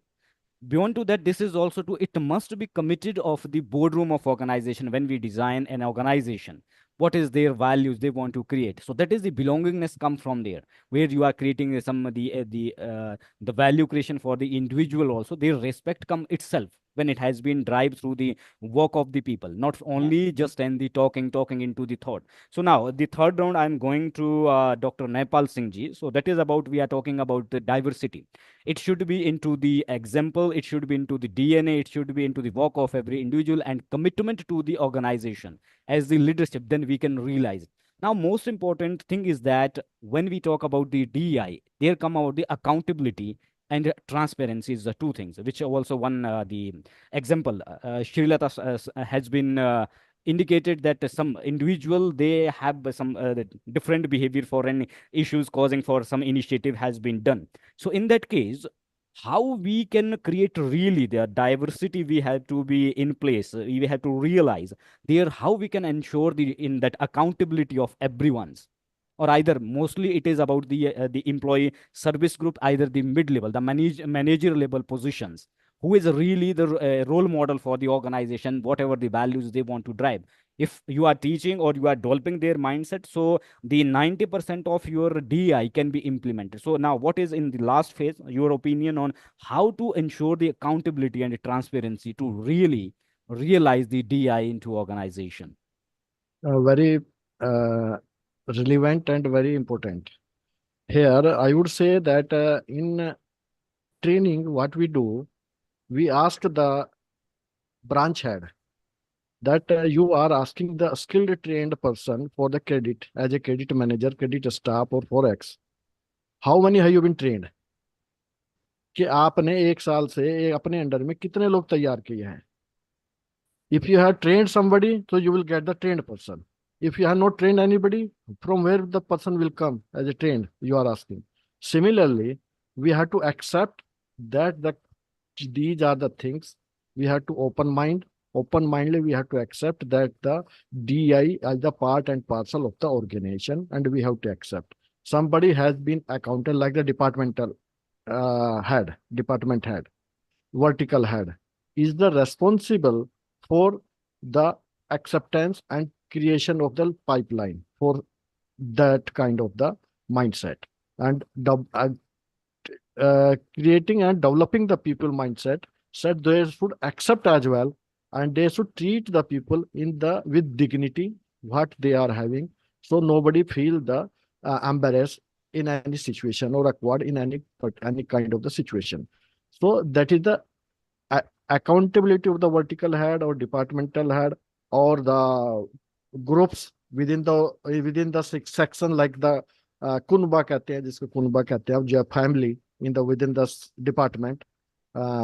So they have to prepare the people mindset, and so they could accept easily, and they could with dignity they can behave, and they give the proper treatment. Nobody feel if somebody LGBTQ my gig worker or any kind of the so they could not feel any awkward situation at any particular time. They should feel no discrimination or there no embarrassment. If somebody having some deprived class, they should not have the kind of the mind in their mind that they have been observing like that. They have been treating like that. So they should not have that kind of observation. Transparency, so that is the accountability of the in charge of that office of that section. So that percolate to down the line, the team has to align accordingly. Similarly, if failing that, the somebody has to be held responsible or accountable for that. That is the vertical head. If somebody some discrimination, somebody is abusing with its caste, so we have a provision. If somebody complained that he has me like abused like that, so we have the some disciplinary matters is process is there. So we have to take sometimes strict for that to comply to bring the things align. Second, the transparent, the system and process in our organization is very transparent, like performance appraisal is there, very transparent. There is no kind of discrimination if the somebody the different gender, different sect, or different belongingness have the he will not go in allocation of target. He will not discriminate. Similarly, the in the trainings, promotions, the system is very transparent. Everybody given the target as per their achievement, they will get the score. So it's very open and very clear. Anybody can challenge, anybody can see it openly. So there is no kind of discrimination. There is transparency, full-fledged transparent, no discrimination, and any kind of decision making, there is a transparent method is there. So like the inclusiveness, how I will say in other way, the inclusiveness, I want to quote one example, like we have opened in the growth of the country, we have to open the Jan Dhan account of people. So 38 crore people have opened the account. So they have they become the part of the banking system. Their financial situation now are having better. They can take the loan from the banks. The hawkers can take the loan. Any Vishwakarma Yandar Yojana, they can take the loan. Mudra Yojana, they can take the loan. So that is the inclusiveness, which is in the part of the public sector, not in the other way. So that is the responsibility of the public sector to look social services also. So that's why the accountability and transparency is there in properly. Thank you. Thank you so much, Dr. Nepal Singh. The clearly highlighted about the transparency and accountability. How can be? It is lies with the managers itself. So now I come to Pooja Khanna again. When we say in the realizing of DEI, it would be lies with the managers itself. So there, till then the manager, they are not accountable. They are not transparent to their teams across. So in that case, what should be, or what is your experience to be these situations, and how that organization as well as the HR have to deal with?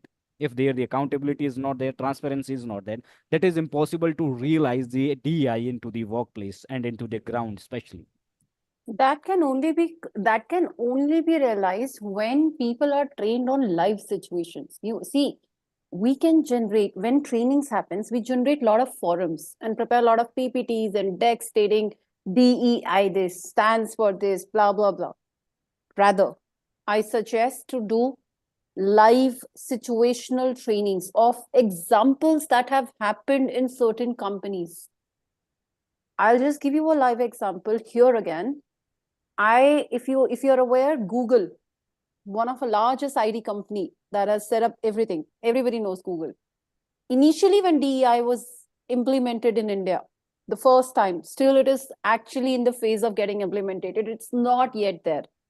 But they faced so much challenges in the form of transparency, accountability. Who will do it? Why will it happen? What is happening inside? They generated data. They generated data with the help of situations, and that's a very true story of Google, that how they implemented. Then with the help of data, they generated situations. With the help of situations, they generated trainings, and that is live situational trainings for the managers. As everybody is talking in this forum only about diversity, it's not always about this. It is always about, can we bring, because I'm sure so many people are listening to it, can we give them the real scenarios that they can understand, okay, if this happens, what should I do? If this happens, what should I do? Because we can talk general about many topics, same as diversity. But when it comes to real life situation that we get stuck at, oh, now what should I do? Oh, where should I go? What to do? Then they'll look up to their seniors, and leadership will say, prepare a course, do this. That's not the answer. That's not the solution. Let's create that situational understanding, as ma'am said. Be with them. Pat on a back. Okay, you're doing well. You're inclusive. There is no monetary terms given to managers. Now managers say, how do I manage my team? How do I manage my team without money? Do some recognitions for them. Do some trainings for them. Take some initiatives. They can learn something from the situations. When practicality comes to a ground level in an organization, trust me, people views change, because they can put themselves into the shoes of others and think, I'm very empathetic now to understand how that situation will be dealt with. Same with the managers. So it's not something that is rocket science that cannot be taught. It is something not very difficult to implement. It's all up to the leaders or to the managers to say, okay, if I'll start doing it, my team will do it. As I said, either inculcate in their performance levels or else give them some kind of situation, real-time situation, live stories of people, whether they have faced challenges. Every single day I go on Google and I read so many stories. People have struggled, people have not been accepted, they have not been given the situation, or like ma'am said, there can be so stupid questions that have been asked in the interviews with the females, and they said, can you do this? These life situations will make people realize, if they are in this situation today, can we be in this situation tomorrow? How does that work? Will I be happy to take that up? Will I be happy to say, oh, no, because you belong to this community, you are not accepted. Oh, because you did this, you cannot take this opportunity. Because you're a woman or you will produce kids, you cannot take up a senior level, travel. So these situations makes our mindsets open. Knowledge. That's what I would say. Thank you so much. So it is important to realize the DI into organization. The situational simulation is important. Without situational simulation, we cannot realize the DI at the actual place into the organization. Now, the last point I will come to Shrilata. So that is about, we are talking about the accountability and the transparency. So it is, what is in your opinion that organization, what they can do? However, the maximum examples has been given by the Pooja Khanna ji. And so now, what is your opinion and advices to the organization when we have to realize the real DI into organization? What, especially to the where it is the responsibility of accountability we have to take place for the managers and who are into the mid role, because they are the connection between the bottom line and the top line. So what is your opinion and what are your advices to the organization, how they deal with to be implement the DI actual into the organization?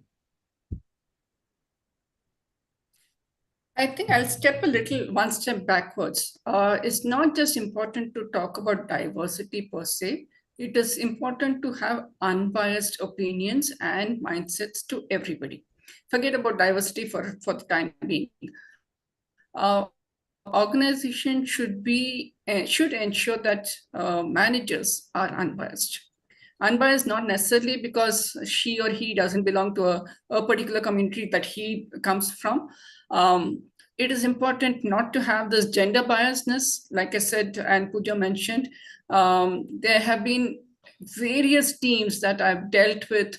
The manager says, no, the girl will not be given opportunities, especially in a technical company. It's very important to do projects. So the girl is not a girl or a lady is not included in the projects because she's just got married, or she will get married, or she's already got married. She will start her family soon. So these kind of biasness is not very healthy for the company. There may be see the competencies. Is she or he skilled on the same platform? If I'm working on Java or AI or whichever technology, am I as skilled as a male employee? Am I my skill sets and my experience, does it match the requirement of the project? If yes, there should be no biasness. If there is that kind of a mindset, everything else will fall in place. Diversity, like I said, is not, like Pooja also mentioned, is not rocket science. It can be driven by the top management. It should be driven, like what Naipal said, is only top to bottom flow. And please be open to ideas. There can be the junior most executive coming up with a brilliant idea. You have to ensure that there is openness.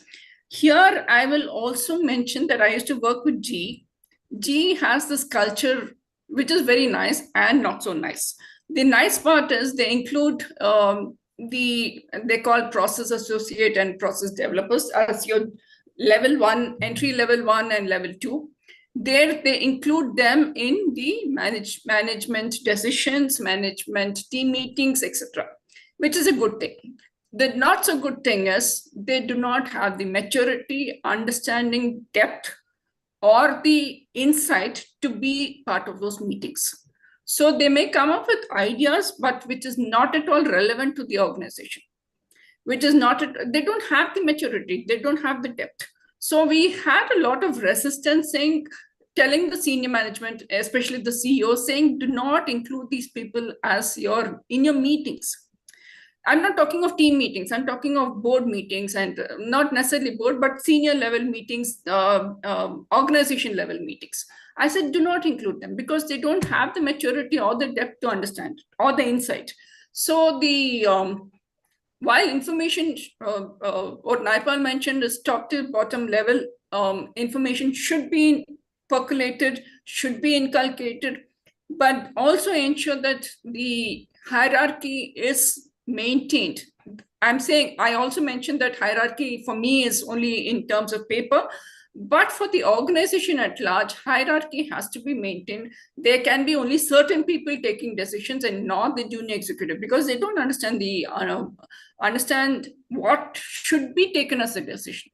So I think these are more important as diversity. Okay, thank you so much, Srilata ma'am, giving your opinion on the DI. And as a conclusion, so at the end, when we are moving to implement the DI, so the basic and the foundation for DI, that is the biasness, unbiasedness, the nature of the individual.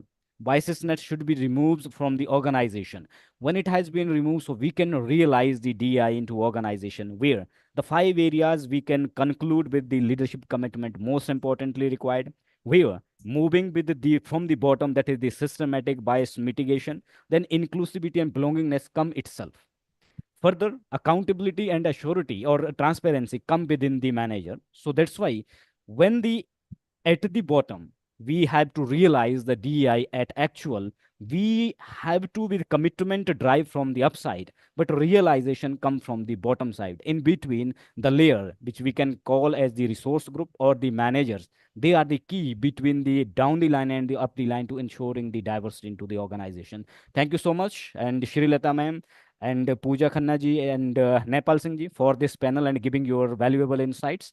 Now we are moving to the next section, and that is about the presentation. And Thank you so much. Thank you, Veer. Thanks for hosting us. Thank you, Lord. Thank you, ma'am. Thank you so much, welcome. Veer. It was Thank really you, nice. Nightfall and Pooja. Nice meeting you. Same Thank you here, so much, ma'am. It was everyone, very giving nice your meeting all time of to you. us. And Thank you, Veer, for giving us opportunity to speak on this forum. thank you so much. However, I also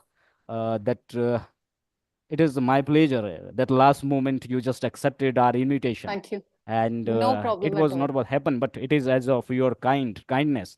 So that's why, and we helped by Dr. Don't forget, we all are HRs, and Trivedi. HR people never say no, even last minutes. We Yes, adjust. please. So that is the really the inclusive and belonging mindset of the people. Really, you have been reflected it.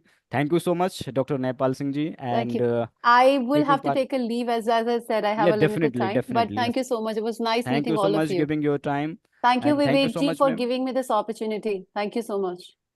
Thank you so much, Thank you. everyone, for joining. Now come to the next part, and that is about the presentation. I would like to invite Edwin Ejoel, who is now bringing, this is the section especially for the how to measure the inclusive workplace. What are the initiative the organization had to take? And what should be the initiative of the organization to measure? When we talk about the diversity, when we talk about the employee wellness, when we talk about the inclusive workplace or workplace culture. So at the end, there is the question come to everyone. So how this inclusive workplace look like? How we can ensure the belongingness? So there, it is most important. So you have to know what can be, you have to standardize, you have to label up. So there, how you are measuring the inclusive workplace. So there, I'm inviting here in that Mr. Edwin E. Joel. So can you open your screen, please? Yes, sir. I think it is taking little time to come Just up give, with give the me a background. while.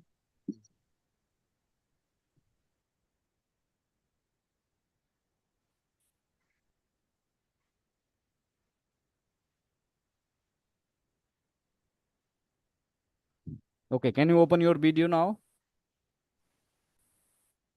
So I'm just making you here the host. So you are now the host.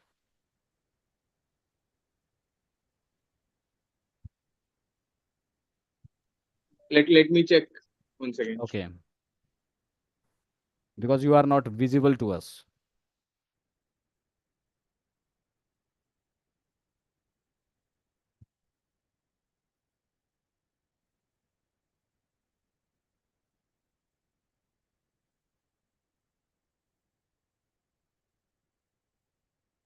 Let me rejoin once. Yes, please.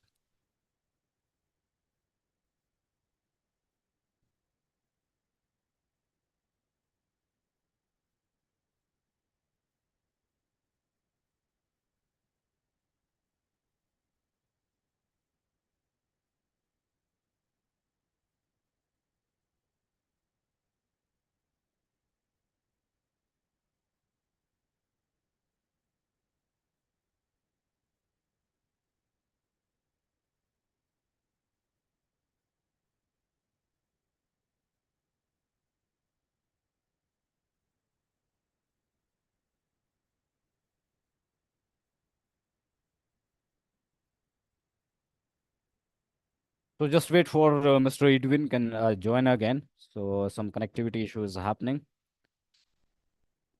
Thank you so much, Sharadji.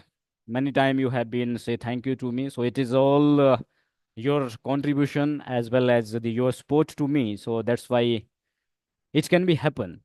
Second time, and earlier we have done one conference, the talent and tech innovation. And third, we are coming with the October, and that may be happen into the November, mid-November or before 15th of November. That is into the L&D, the big of the learning and development, the conference, where we are picking all the area related to the learning and development, skill development for the organization. Then fourth one, we are also coming with the biggest conference, which may be not had been done by any of the such platforms, institution. That is about the India's biggest conference on the industry relation. where we would invite all the industrial leaders who are into the IR.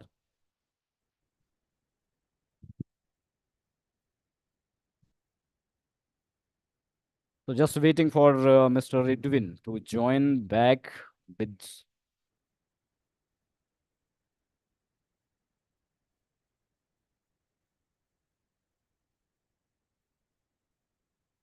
Are you joining from two screen?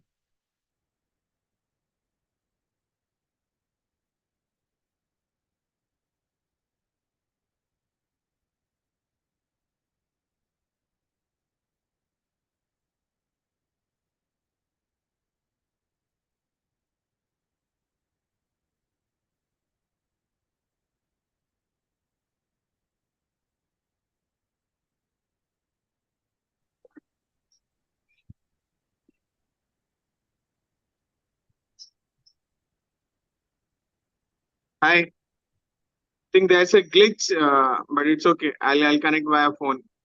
Okay, please connect. So here, just connect immediately so that I can make you the host. Yeah, no problem, no problem. But here you are And not visible to me. What is the issue? I'm connected from the phone on a video mode. Okay, so that's why two screen. Okay, run your screen now. So I'm making you the host. Which one you have to make you host because you are connected to the no only one.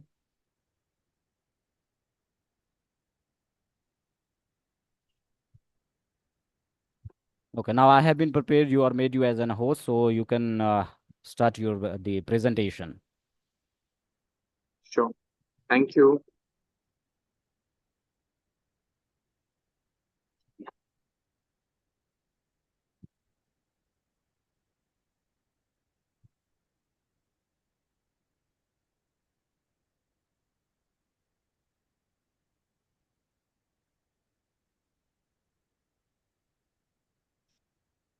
Can you give me access on the other side for the host?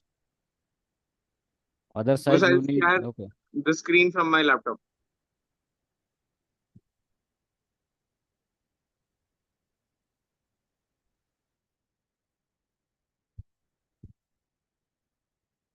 Which one you have joined from the two screen? So which one is your where I have to make the host? It is coming from both on the same name.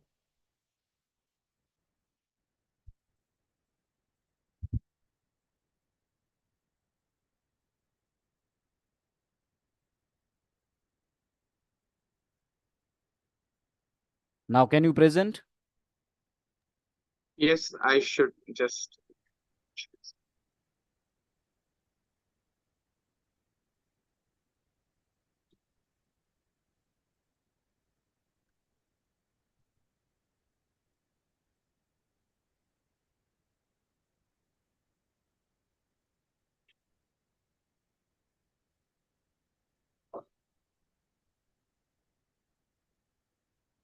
Is it presenting now? No, it is not visible to me.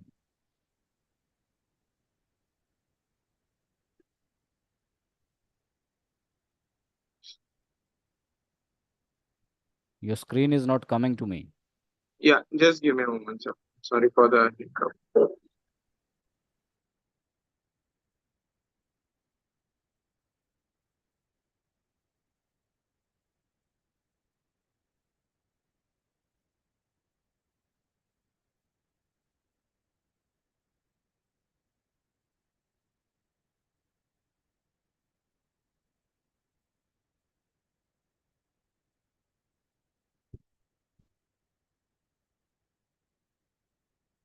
So if it is not connecting, okay, it is now connecting. So okay. So just quickly, so 20 minutes because we have to move to the next the CXO session, and that however starting from the 5:40. So we will start it by 6. I'll take it over. Yeah. So Yes. thank you for this opportunity, and we are looking at how we can ignite organization success. So we're looking at three strategies. One is culture measurement, frontline leadership, and employee branding. So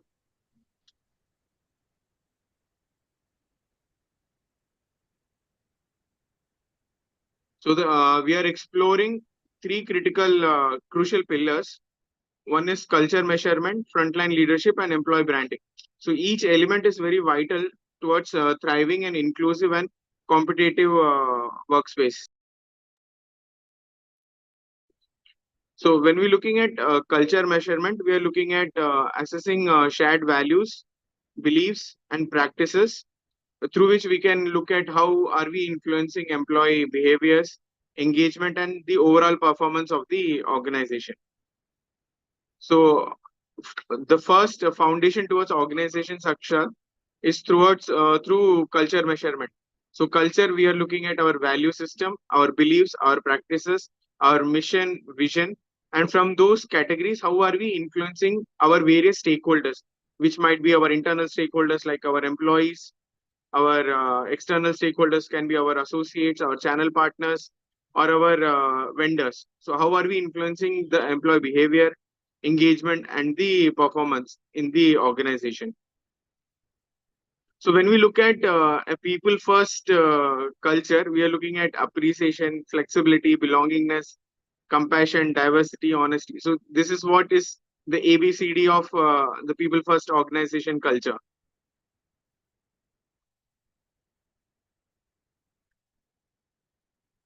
So when we're looking at the importance of measuring culture, we're looking at employee satisfaction and employee engagement. The other parameters can be like improvement areas would take over a period of time from employee satisfaction and engagement. And organization values has to align with the employee action. Both is a two-way handshake where everyone has to coincide to that. So when we look at a positive workplace culture, we are looking at respect and trust from both employee and employer side, cleared and shared vision proposition. Then employee empowerment is there. Then we are looking at a work-life balance. Then great recognition and appreciation programs. Then there is always scope and opportunities for growth. We are looking at innovation and we are also looking at collaboration and teamwork and open and transparent communication. We are also looking at diversity and inclusion. We're looking at a lesser conflict and high feedback. We're looking at a feed forward method. We're looking at a positive leadership from the top down approach. Then we are looking at a greater social connection. So these are the positive workplace culture points which we can look at. So when we are looking at strategies for measuring culture, we look at quantitative metrics, qualitative, and performance metrics. So in quantitative, we are looking at like employee engagement scores, turnover rates, alignment with the core values. How are we aligned with our core values? Then in qualitative insights, we are looking at surveys, focus group interviews, and internal interview discussions, exit interviews. And performance metrics, we are looking at turnover, absenteeism, and productivity. So the best way to look at measuring company culture is from employee surveys, which can be for internal employees who are staying with the organization. Exit surveys will help us looking at what kind of a brand are we putting it across, because they are our future brand ambassadors. We have a portion to discuss on that as well. And then we are looking at like cultural measurement tools from third party people who do a culture audit for us. You can also look at business need scorecards or behavioral observation skills being popped into the system. So that this is from AIHR, where they are given a framework to understand and measure the company culture. So the second important line towards the engagement or DEI is the frontline leadership. So we are looking at they managing the frontline employees and ensuring what all organization strategies, and we are looking at a fostering positive workplace environment. So how it can be done is because they are empowering the backbone of the organization. So it links us the direct link line between organization strategy and the execution front. And this will in turn lead to increased employee moral, increased productivity, a better work-life balance, and a better workplace environment and a culture building. So we have to look at what all are the qualities of an effective leader. So we are looking at communication skills by setting clear goals and KPIs, So your OKRs or your performance matrix, whatever we are formulating, we are looking at a proper system and clear communication to that. Then we are looking at empathy and emotional intelligence. We need to empathize with every one of our employees because we are looking at we grow when we make the other person grow. And we are also looking at resilience, adaptability, and problem solving skills from our leaders because they lead by example. So how can we develop our frontline leaders? So we are looking at empowering the managers to transit from an individual role, they are transiting into first time managers. So we can look at first time manager training programs. We can look at leadership development programs, emotional intelligence. We can chart out a leadership matrix which is required in the organization and start developing them, start developing our second in line or the second set of leaders to take over. We can lead by a desired behavior and fostering trust by leading by examples. Then learning and development initiatives can be initiated out. We are also looking at mentorship and support. So we can also look at reverse mentoring possibilities of imbibing the newer generation with the older employees, experienced employees in the organization, because we don't want to have any knowledge silos in the organization. And we are looking at a holistic reward management system, which is also looking at compensation and rewards. So now the third phallic to which I need to discuss is about employer branding. So we are looking at promoting an employer of choice to a desired target group. So the target group can be from different age groups. So we can also take it like instead of employer branding, the new buzzword is talent branding. How are we going to brand our talent so that we are looking at talent acquisition, talent retention, and talent management in the organization? So few critical points to which leads to why it is important is we need to look at a higher quality of talent hires. We're looking at employee retention and a huge satisfaction index. We can do it with onboarding checklists, your onboarding assessment, your exit branding initiatives. You can look at employee testimonials. Then how are we differentiating our company from the job market? So few of the stories for strengthening the talent branding is being authentic and giving a storyline to that. We have the same consistent messaging across all the social media, and we have a holistic social media presence. See, we are looking at different generations, Generation Z, Generation Alpha. So we need to be present in places where they have their footfalls. And we are also looking at employee advocacy and focusing on diversity, equity, and inclusion. This is the 12 employee matrix, which we can look at like ROI of employee branding, your candidate net promoter score, your employee referral rate. These are 12 of the great employee branding matrix, which we need to know and we need to look at calculating it so that we have an index to our thing. This has to be done when we're going to do a survey or something with regard to employer branding. It has to be not post-mortem once the ideology has been placed across. It has to be pre-post-mortem so that it is done before we go for the set of action plan. So there are a lot of highlights from the current research which is being done, like the Champion Health 2023 employee wellness statistics.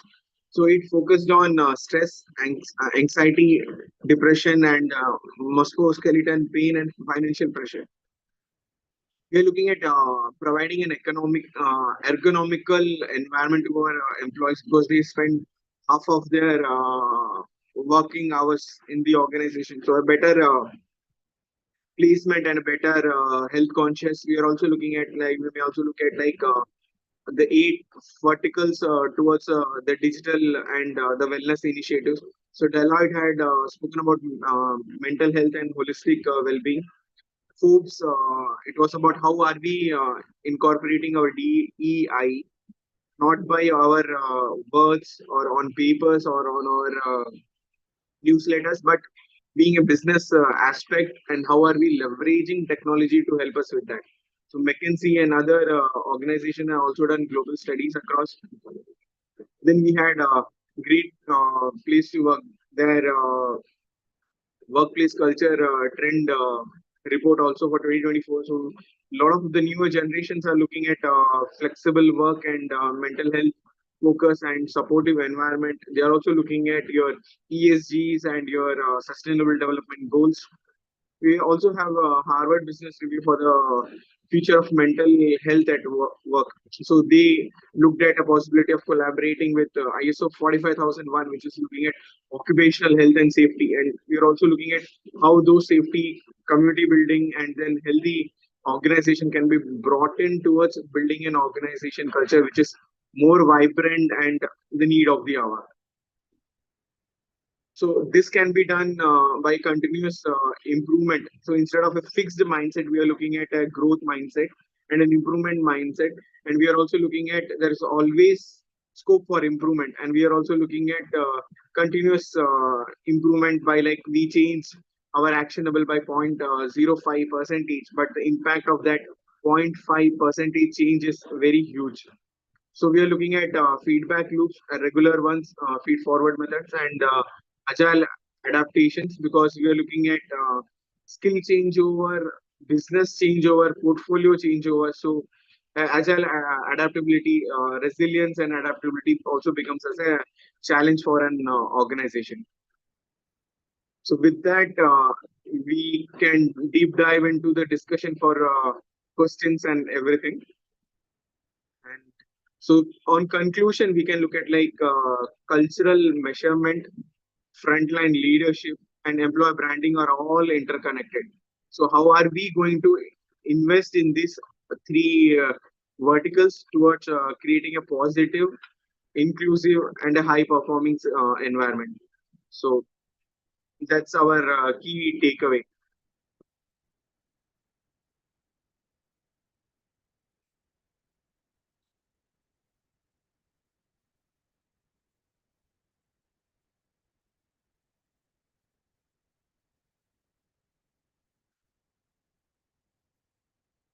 Over to you, Thank you sir. so much, Edwin Joel, for presenting your thought on the measurement tool and measuring the culture, the thriving culture of the organization.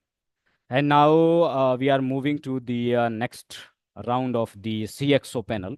And however, we are a little delay. So I would like to invite here the panelists whom we have been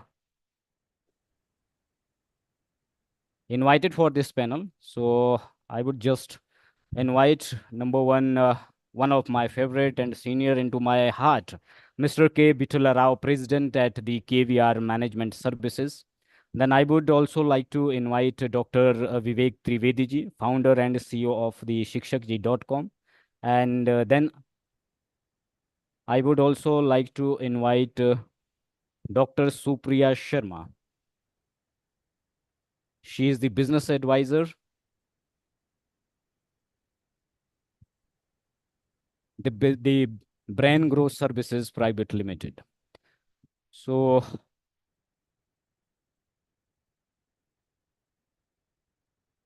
let's move with this CXO panel into the inclusive and thriving workplace, how we can design or what are the initiatives the HR have to take care for this thriving organizational culture to be initiate into the organization.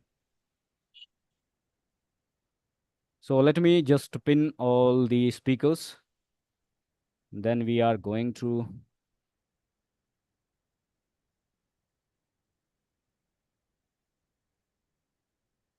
this CXO panel is especially focusing on the three areas. I can't see Supriya here. So Bichula sir, could you open your video so I can hear, welcome you into the CXO session. So I think that Supriya, she not has been joined.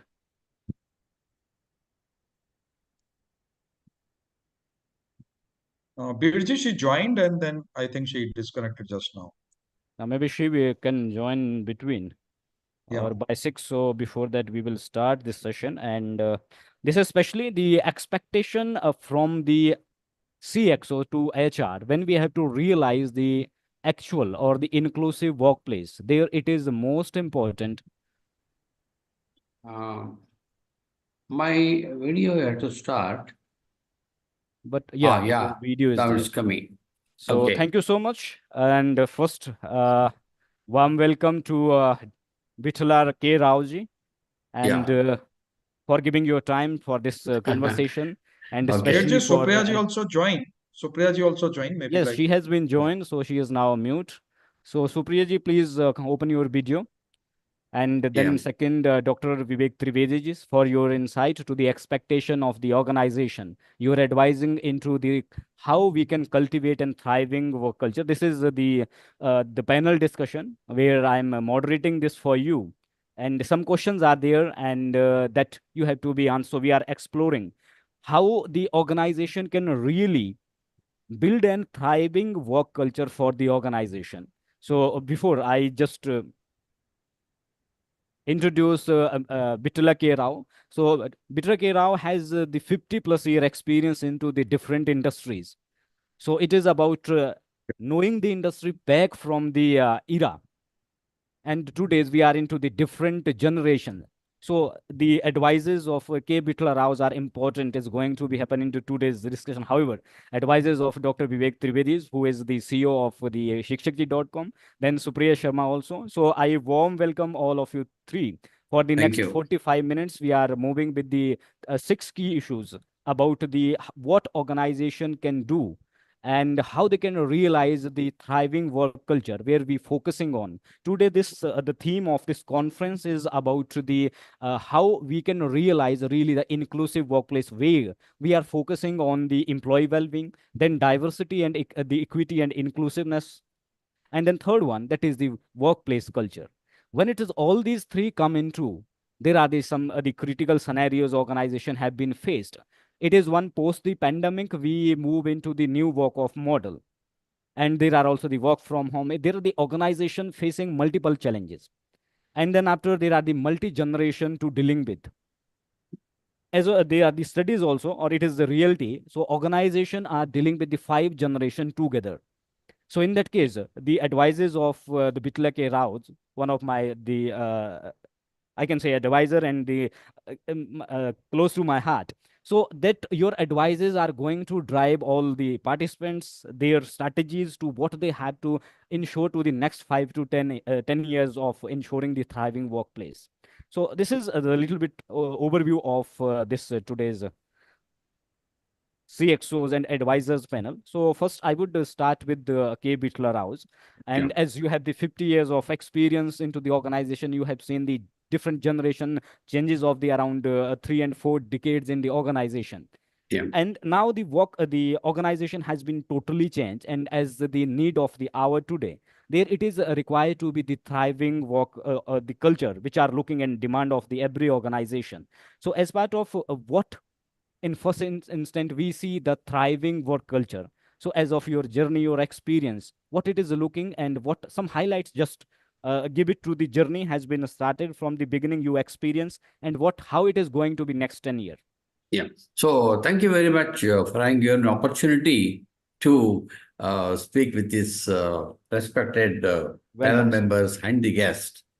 Here, I will talk to you very informally, citing examples of my clients where we have done certain things and then we ended the great success, even it's going on. See, let us take an example. I thought it's a simple journey. Let us take an example of a worker sitting in a bus and traveling to the factory. Supposing if he has got some family issues at home on that day, some issue on property, whatever it is, something he has got. You see, he enters the factory with a worry and a mental tension inside the factory. A person entering inside the factory with that kind of a tension, what happens is that in the workplace, you know the repercussions. He may not work properly, he may just go away, he may not talk to people, he may not this one. All the repercussions will take place one by one, one by one, one by one. Let us take the other example of a worker who is traveling to the factory. He is in a very pleasing mood. Yeah, yesterday I did well in my work. I'm proud of it. So I do my job. I know what I have to do. I will come. He comes with enthusiasm and then enters the factory. See, here, the difference is this. Now, here, what happens, these kind of issues or problems are very, very common. It can be anything. Previously, let us say the boss has abused him. Boss has criticized something. Then what happened next day? He comes with a fear in his mind. Fear, anxiety. Oh God, yesterday I took a very bad word with the boss. I don't know what is going to happen. See, security of my job is my life today. If I lose the job, where I have to go, what am I to do? He comes with that kind of a fear that is not safety. It comes with a mental tension. It is not a safety. A safety is one, it shows that my mind is very clear. I am quite safe in my environment. This is the kind of thing. Here, according to me, here where the challenges of HR comes into picture. Challenge of HR. Because here, in today's context, I say that we talk of emotional intelligence. Now a time has come, we have to think beyond emotional intelligence. That is called spiritual quotient or spiritual intelligence. You know that the emotional intelligence talks only about personal characters. I must be like this, I must be like this, I must be like this. But it doesn't go beyond that. So today a situation has come where the person has to think and evolve, understand the situations. So here it is a big challenge for all the HR people to see that how I am going to enthuse this. One has to develop what is called emotional relationship with people. That is the target, that is the main target. So if I have to develop emotional target, what I am to do? We have to go to a base level, micro level. Micro level means develop employee relations with the ground level, one by one, one by one, one by one. You see, this is a task. It is not easy to develop a relationship on one day, but we have to closely monitor that. Relationship consists of understanding the person. Supposing a person has come with depression from his home. Supposing the issue comes to HR that this is the problem. There no other action will help, but HR has to sit with him and then discuss and counsel him. He is a psychologist. Like a psychologist, he must question him, find out what is wrong with him, what is wrong. Then what happens? If he comes out with that, then what happens? He can always find a solution to it and help him. Then what happens, the relationship between the employee and the manager develops. Suppose somebody has done something wrong in the shop floor. There is no point in issuing a charge sheet and suspending straight away. But go down to the level of employee, talk to him, speak to him, question his logical, why he did it. Is it not this one? So we have to do all this kind of a thing one has to do. For this, the leadership qualities of the managers, including HR manager. HR manager is a monitor, there's no doubt about it. But what is the quality of the leaders? In the sense, it can be supervisor, it can be manager. What is it? Does he have emotional intelligence with him? Does he equip with this kind of a tool? We have to make an assessment of that first. There's no point in just saying that. The way he talks, how he talks, how he speaks, even the body language of a supervisor and manager matters quite a lot. Even a body language, then that can create a problem. Conflict management, grievance, grievance settlement, grievance addressing, dispute resolution, everything has to be done in a mutual, open, transparent manner. It has to come. In fact, in one of our company, I give an example that when they started the company after 3 years, actually, the uniforms and then all aggressive things happen, everything happens, everything goes on. But we kept an objective saying that employees are important for us. Employee is important for us. So let us focus on him. Let us assure him. Then what we did was that we talked to each and everyone to say that we are here to take care of you and your family. We are not here to dismiss you. If you do anything wrong, we are not sitting here to dismiss you, but we are going to correct you. We are going to help you. And or not only that, we'll help you to see that you get upskill, go to the next skill, gradation. We seek your advice. You come with a problem, we help you. I come with a problem, you have to help me. Like that, we injected this individually, although it took almost 1 year. It is not that easy. It took 1 year almost to us.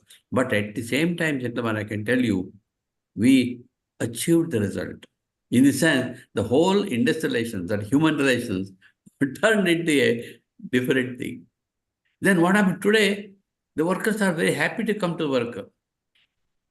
There is no hesitation at all. They happily come, happily go. Then what we do? We invite entire family to a dinner in the factory on Puja Day. On Deepavali Puja Day, we normally celebrate in all the factories. The entire family, we call them. We give them blah, blah, everything, and we send them in the vehicles and all that. See, what happens, this is the culture building exercise. Culture, of course, a lot of tools are available. In fact, previous speaker, Mr. Edwin, has elaborately mentioned that what should be the actions to be taken. He has already mentioned it. I will not go into details of it. But the thing is that you have to develop that kind of a positive culture. That's exactly that. In other words, now, it may not be out of place to mention here. For instance, now, we need to talk about now competency management. We need to talk about competency management. Competency management, if we really struggle and install it, then there is nothing like that, I can tell you. Nothing. Everything will be so smooth, so smooth, so smooth. Here, employees' mental health will be excellent, employees' health will be good, family welfare good, and company is doing well. Everybody is like a people tree, like a people tree. It is always green. It gives what we call oxygen to everybody. You get like people tree. Like the organization will have to come. For this purpose, I insist on, in fact, I'm telling many people that you please adopt competency management. Competency management in HR or competency management itself, adopt it. Then what happens? Your actions will be highly objective. Highly objective. It is not subjective. Oh, that fellow is doing well. What do you mean by doing well? We have to rate it. We have to rate it. Then only we say, yes, it done well. And to correct it, it is easy to correct him. Baba, you would take this, this is for all. Now you have to do this. So, in short, I am telling you this. So, this is how the, the competency management is a must today. We need to promote that, and HR people must take this. And secondly, HR must be a strong leader, I can tell you, because according to me, I all tell people that you are a bridge between the business and the employees. Not that. You are a bridge between the employees and the business. You have to have the business on your shoulders. You are a micro businessman. When you have a micro businessman, you have to act with responsibility. And responsibility means he has to have special spiritual intelligence, not emotional, but I call it as spiritual intelligence. If he has got that ability, then what happens? That is strong. Because he should demonstrate to other people that I am equipped with this kind of intelligence. Then what happens? People follow the leader. Follow the leader. It has to transmit down by down, and the people start and we need to educate this. So this is I think exactly what is required to take care of all the psychological fears or mental tensions or whatever it is. This addresses each and every issue. This is exactly what I want to say, a few words in my panel discussion. Thank you very much. Thank you so much, K. Bishalaraju, your advices, and it is reflecting your journey of the 50 years into the organization, and really when working from the bottom line to people knowing the boardroom. So there are the two things which you have been mentioned. One is the connect with the people, either it is the top to bottom. Second is the recognition and giving them opportunity for the improvement.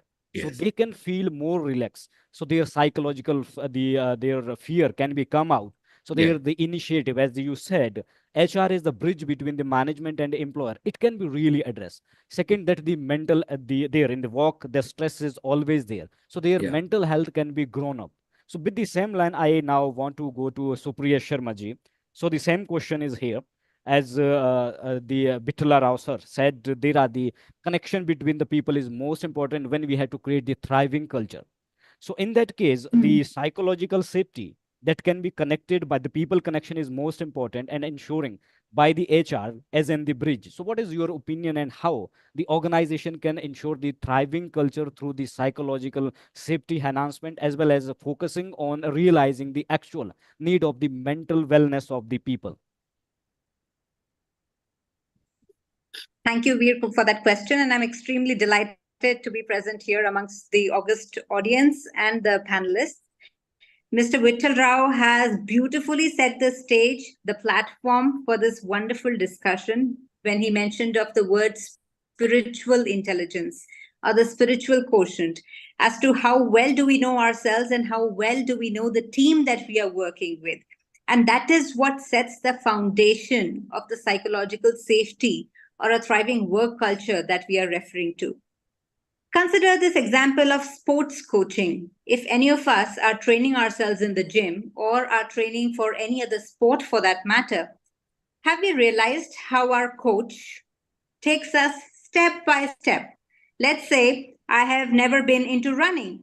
So the first day, my coach is not going to tell me that you have to run 5 kilometers on the very first day. She or he is going to take me step by step. I start with 1 kilometers. I start with then 2, I move on to 3, 4, 5, and slowly it goes on. And at each step, we are being handheld by our coaches. Okay, so Supriya, you're facing some issues when you're moving from 2 kilometers to 5 kilometers. Tell me, how are you feeling? Tell me, what is the obstacle that you're facing? I'm here to help you, just exactly as Mr. Vittal Rao mentioned. The leaders in the organizations or the managers, so we say, because leadership is a lifestyle. It's not a position, so to say, because all of us, we can be leaders in ourselves. Whether it is somebody who's cleaning the organization or somebody who's sitting right in the corner office or the CEO, we can all be leaders. So the better word to be used here in my concern is managers. So as managers, what is required of us is to coach our team members, is to be there for them, is not to set the targets. Okay, this is you have to do. This is how you are going to be appraised at the end of the year or 6 months, whatever is the duration in the organization. No, that's not required. Because then we are building mistrust. Let's say at the end of 1 year, my team member comes to me for appraisal, and then I have this sheet in front of me and I realize, oh, you have not performed. Good for nothing. What is the next step? Probably we get another replacement for that particular employee, or we move her or him to another department. Something like that happens if the employee is not performing. But is that what we are here for? No, we are here to support each other. We are here to ensure that as we are growing, we are also making sure our team members are growing. Because if any of my team member does not perform, or if any of my team member fails to achieve the goals, it is me as a manager also who's failing. It is just not possible for me to succeed without the success of my team. And therefore, I do not have to wait for that complete 1 year or 6 months for the appraisal to take place. I can easily have a weekly meeting, if not a weekly meeting, a fortnightly meeting with my team members in order to say, hey, how have you progressed during this week? Can I help you in any further way? What is the resource that you need from the side of the organization? That is the kind of support, that is the kind of hand-holding we are looking at.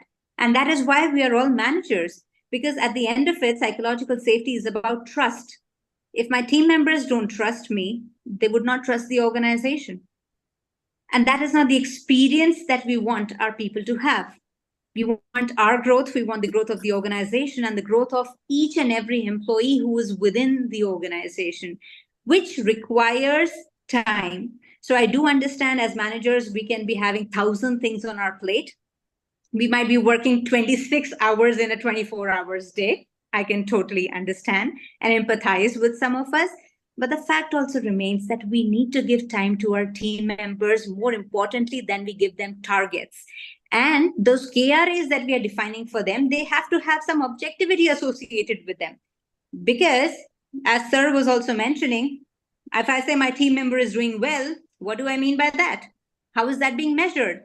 Are there objective KRAs that are already allocated? So I also know how my team members are being measured. The other function also knows. And therefore, the entire organization knows what are the KRAs that have to be set at the beginning of the term in order to ensure that at the end of our performance term, or during the time of our appraisal, we are no more fretting about the output, but we are sure of the kind of inputs that we have given through us and through the people that we are.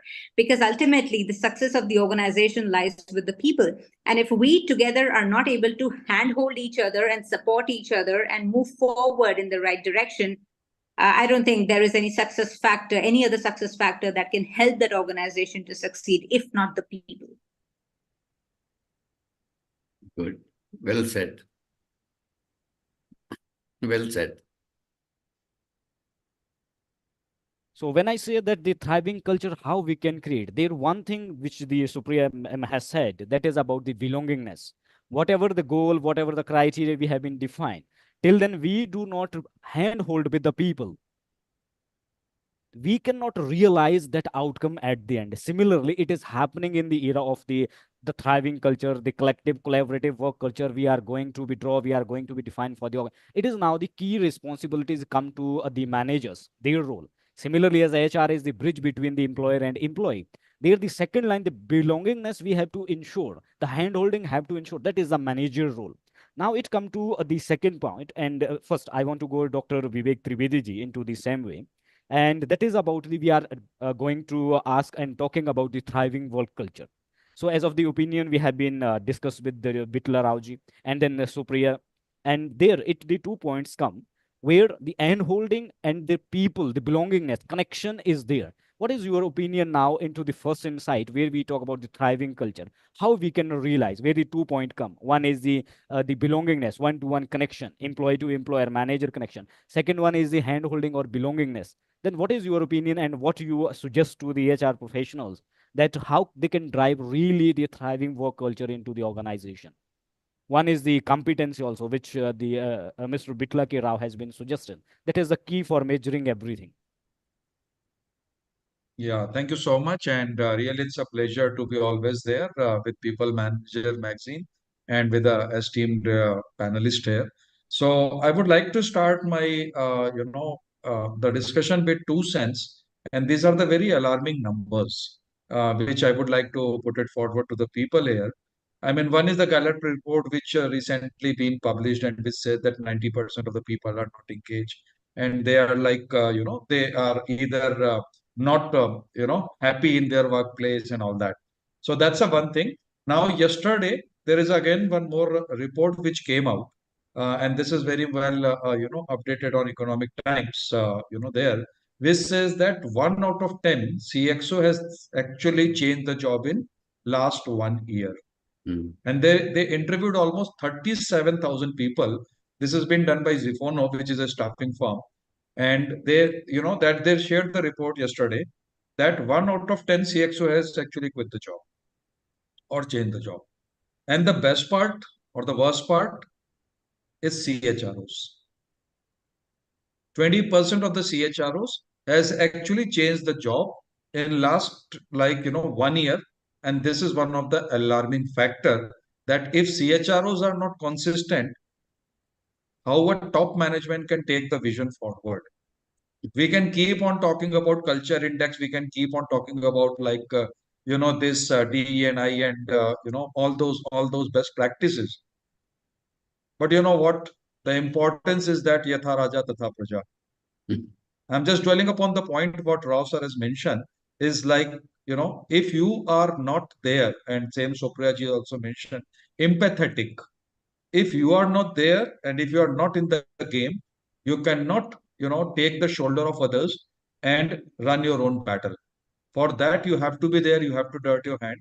And I'll give a practical example of two of my clients.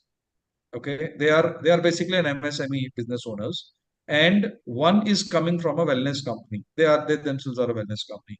So and we are like supporting them in all their initiatives and all that. So surprised to the fact what happened, the lady who owns this wellness company, she herself goes to update herself on the various courses, trainings, and equip herself with that. And then what happened? She actually translate the same thing by herself to all the employees. I agree to the point when Supraji mentioned that if you may be busy 26 hours out of 24 hours, I love that metaphor. Probably I can use it in future to some panel discussion. That's really nice. But it happens, and think about that lady. Even she's a CXO, she is owning the company, the wellness company. And on top of it, she herself translate those communication or the best practice or spirituality or what you talk about, like, the employee mental well-being and all that from herself. Now, why a person will leave this organization? The chances are very less. Because this is not dependent with any trainer. This is directly coming from the horse's mouth. Top floor to shop floor. We always say that. So there shouldn't be a gap between top floor to shop floor when you cascade anything. The second example which I put forward is a client of ours from Rajasthan, and actually they are actually planning themselves for a listing, SME listing, and we are helping them in TRHP and all that. Now, we wanted to have a meeting with them, and for that reason, like, I requested them that can we have this meeting on Thursday, 5 o'clock.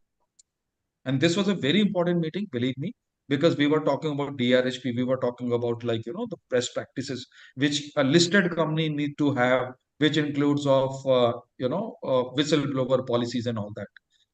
And this was a context for which we were asking him for a meeting. And he said, sir, can we do it maybe on Friday? I said, why is it so? तो then like he said नहीं sir, एक छोटा सा request है, अगर हम लोग कर लें फ्राइडे को बहुत अच्छा हो जाएगा. आई सेड डेफिनेटली करेंगे, that's not a problem, but can you tell me the reason? Because that, like, we are going to talk something very important, and that too, like, insider trading policy and whistleblower policy and all that, even e-shop policy for your own organization. And what is so important which is deviating you from this important discussion to something else? And surprised to the fact, I'll tell you, this guy told, sir उस दिन हम सब लोग मिल करके संगत करते हैं, Thursday को हम संगत करते हैं, और हमारे यहाँ पे सिक्योरिटी गार्ड से लेकर के वाइस प्रेसिडेंट तक सभी लोग उसी संगत में बैठते हैं.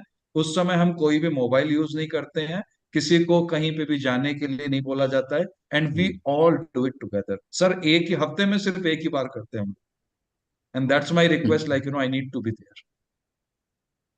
Speechless. Rightly said. Speechless. No words. It's an empathy. Yeah. And it's like, that which is coming from the top level. Now, why a person should not follow this? Exactly. So that's the reason, like, and I suggest, like, a care approach. I always believe in acronym, and please forgive me for that. So it has to go in care approach. It cannot be a direct, communication, definitely yes, but it has to go with your, passion, your compassion. Correct. Right? You have to have a complete awareness coming to you. It should not happen कि मैंने सिर्फ सोच लिया और मुझको करना है. It has to have a complete awareness. Why is more important? Simon Sinek mentioned very clearly, like, why. What and how is very, very easy. Anyone can get it. But once you get into why, you actually become Steve Jobs. So that's how, like, why is very important. And when this why come from the top management, believe me, I'll tell you my example, forget about others. I was in Jindal JSW group, and, like, we were doing a Tata Mumbai marathon. And and I was actually promoting that marathon within the group, JSW group. Like, logo ko jana hai, jana hai. Okay. And then I got to know that Sajjan Jindal ji, who is owning that JSW group, he and his son Parth Jindal, they themselves is going to join this marathon. I mean, what can be stopping factor for me? I was just an HR there, heading some 3, 4 divisions of a business. And he is the person who is managing the conglomerate with 20,000 people. If he can spare time for that marathon, which is happening on Sunday, I mean, how can't I? So that's how it happens. And then I'll just pick up two more points: is a resilience. Everyone cannot be same. So you have to have empathy. You have to have your own threshold that how you can take it forward. And the last part is related to engagement, that how we can engage it. It should not become one more tick mark. I mean, I really like the point, when it's been mentioned that it shouldn't become a marketing gimmick. That yes, we are a mental well-being company. For the namesake, we are a GPTW company or a BPTW company or DPTW company. I don't know, right? But it has to be have that level of engagement. People should feel that. Yeah. And doesn't require a certification, sir. It doesn't require a certification. It just requires your heart. If your heart is there, everything can be conquered. Sorry, Birji, for a little bit longer, but I think that's set the context. Please go ahead. Sorry. Yeah. In continuation, Dr. Vivek said, I will just quote an example of one of the factories in Bangalore. Yeah. And it's a small automobile manufacturing company, employing only ladies, about 350 to 400. And here also, the proprietor was a women executive, well, women. You know, how she was engaging in this and that. Every day, when the group of people come from in a bus and get down, she used to spend 10 minutes away with everybody and then goes there. And afterwards, she goes around the shop floor and meets almost all the women employees and talk to her their own thing and then come back. And also during lunchtime, like what we do in marriages, when the people sit for food, then we go there, sir, please take it leisurely, please take it. All this we do, Believe it or not, she used to do every day when the people sit for lunch, she used to go around and talk to them and come back. And she has given an open invitation to all the executives. If anyone has got a problem, the doors are open immediately. Attend to it, come back and then tell me. So what happens in this year? A strong culture is built in, and it is not a highly paid company. It is not a highly paid company, but the employees are satisfied and they happily come and go. That is exactly what it is. As you rightly said, I think that culture must be embedded. That's why it's called self. I have to look at myself. I have to look for myself. Oh, who am I? What am I? Yeah. Am I doing Yeah. right or wrong? What? So that kind of spirit should come. These are I just want to supplement this. Sure. Thank you so sir. much. Thank you so much, Dr. Vivek ji and Rao sir. And it is obvious that when we have to create a thriving culture, it is most important for every organization. They have to create that, they have to walk their thought. They have to walk with their talk. If I'm talking, I need tomorrow everyone should be come to the organization, and that number of the parts, whatever is there, that need to be done. So how it would be? If I am not belonging to those, be connecting directly, that cannot be happen. Managers cannot do. So it is from the commitment of the top can be realized to the bottom line, then the reverse or ROI come from the bottom line. So there it is most important. Now I will move with again Mr. Rao. So I will pick up the Dr. Vivek Trivedi's one word. That one statement he said in a report here presented. 20% of CHROs that left into the last 1 years. What is the reason behind that? Similarly, we are talking here about the thriving work culture. Issue come between the balance of the management and the HR. Yeah. What they want to deliver, but management cannot make consensus of that. So that is creating the burnout as well as the not building the right kind of trust. So That's now, right. Rao sir, question is to you. So what is your opinion and what suggestion you may and advises to the HR as well as the management, however, here into this panel and the all the participants that are from HR field only. So how they have to deal with when this the balance not been happen between the CHRO and the management, that is causing the it can we can say it as and the trust building not happen. It is or empowering the vulnerability where stress can be raised. So within the 1 year the CHRO they left. It is the maximum case, even though the senior good thought leader. We also when we publish every month there are around 20 to 30 number of the CHRO we saw, then they are moving on. So that is basically where they cannot build the trust on the business leader, and that is creating when they are not getting what they have to done, so vulnerability. So in that case, how the organization or CHR especially focus on the strategies to building the trust and empowering the vulnerability within organization. So we are talking, I'm talking here about across the organization. Yeah, here what happens, HR has got a dual role here. Dual role. Number one role is that, of course, it's a tough job in the sense that he has to create a proper mindset amongst the top. Proper mindset. Mindset in the sense that indirectly we have to convey, not directly, indirectly. Suppose if this happens, these are the consequences. If this doesn't happen, these are the consequences.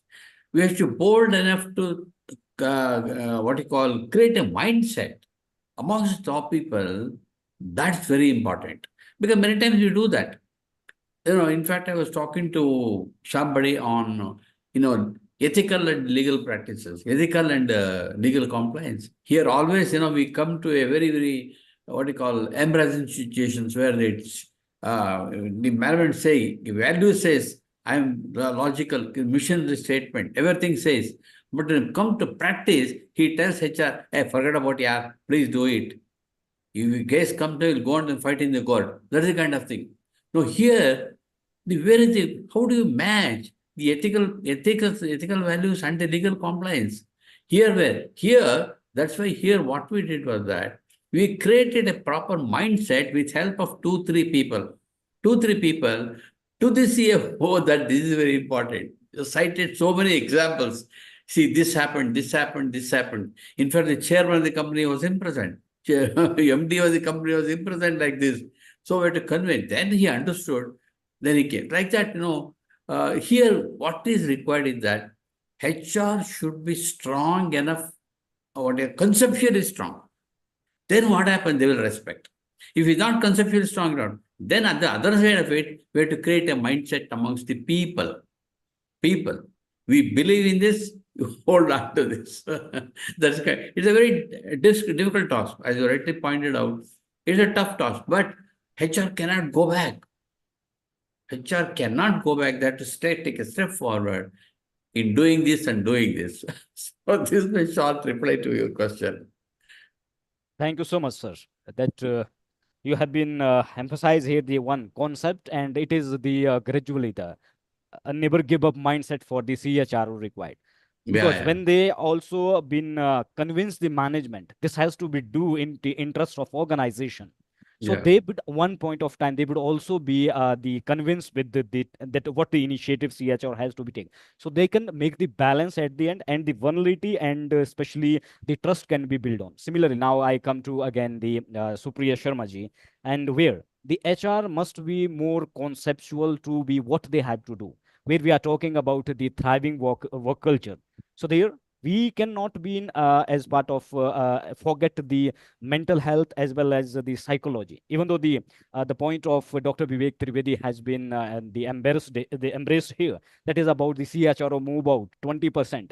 Reason the trust cannot be built with the management, and that is the vulnerability come out when the CHRO go to the management for some project approval. They said like I would quote the Rauser's that point that okay, just do it here, do it, but don't come for the money here. So that mentality and it creating the distrust and the vulnerability with the CHRO. So now it is in your opinion when we are going to build and the thriving workplace. So how do you see and what must be your advices in that? So it ultimately again boils down to the intelligence at the spiritual level that we have. How confident are we in what we intend to do for the organization? And that will only happen when I have a very clear vision of mine, and that vision aligns with the kind of organization that I'm associated with. So that is the first thing. I, in line with my vision, must associate with the right kind of organization which can support my vision, and in turn I can also support their vision by lending my contribution. And secondly, once as the HR person, if I'm involved with the organization, what's key for me is the communication. I must have the ability to communicate my ideas, my concepts, my strategies, my implementation ideas, my execution strategies, whatever I have in mind in order to do for the organization to make it a better place for people to thrive, for not only the bottom line to survive, but for the quadruple bottom line to flourish. What is it that I intend to do? I must be able to communicate as an HR. And it is very true that not all of us would be born with excellent communication skills. Not a single one of us was born with excellent communication skills, right? We just knew how to cry when we came into this world. Later on, we started learning how to smile, how to speak, how to pronounce words. And later on, we came to knowing one language, two languages, three languages. Today, we speak 7 languages or even more, some of us. So it's about enhancing our capabilities in terms of being able to communicate to the other party. And here, the other party, with reference to our question, is the management. How is it that we intend to add value? Not being looked at a cost center, but being looked at as a profit center. And that is where lies our capability of being able to carry everyone in the organization along. Again, boiling down to trust itself. And when will that happen? That will again happen when we have a very clear idea of who we are, what our vision is, and how it aligns with the vision of the organization. Then only we can take our team members along, we can support each other in order to achieve our goals and goals of the organization together. Because you know what happens in case I, in any organization or in a personal matter, if I'm not able to put across my point, or I say, oh, to the other person, oh, you don't understand me at all. It's not always the fault of the other person. I'm equally at fault. So it's 50-50. If my management is not ready to pass a bill for one of the activities that I intend to do, or is not able to understand the communication that I want to make regarding the change that I want to bring about in, let's say, the recruitment process, or building a different kind of culture in the organization that has existed for already 100 years, it is not the management's fault alone. Somewhere it is I also who am to blame. So I have to introspect. I have to see, how is it that I can propose my idea in a fashion that the other party is willing to understand? And when will that happen? That will only happen when I have the intelligence to understand the mindset of the other party as well. Maybe not create a new mindset for them, but align my mindset with theirs in a way that is ultimately for the greater good of the organization. So that is where, again, my spiritual intelligence lies as a team member in the organization. Yes. Great, fantastic. So it come about the when we have to create the value and thriving work culture. So it is about that I have to place my feet into the down the line or across the line. Till then, we cannot together realize the collaborative work culture. Either it is the top, bottom, the management, it is mid, and it is the bottom line. So now it come to as the Supriya ma'am has said. So where we have to be investment, and it is especially the distrust happen between the management and the CHR, where the reason of the leaving, that is about where some investment and how it has to be realized, where it is going. And then after the one statement by Rao sir has been said, okay, just do it, you have to do it either. So in that case, now I come to Dr. Vivek Trivedi ji. So the question is here, now when the organization have to create the thriving work culture, we just have to like training, we are doing the mentorship, we are doing hand holding, we are doing, but sometimes there are also some investment, the external resources we required. We like the you have been mentioned the one the marathon. However, that marathon also have some investment. When it has come to really building or developing the trust, so there your the investment, how long or how wisely the CHR have to move forward when they are dealing with, especially to the management, where on the expenses, So what types of either it may be the data specific also, or based on the data also, what is your suggestions and idea and advices where the investment had to be done by the CHR, either it is creating some the well-being, employee wellness, DEI, which we can do it as in the said it, the thriving work culture. So what they need to do or what they had to do? Sorry, I think my internet was little unstable. Okay, So I not an hope issue. So question is better, about right? the investment. Yeah, investment. Okay, right. One Yeah, part so that's which a very just give me, just you have been said that 20% CHRO leave. Reason is yes. that because I have also worked for the organization, you also work for the organization. Rao sir has experience of 50 years to working with the bottom level to top level. So the finance is the issue everywhere. Concern is Yeah. there. Sometimes it is also the part of the distrust, or that not that as a Priya ma'am has, Supriya ma'am has said, there the communication not been properly communicated to the management. What are the ultimate ROI they can be get or draw to the organization? So that is my question. How wisely, what data have to take care by CHRO to going to the boardroom or the CHRO, that the CXO, a cabin to this is my project. I need the finance for that. So what wisely decision they have to be make? So that is the question for you. Yeah, sure. I think so that's a very imperative question, and this is the need of an hour as well.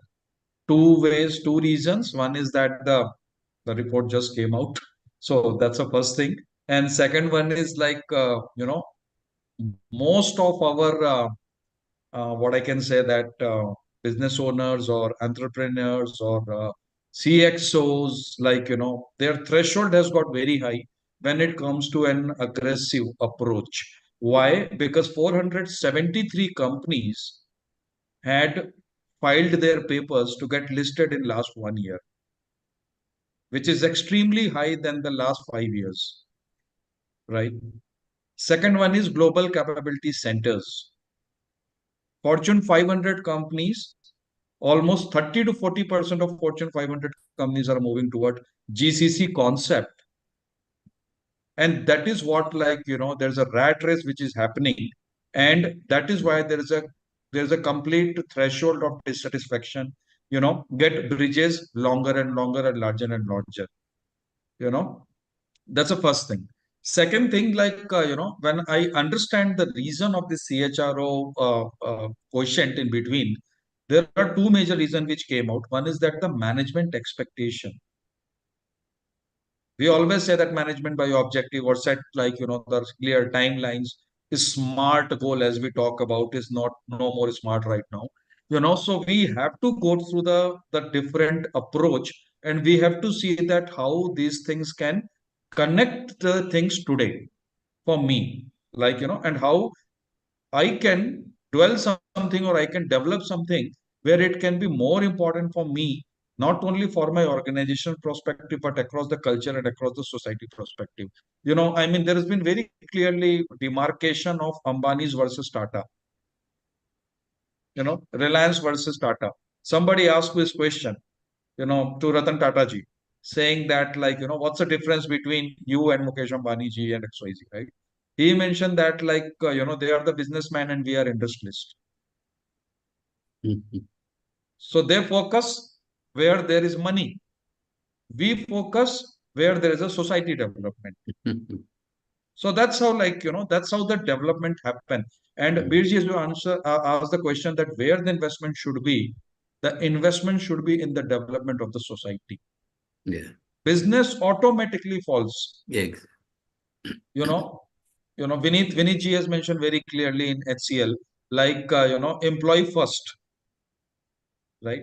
So what happened then afterward? HCL became the complete different, game altogether. The same way we have to look forward that how are I'm developing. I mean, I borrow the word what Sri Lata Madam has mentioned, Sri Lata Shankarji has mentioned earlier, is Gen Z and Alpha, Zen Alpha, right? So now what is happening? The next thing which is coming to us is a Gen Z and Gen Alpha. So we have to invest in them so that they can percolate our thought process, so that, like, they can cascade our thought process, and they should not have any kind of difference of opinion why cannot be I become a unicorn? You can see that, like, India is becoming the country of unicorns only, right? But what is happening while in getting to this Series A, Series B, Series C funding, the companies like Byju's and all that, they comes and goes. But the question comes is like, that what message you are giving it to the society. Okay, and that's the reason we have to be very clear in terms of our, roadmap, or as we talk about, like, learning roadmap, or even the organizational roadmap, business by objective, or when we talk about balanced scorecard, even in that case, we have to see that how much I'm investing in my people. Yeah. My people will be able to take care of the business. I'm just borrowing the word from Richard Branson, Virgin Atlantic, right? You take care of your people and people take care of your business, right? So it happens. It is there. And even we do it in our organization on a daily basis. Okay, there's a company called GitLab. I don't know. I mean, if I can just quote an example here, almost 5 different time zones. Okay, operations in around about 82 countries, and working with almost 3,000-4,000 of workforce with zero office. Zero office. How is it possible? Yeah, possible. That's the way we are changing. And that's the way we have to look forward to get into transformation. We were saying that, like, till the time my person will not pat my back, I'll not get motivated. No, sir. The world is getting changed. There's a zero office with a company which is running the world called GitHub. So GitHub is being owned by GitLab, right? And GitLab is a company which has got no office. And they have got amazingly doing well, not only in one geography, not only in one time zone, they are doing it in 5 time zones, including APAC, EMEA, and all that, whatever you talk about, right? So that's how, like, this has to be done, and this has to be taken forward, that how I'm investing, judiciously, and I'm harping the word judiciously. It shouldn't be only for one more HR budget or one more line item in HRMIS, but it has to be judiciously, include in my framework, so that I can invest in my people, and definitely I can make them growth and development, so that they can take care of the organization further well. Yeah, just a thought. Thank you so much, Thank you. Dr. Vivek Trivedi ji. However, when it come to the investment part, so when we come through or we are going to be realize the thriving workplace. So there it is most important the organization have to invest into the people. Now come to the question also, to whom have to be invest and what is the criteria to be measuring. So that come to the words of Mr. K. Vithala Rao ji, that competencies.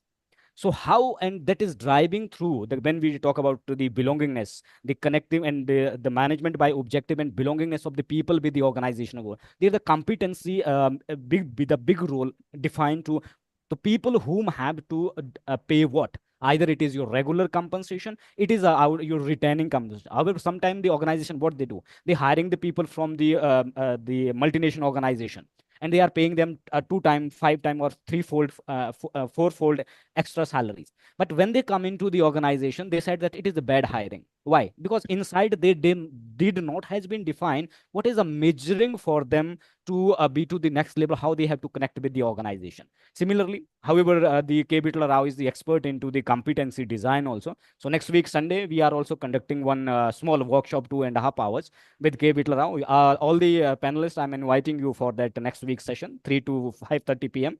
with the K. Bitla Rao ji, so that he can express or you can understand properly how the investment or other part to realizing the workplace through the competency, how it can groom the business. So it is now the final round. Only the 3 points you have to be just highlight.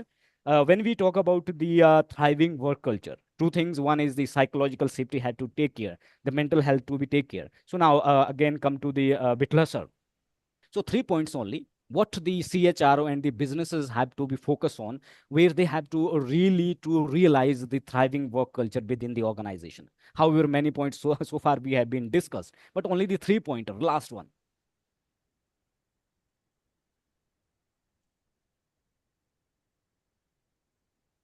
Are you hearing me, sir? That's for me. Yes. Can you just repeat it? I didn't hear properly. No. I'm that asking question. Only 3 point. So, what organization have to do to really realize the thriving work culture, as per your opinion and advices? Oh, yeah. Okay. You see, for that purpose, I said already that it has to be built in. The culture has to be built in one by one. It has to be built in. Now, here, the built in, when we want to do it, transparency and honesty on the part of the people is very important in culture building. Because when I want to convey something or when I want to do something, I should be very transparent and I should not hold anything in my heart and then do something. It should not happen. Then what happens? He trusts you and then you trust him. Once the trust builds in, the culture does. What do you mean by culture? Culture means, yes, how do I behave? How do I do it? How do I cooperate it? How do I do it? What is my discipline? How do I engage myself in resolution of conflict? This, that, all these things. So here, it has to be built in stages. It has to be monitored. That's very important. As I said already here, the managerial effectiveness is the key role. Managerial effectiveness. See, that one thing, number one, HR has to accept that is my response, number one. Second thing is, he must convey that message of managerial effectiveness to all the people, line managers, supervisors, managers, even the top. Then what happens when the managerial effectiveness comes in the picture? Then automatically, they start practicing. Once they start practicing, the culture building automatically arises according to me. Because that's I've seen in many companies where it has been, I gave an example of one company where we have done it. Like this, there are many companies. Even we were able to convince a very tough trade union to accept the principle of capacity to pay the wages, depending capacity of the product to pay. We convinced him, even though he's a very tough communist leader. Why? Only by our transparency, only by our fairness, only by this one. Very, very frankly, we put the projected transparency, everything we projected. We were able to convince him.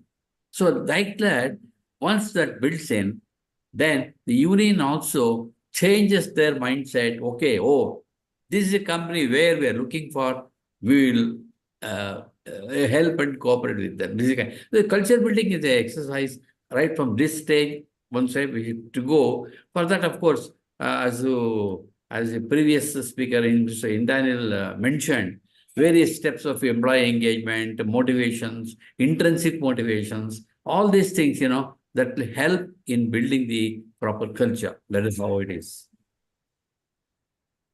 Yes, sir. Thank you so much, sir, for your the fine-tuned statement about how the culture can be built. Now, finally, only 3 statement or the 3-pointer I am going to Supriya ma'am.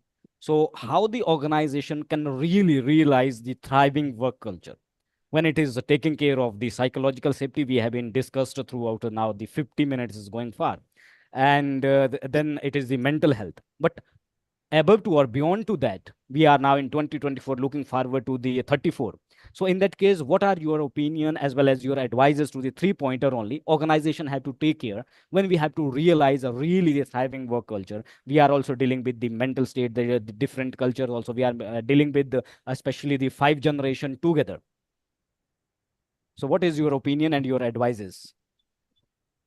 Sure. The first thing that I would like to highlight is sustainable decision making, which means when we are making decisions at any level, let's not think of the short-term impact, but let's have an eye on the longer-term impact that my decision has. For instance, Dr. Trivedi spoke about the investment in the society. It's certainly going to have a positive repercussion on the company's performance or the success of the company, which speaks for it. So if the company is thinking in the long-term direction of benefiting the society, let's say, automatically the business is taken care of, right? Then number 2, creating an experience, because here in the present date, we are no more in the goods economy, we are no more in the service economy, we are in the experience economy. And therefore, it is imperative for us to create memorable experiences for our employees, who will in turn create experiences for our other stakeholders who are involved in business, whether they are patrons or whether they are your actual customers who are buying your products and services, or your suppliers, whosoever might be the various stakeholders involved in business. It's imperative for us to create memorable experiences for them, because that is what will make them come back to us time and again, but not for only once. And then the third thing would be considering our people as our competitive advantage. So, gone are the days when strategy used to be about the cost leadership or the product leadership. Here in the present day, our people are the most important assets that we have. And those are the ones that we need to carry along together, that we need to nurture in a way that speak for our competitive advantage when we are in business. So automatically, once we are taking care of our people and ensuring their growth, and letting them know how we are ensuring their growth in addition to the growth of the organization, I think we are already number one in the competition. So those are the three highlights from my side. Fantastic, great. So it means when organization have to grow, there is most important.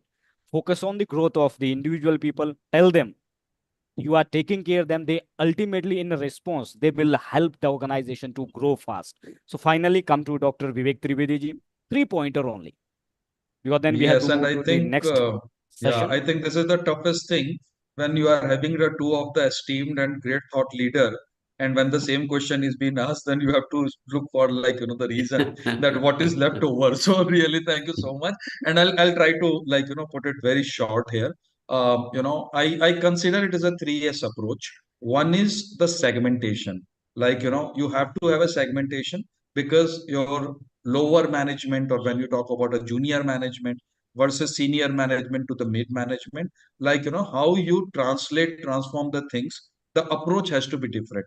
It cannot be one size fits all approach. So that's what you have to do, the segmentation to that. That's the first thing. Second one is called a systematic and structured approach. You have to have a system, which is includes of, like, PPT, as we talk about, people, process, and technology. All three things has to gel well and gel well together. So then what will happen, your thought process will get further cascade. So that's a second step in terms of systematic approach. And last but not least is called scalable, whereas your all the initiative or whatsoever initiative, it has to have a same impact, whether it's a one office or a one person office or a two-person office, as majorly engineering companies start with a resident engineer approach versus to a cross country, experience also, right? So these are the three things which I would like to put it forward. So, that's the first one is basically the segment. Second one is systematic approach, and third one is scalability. So just a few points here. Thank you. Thank you so much, Dr. Vivek Trivedi ji, giving your 3S strategies and however it is helping to the organization as an systematic way to go to that developing and thriving culture. I also thank you to the Supriya Sharma ji for your great idea and how the organization had to become more realize the thriving culture into organization. When we care about the people, so automatically psychological safety as well as the mental health come into together. And secondly, when we are investing to them and then telling to them we are caring, so in reverse, so everyone can be that reverse. So it is a vice versa like thing. When someone is caring me, it is my responsibility and accountability. I have to care toward that too. So similarly, that approach will help the organization to realize the thriving work culture. And finally, and K. Bitla Rao sir, thank you so much for giving your time. And today also, however, it was the 45-minute session only. You haven't given around more than 1 hour. So thank you so much for your time. And next week, Sunday, and there all the panelists would be there. I have invited all that.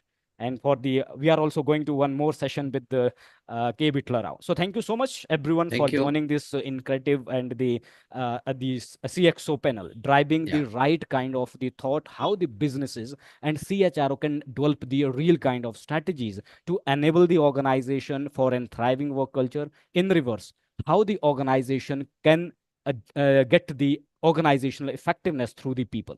So now I am moving to the next section, and that is the final presentation of this today's whole conference, which we have been started 12:30, and now it is 7. I'm going to invite Mithilesh Chugadar, and he is one of the performance coach from the performance institution. And kindly, can you open your screen so that I can personally invite you here?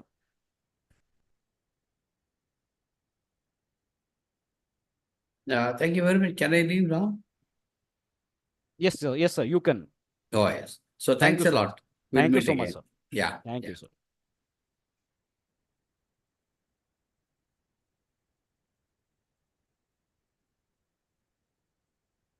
So here I'm pinning Mithilesh Jugdar. So let me just introduce Mithilesh here to all the participants and the panelists. Then we are, here is the finally, and Mithilesh is going to be express his thought on how to create the real roadmap to and the cultivating and the thriving culture for the organization. What organization have to do, how they can do it. And Mithilesh Chugdar is the performance coach, and he is founded the Center of Excellence in Performance, helping the businesses how to move ahead into the area of aligning organization, the people and the culture together to making it happen for the organization.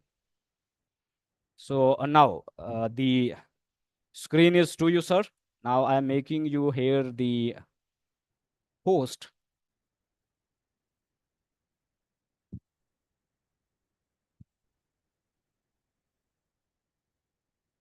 Just you are mute. I am not hearing you. So kindly unmute yourself. Yes, am I audible? Yes, you are audible now, sir. Very nice. Thank you so much. So now you are So the host. Yes, please. that's fine. Thank you. See, I was listening to the discussion, very enlightening one, and, I'll begin with what Supriya ma'am just said. She talked of spiritual intelligence, right? So this inspires me to talk of something very very amazing, and that is called the philosophy of yoga. We have three yogas which everyone knows: Karma Yoga, Bhakti Yoga, and Jnana Yoga. And Yes, these sir, are three definitely. philosophies, three way of beings, three philosophies, three way of being. These are not three techniques or something like that. Three way of being, three way of thinking, three ways of living. So let's define all the three. I'll just take 2 or 3 minutes and then we'll begin, because this is very important to understand culture. Yes, definitely. The first philosophy is Karma Yoga. The thought process of a Karma Yogi is that whatever I do, God is with me, God supports me. So I am the doer and God is supporting me. Now this applies to a corporate leader or a founder of the organization. Whatever I do, my team is with me, my team supports me. That's a Karma Yoga philosophy. Then comes the Bhakti Yoga philosophy. This is about whatever I do it for God. It's surrender. The same applies to a corporate leader. Whatever I do it for my team. And the third philosophy is Jnana Yoga. Me and God, we are one. Things happen because of this oneness. This applies to leadership. Me and my team, we are one. And when me and my team, we are one, wonders can actually happen. When me and my team, we are one, this is an amazing culture. Hope you are all with me. Hello. Hello. Yes, sir. We are all with you. You are audible. Wonderful. So that's an amazing culture. That's an amazing culture. When the leaders come from this philosophy, me and my team, we are one. It's not just the leaders, it's the team also comes from this philosophy. We and our leader, we are one. It's that feeling of oneness. So how can we come across or build that feeling of oneness in the work culture, in an organization? That is a culture. And Dr. Rao said something so amazing. He talked of behaviors. So I'm going to talk a lot of behaviors because behaviors are so important to build culture. And yes, I'm Yes, facing definitely. two challenges today. Technology, we can never trust technology. And my laptop crashed today, so I don't have a PPT. But Okay, I'll make not it an issue. very interesting. That's my commitment. This, and the second challenge I'm facing is my internet today is like very shabby. I may get offline. I'll get back in maybe a few seconds, and we'll continue. So please bear with me on these two aspects. But Not an issue, PPT is sir. never a problem. I You have have given us everything, time, you have given us your entire data valuable there. time. So this is more value to us. We, So you we have continue, please. we will talk a lot. We will talk a lot. So I'll just brief about my career. In the last 15 years, I have built work culture in 67 organizations. And currently I'm working with 3 organizations, building work culture with them. So my forte and my expertise is building work culture. So what we are going to reach, we are going to just talk. And my first question, I'll ask a few questions and I'll then try to address a lot of them as well. The first question to all of you, my dear friends, is there are 3 keywords: vision, purpose, and values. Purpose can be interchanged with mission. So Yeah, there are 3 definitely. keywords: vision, purpose, and values. What is the correlation? How are these 3 related? If someone can help me with this, please. Dr. Vivek ji, are you there?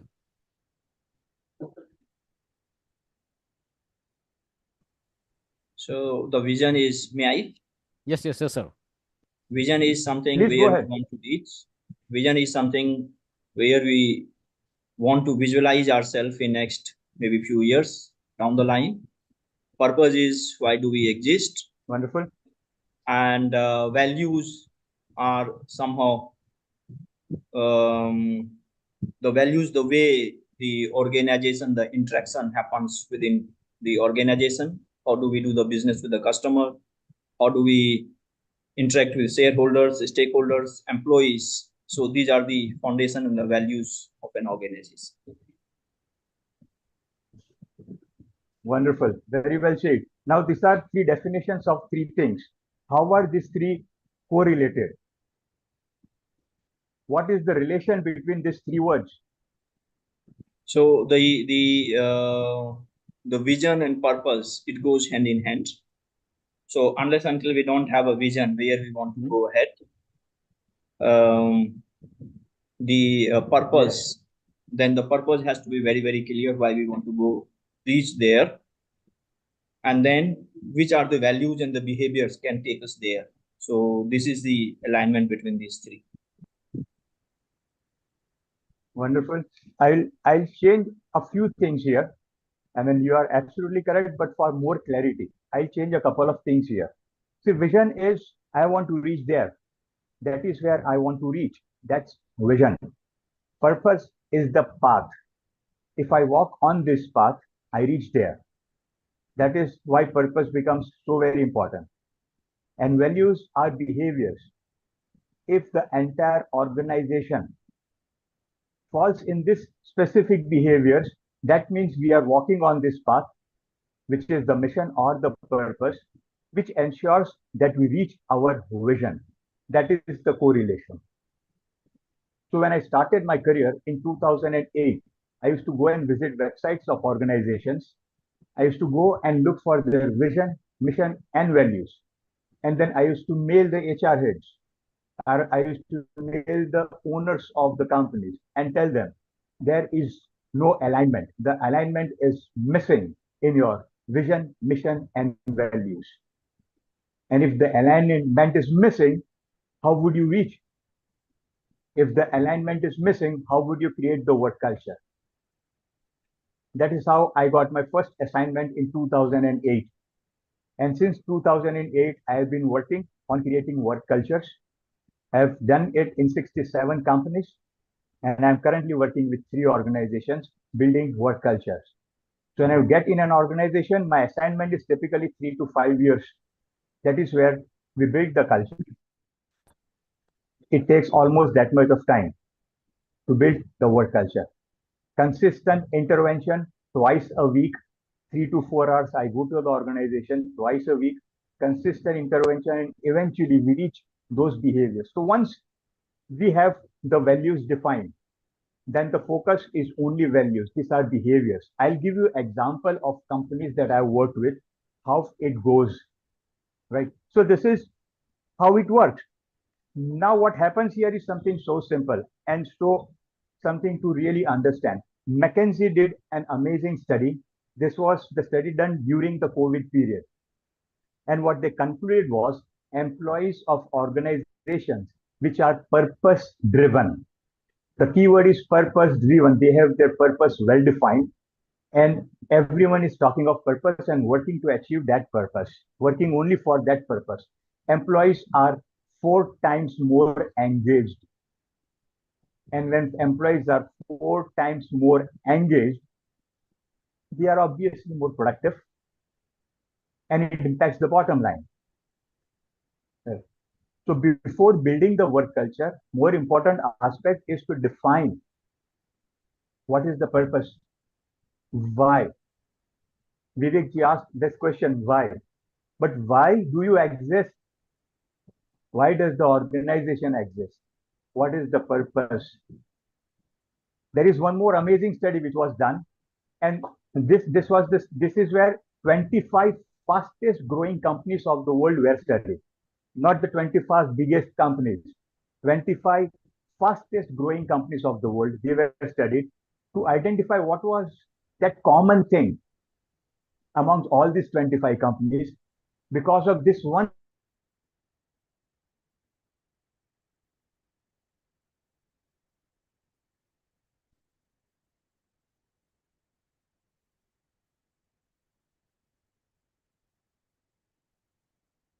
purpose is so big that it is going to impact the entire humanity. Massively transformative purpose. If you go and Google, you will get ample of data about massively transformative companies, examples of their purpose statements, and the companies which are following these purpose statements. Now, once the purpose statement is defined, so I'll give you an example of an HVAC company that I have been working for some time now. So this company is primarily into doing green room applications for pharma company, right? And once a pharma company has to establish, the last agency to get into the factory premises is the HVAC company. So they have a project deadline, and the deadline falls entirely on the HVAC company because they're last agency to enter. So the biggest thing is they never have a peace of mind. Their clients never have a peace of mind because the project manager there is already late and is putting entire pressure on this agency, who can never finish in that little time because they have already been handed over the premises late. So ho hi nahi sakta hai. Now, after a lot of brainstorming, they shared this challenge with me. And then based on this challenge, they defined their purpose statement as to give peace of mind to all stakeholders. Now that is the purpose statement. Why do we exist? We exist to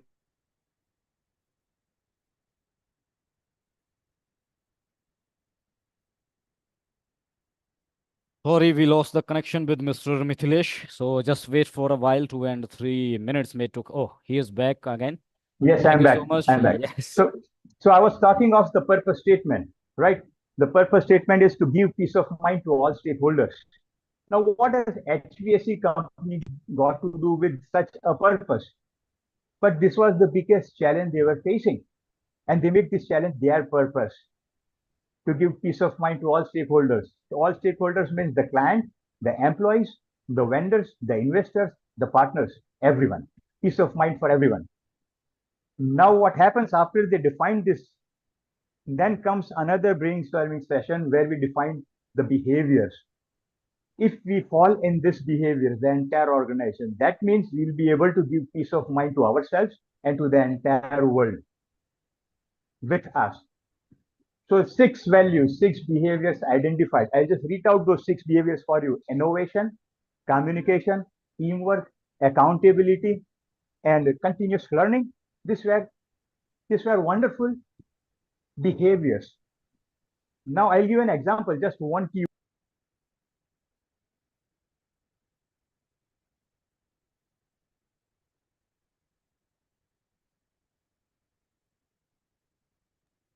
Hello.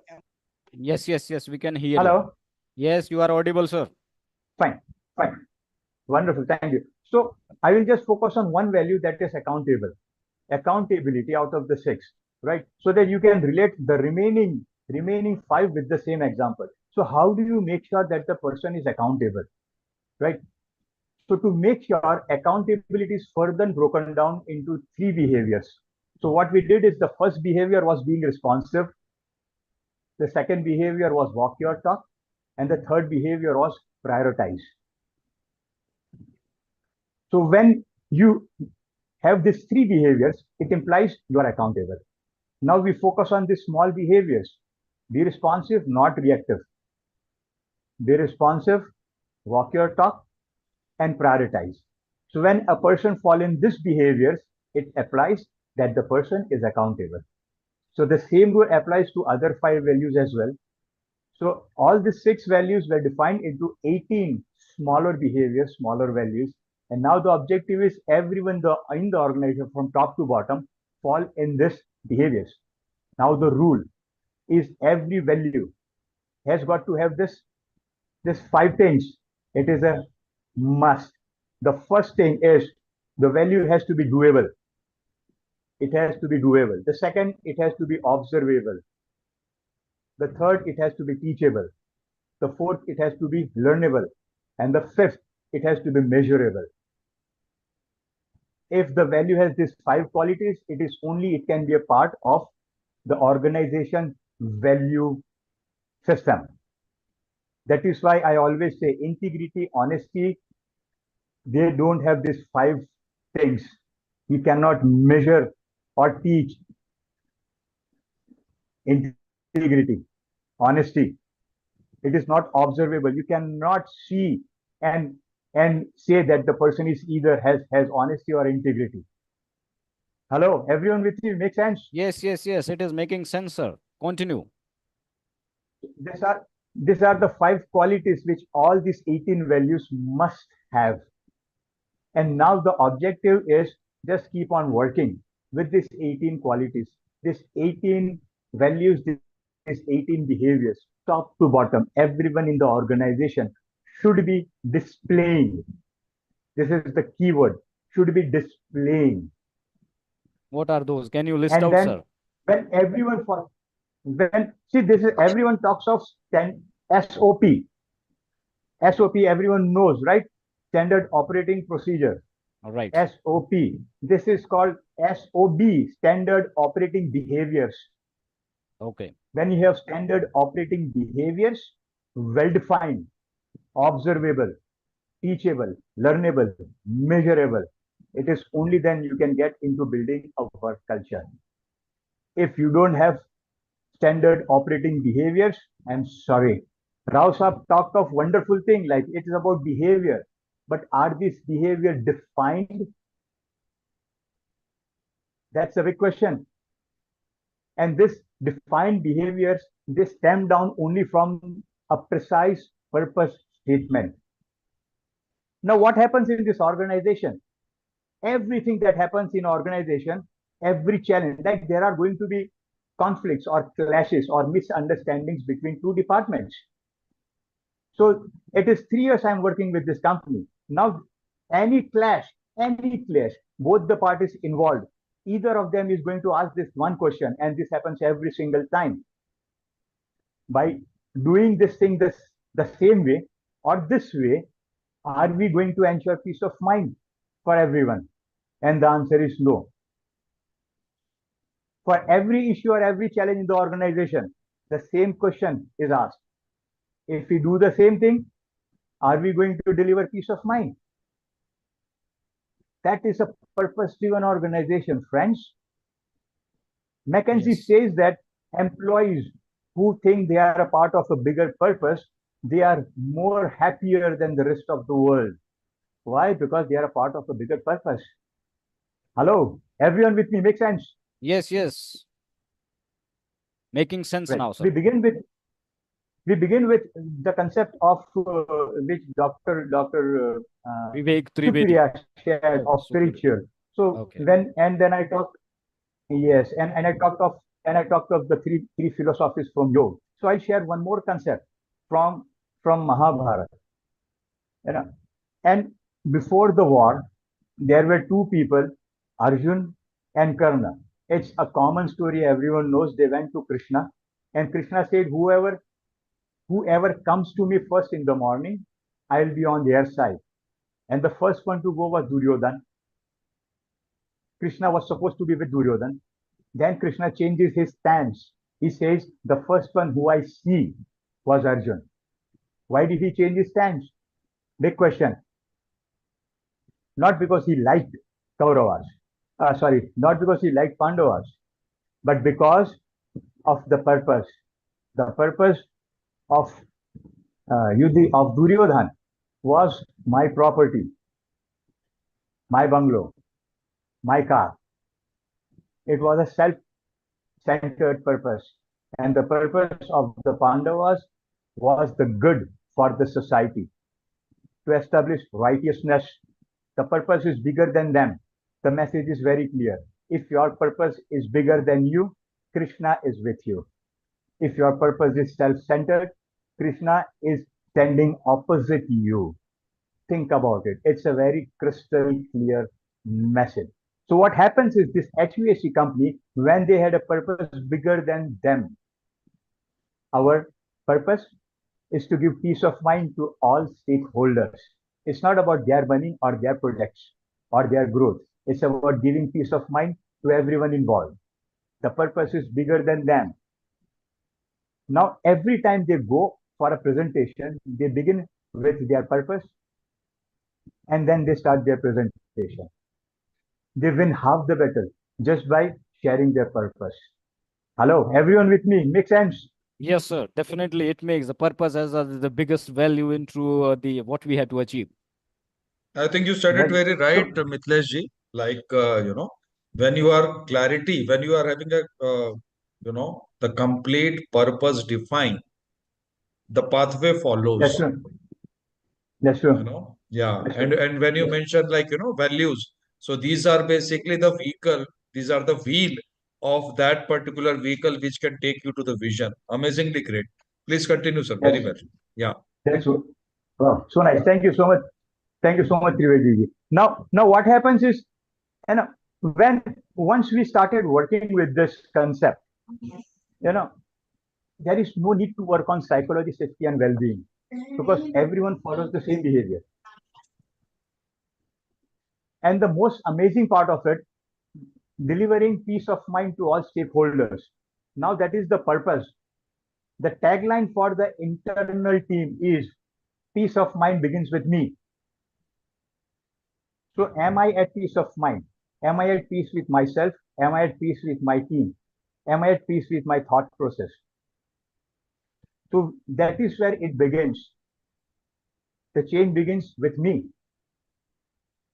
Another client of mine, they are into manufacturing of flow meters and a lot of other instrumentations. What the purpose that they defined for them was transforming lives with innovative ideas.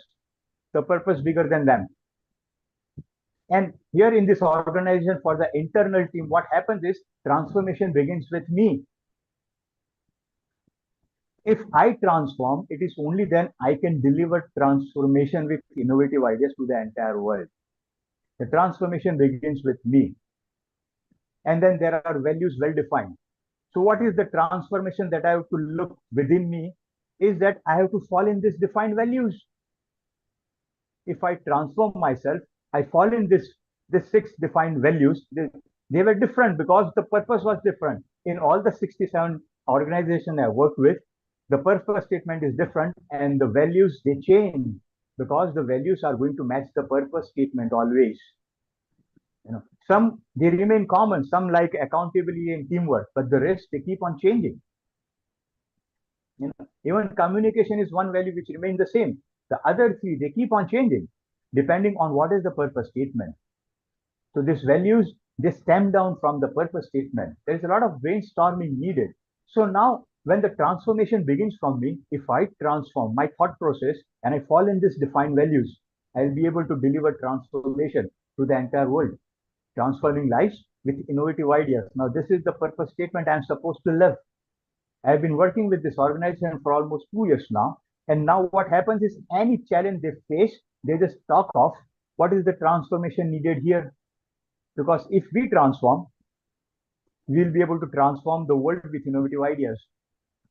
Every challenge, every issue they face, they come up with the same question, which is their purpose statement. The first transformation, it begins with me. The HVAC company, they begin with the same question. I have lost my peace of mind. What can I do for it? It is only when I am at peace, I can deliver peace to every stakeholder. So this is how it works. Now, when we work from this philosophy, when we have standard operating behaviors, there is absolutely psychological well-being and safety. You don't need to work extra for it. But building this values needs a lot of intervention and working with every individual, every team, especially all the top. I'll give you an example of this flow meter company I worked with. We hired a national head of sales. So till the last 6 months, the owner was taking care of national heads and he has the entire team reporting to him. Now we had a national sales head, someone who is experienced of 28 years in the instrumentation field of sales, national sales. So we hired a national sales head. Now this person, very strategic leader, very knowledgeable, and a good team man, right? Everyone in the organization, they accepted him as a leader. That was the best part of it. Now, since he had come from a multinational culture, and yes, they had values defined, but they were not following the values. The work was being done by only one method that happens in the entire world. To get results, there is only one force. It's called pressure. The better way of working is you get results with work culture. That is a stress-free way of working, and that is a way of effortless growth. That is my experience of working with 67 organizations. It's a process of effortless growth. It takes some time to build it, right? So now what happens is in one of their meetings, there was a girl in tendering team, like she was assigned a task by this leader, and this girl refused. Sorry, sir, I will not do it. She gave her reasons for it. Now this hit this man, his ego. It happens. A leader of 28 years and a girl like maybe 2 years of experience says no. Sorry, sir, I will not be doing this for her reasons. She gave a reason, but now that was an ego issue. And what happened is that appeared something which is called personal bias, which happens in every organization. All with me, guys? Yes, we are with you, sir. Hello. Yes, sir. Yes, this happens in every organization, right? So when that happened, this girl faced some challenges, and the challenges were so big, so humongous that there were two of the other employees who approached HR and talked to the HR saying that like there is harassment happening to one particular employee and the organization is not doing anything about it. And the HR immediately comes to me and tells me this is something that has happened. And now I sat with the leader and I just asked him one simple question. Our purpose is transforming lives with innovative ideas. Now tell me one area of your life, of your leadership, which if you are able to transform, you will be able to transform your entire team. That is when we transform lives with innovative ideas. 21 years or 28 years of experience, guys, smart guy. He immediately told me, well, this is the issue. I cannot handle this because this happens. This is how I have been throughout my career. Because this is something that I have faced and this is the only thing that I've seen. And now there is the process of intervention and I helped him transform. And now he has been again accepted as an amazing leader in the same organization. And the same girl is reporting to him and she is so happy working with him. That's the power of the right purpose statement. Hello, yes, everyone with me, makes sense? Yes, it makes sense, sir. So everything is now focused on this one word. If I transform, I can help others transform. Because the purpose of my organization is to transform lives with innovative ideas. Now we Yes. go to departments. So every department, now what is the transformation in the department so that we can do it better? We can be more productive. We can do the same thing in less time. Transformation begins with me. So it is that purpose statement, that only discussion happens on this purpose statement. And the only things that everyone in the organization observes is values. So we have a system of observing values. Every organization I work with, we have a system of observing values. Every employee observes values in other employees and they write it. How do they write it? They first write the context. This is the context in which this person showed this value of the organization. And this was the outcome. So every employee keeps on writing, observing and writing values of whatever they see in the organization throughout the day. Yes. And then the entire thing goes to HR and the HR compiles it. And I don't have a lot of time, but yes, I have completed my 30 minutes, but I'll just close with one last Okay, carry on, thing that I would like sir. to share is then what happens is everything in the organization is value based. Interviews are value based. In the interviews, what is being identified is the values of the candidate and whether the candidate will be able to match the values of the organization. Skills are easily teachable. Values are not that easily teachable.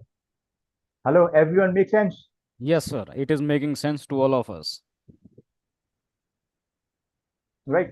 So everything is value based. And then when we talk of appraisals happen on a performance value matrix.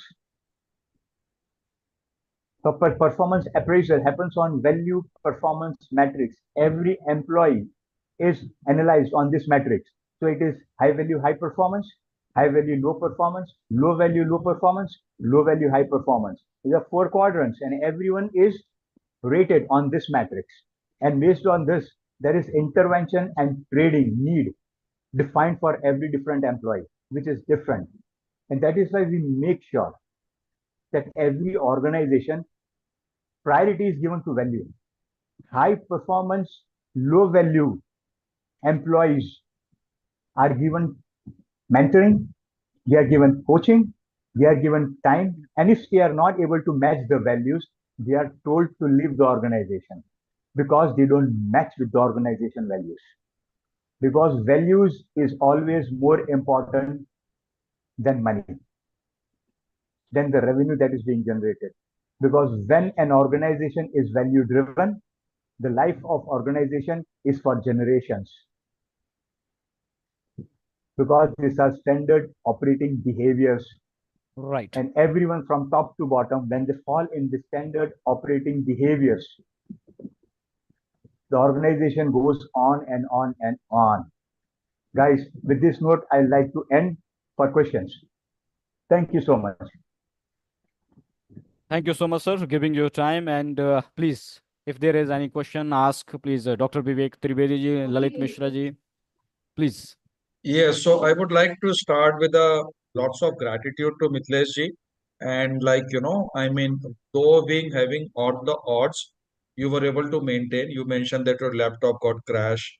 You mentioned that even the net was not working well. But still Yes, I got offline once.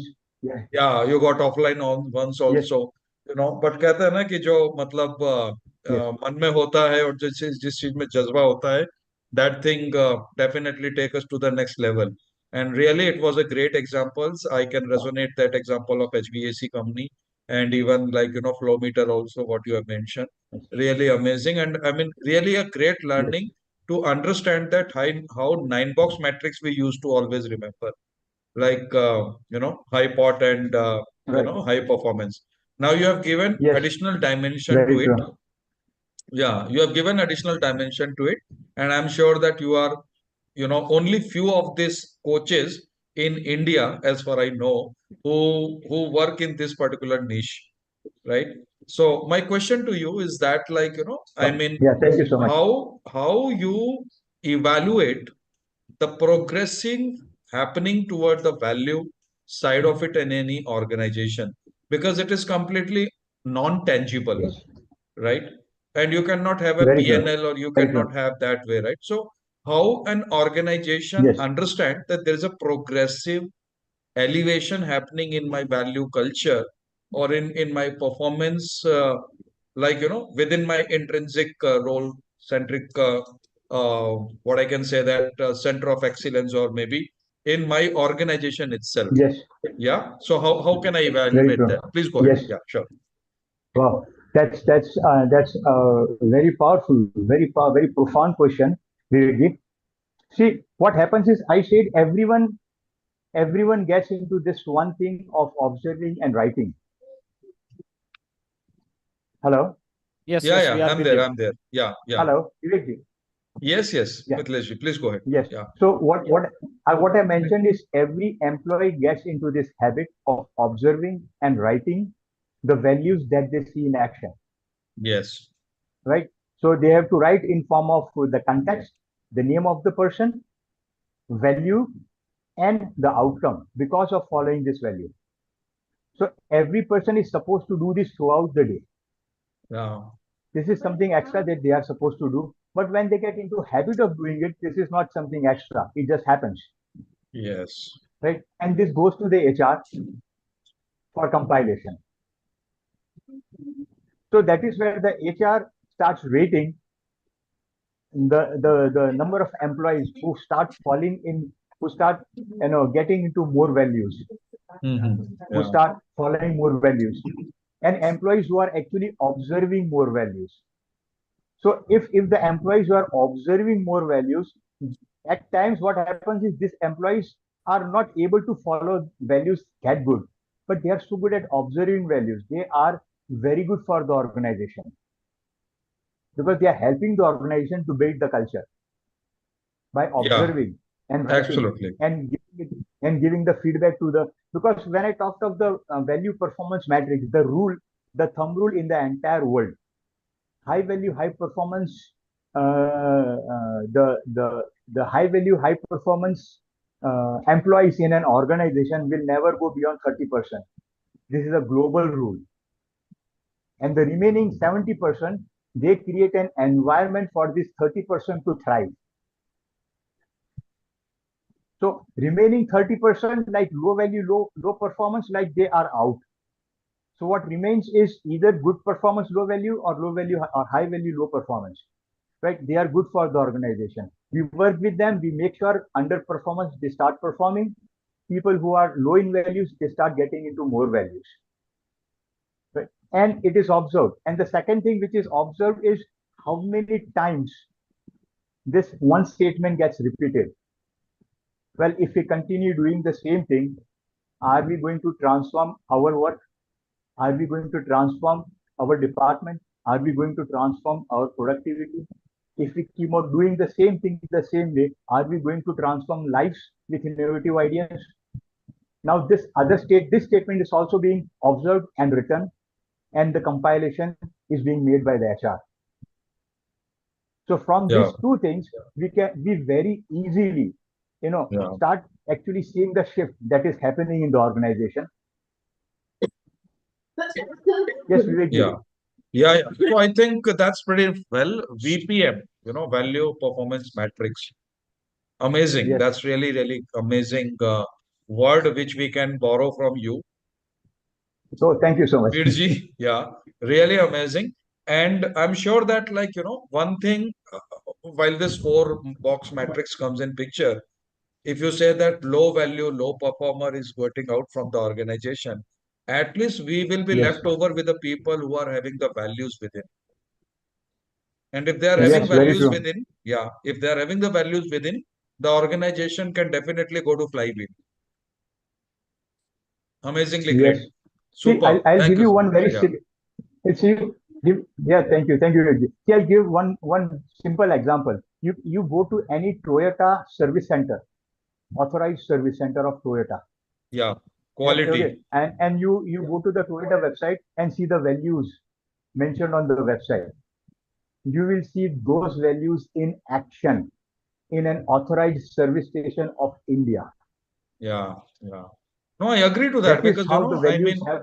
yeah, if I can add example of Tata, Taj Hotel, when there Very was, true. Very 26/11 true. happened, that time, like, I mean, Yes, the very people who true. were there, they were exhibiting servitude. Yes, They were not waiting for their life, whether yes, this is that's happening true. or not.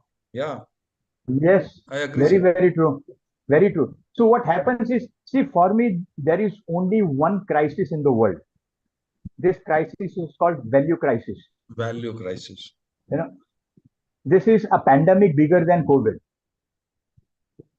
Every Business breakup is pandemic. because of We can value say crisis. that as a business Huh? pandemic. Business pandemic. This is business pandemic. This is The business only crisis pandemic. in the world is value crisis. I mean, Value it's not just crisis. business. The challenge is between father and son. Father and son is value crisis. Husband and wife is value crisis. Friends is value crisis. Business partners is value crisis. Anywhere we see, the only challenge people face is value crisis. If we can build values, wonders can happen. Yeah. Yeah. Yeah. There is a saying, And see, the Swadesha best Budesha part that happens. Rajyata. Yeah. Yeah. I mean, there's a saying in Sanskrit, Swadeshe Pujyate Raja Vidwan Sarvatra Pujyate.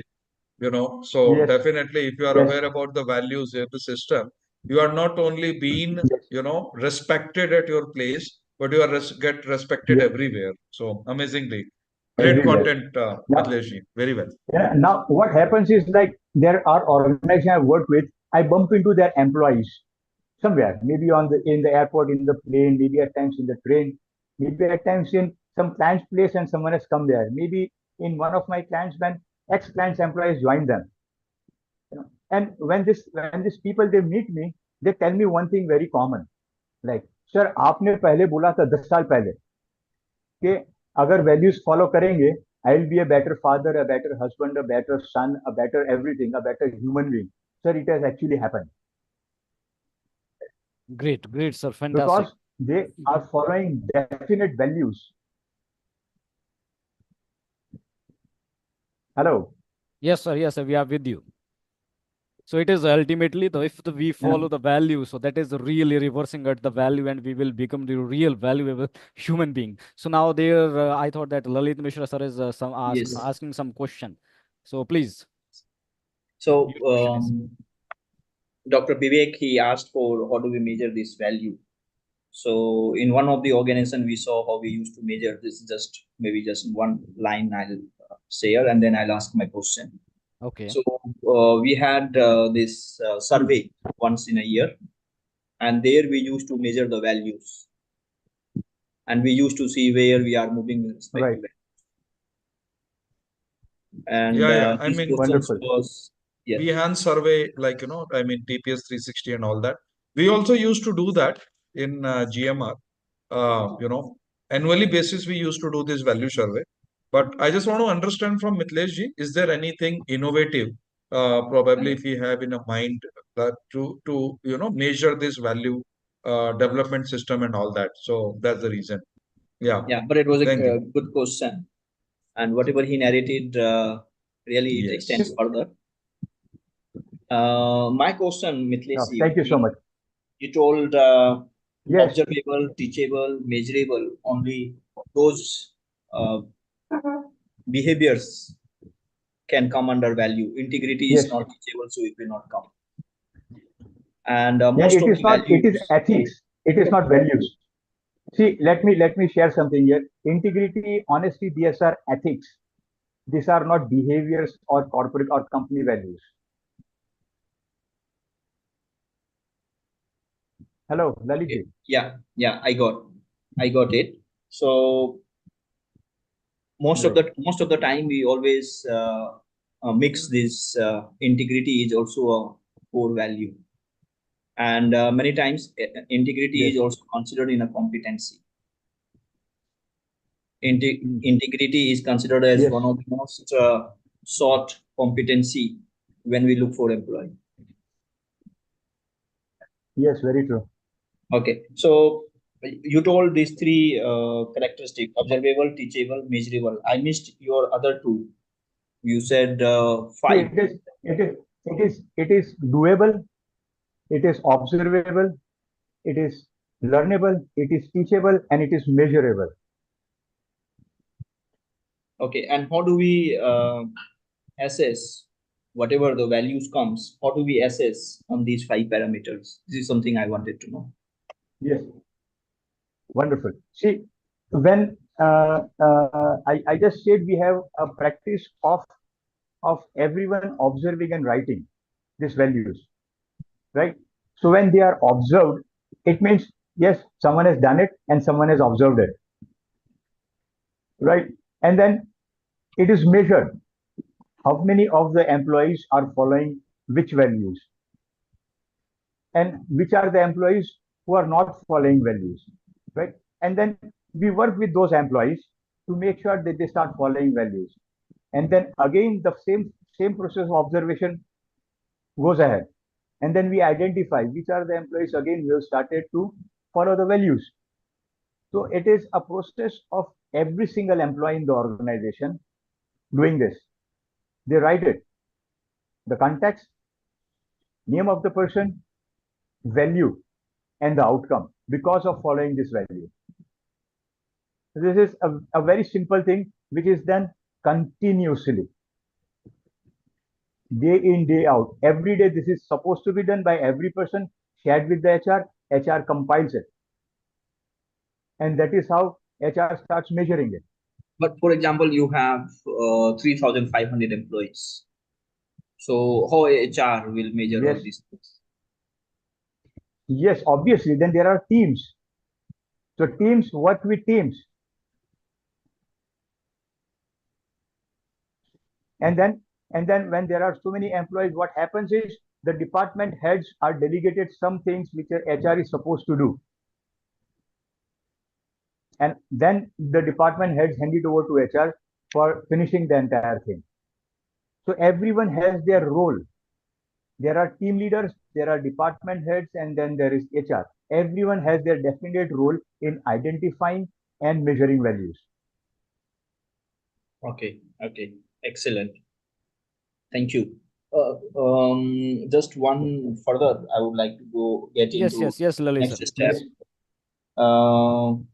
So while crafting these values, we need to assess those values against these 5 parameters, if my understanding is correct. Yes.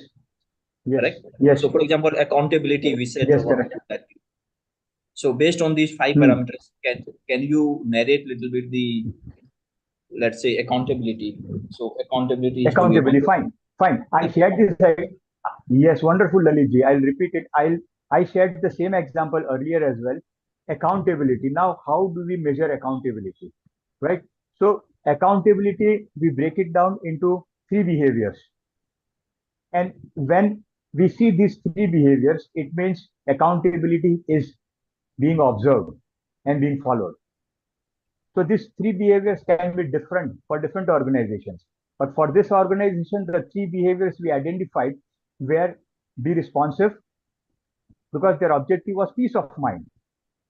Be responsive, right? The other was walk your talk. And the third one was, I forgot it. I mentioned it earlier. You said prioritize. Yes, the third one was prioritize. Yes, the third one was prioritize. So now these are 3 behaviors. Right. So when you follow these 3 behaviors, it implies that there is accountability. You get the point? So accountability is based on these 3 behaviors.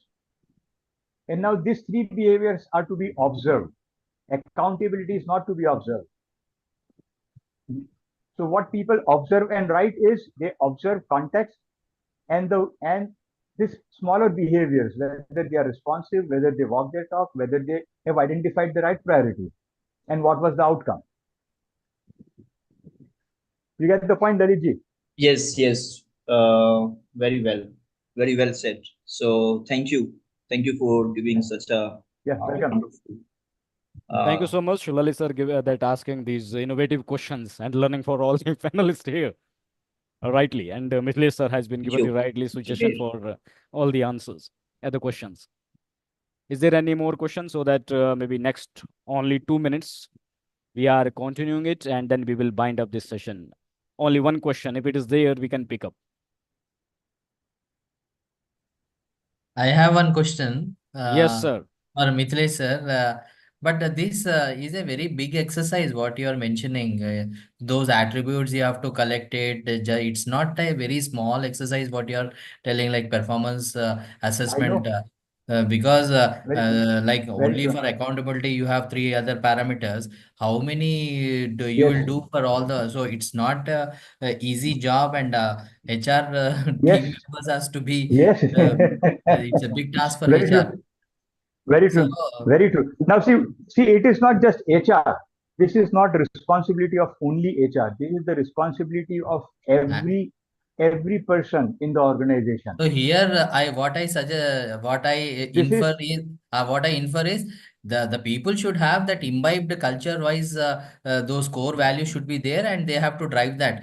And we have to observe as a HR, or we should develop a core team who can observe these people rather than making them write very true. all those things. A big exercise every day writing. What is the outcome of that? See, So I don't think by writing every day a sheet of paper, I will do what I will do. Again, next day वही गलती करेगा. So how will you assess them? So I feel that the core values, there should be a core committee. We should evaluate those people, and we should drive those sessions. We should drive those sessions with proper modules of explaining them the trust and integrity and the core values of what the company has. I see, think Sharad it sir, can be yeah, done in Mithilesh sir, different if you ways. allow me, probably Yeah. I'll give a Yeah, practical please go ahead. example. Yeah, like, I mean, Please go because ahead. we did it for more than 12,000 people. Mm. So Yeah. Right. how this can be possible? I'll give a very practical example. Yeah. And this example belongs to GMR. Like, we identified six values in total. And then we created a complete awareness session. One. Second is that we started creating a value champions. Yeah. That is nice. Yeah. Yes. And then these value champions start creating and, cascading their values to the Correct. next level and third level Correct. and so on, Even so I have forth, right? recently given a the sessions on my core values, the company core values, Yes, yes. accountability, integrity, all the 7 values we have, Yeah. innovation. So those are the areas where I also gave small notes to them. Yes, So yes. we should believe first. We should believe Yeah. our employees. What I suggest, No, you and are then absolutely right. When you say that it because is not a role of yeah, an HR, it yeah, is an all Yes. employee responsibility. yes, yes. Definitely, yes. And it drive through the top management. Yatha Raja Tatha But Praja. yeah, but Mithilesh sir, you have really given good insights on this. Really, Yeah. those attributes, three attributes you have to I see, think I and suggest then Veerji to have a panel discussion next time Yeah, on this definitely, value belief definitely. system. Yeah. No, I am thinking about, so there 2 and 3 hour of one separate session I would like to be conducted with Michelet sir. yes, Mithilesh ji, Today, yeah. yes. And there that core team of you, the panelists of 2 days, and then other people, we will connect around 50 to because 100 this is a number of the very big people. topic, sir, and it is Right, a right. core topic for any organization. So I think Yes. this is a very I good think, topic where we can have performance yes. assessment, And core values. right. Yeah, And Mithilesh ji, definitely. if I'm not wrong, had you given the talk on this World HRD Congress also in the month of Feb in Taj? No. No. No. No. No? Okay. Yeah, because No. I just sort of like, checking with Okay. you. Yeah, because Okay. there was such a similar type of session, and that Okay. session was being liked by many people. So, Birji, Yeah. this actually gives Yes, us an inference that, like, how much this people has are inquisitive to, take Yeah. the knowledge forward. Yeah. yes, this has been picked up and possibly into the Mm. August month, first week. So Yeah, I will line exactly. up with the Mithilesh sir, and 2 and 3 hour of one session we are going to conduct for our community, and the Correct. top leader of our community we are going to bring them. So thank you so much everyone for joining this great conversation and this conference today. However, the time aligned till 7:30, we have been now 8. Why it may be for next 5 to 10 minutes, but I have another session at 8, so I want to bind up it here. Oh So my thank you God. much. Thank You you have so got much another for session at 8 o'clock. yes, 8 to Hats off to 8:30. you, I am sir. again in again. 12:30 onwards, you are sitting, and Not I an think issue. Sometime it is the last time. nobody else cannot give, like, the vote of thanks can be definitely given by Sharad Chandra, sir. Oh, You always. know, yeah, Really, sir, thank you so much. yes, So yes. sometime it is Mm. happening. I am in the around 14-hour continuing to the sessions. Oh So it my is that the God. core value of similarly what we I have to live, then I can have ask it for the other to live also. So thank you so much everyone for joining and contributing. Special thank you to all the panelists. So let me one time give a thank you to all the panelists and the speakers who has been joined. Just in quickly in the 1 minute, I'm sharing the screen. We also want to thank, like, give a word of thanks for you, the people manager group, Dr. Vivek sir, a very respectable person and deep knowledge on various aspects. What I saw, really, sir, a good connect with you, and then Mithilesh sir, and definitely Virji, you have a enormous. I mean, you are a knowledge hub. What I see, because you cover all the areas and you start and you moderate. So there's a great learning from your end also, sir. Like you have been a great. I mean, this is our second time, but you are a knowledge hub. What I see, and definitely that is been drive down in the all the entire sessions. So, and with our insights, definitely the sessions are very knowledge sharing and great learning for all of us. Thank you so much, all of you, Vivek sir, Mithilesh sir, and Virji. Yeah. Thank you so much, Sharad sir, giving your kind words. However, this is this at the beginning I have been shared with. I cannot do it myself as of now as an individual. It is as of the your expertise. Then you make me to drive these things into the into the paper, and then I just share it with you as an the speaker guide. And thereafter, it is also the similar like kind of the senior people you like who has working for the organization, whom I have worked for the 15 years into the organization. Those there I learn these things to be work deep. However, what I have been done, so I thought that it is not at par as the knowledge, but still there is the improvement all the time. So in the next time we are coming up with this big event on October or maybe in November mid, so that will be more improved where your the knowledge which you have been shared, the suggestion, advices, so that all will be curated into their session, and you also been invited for that session too. My team and I will be connected. However, this is within the mission.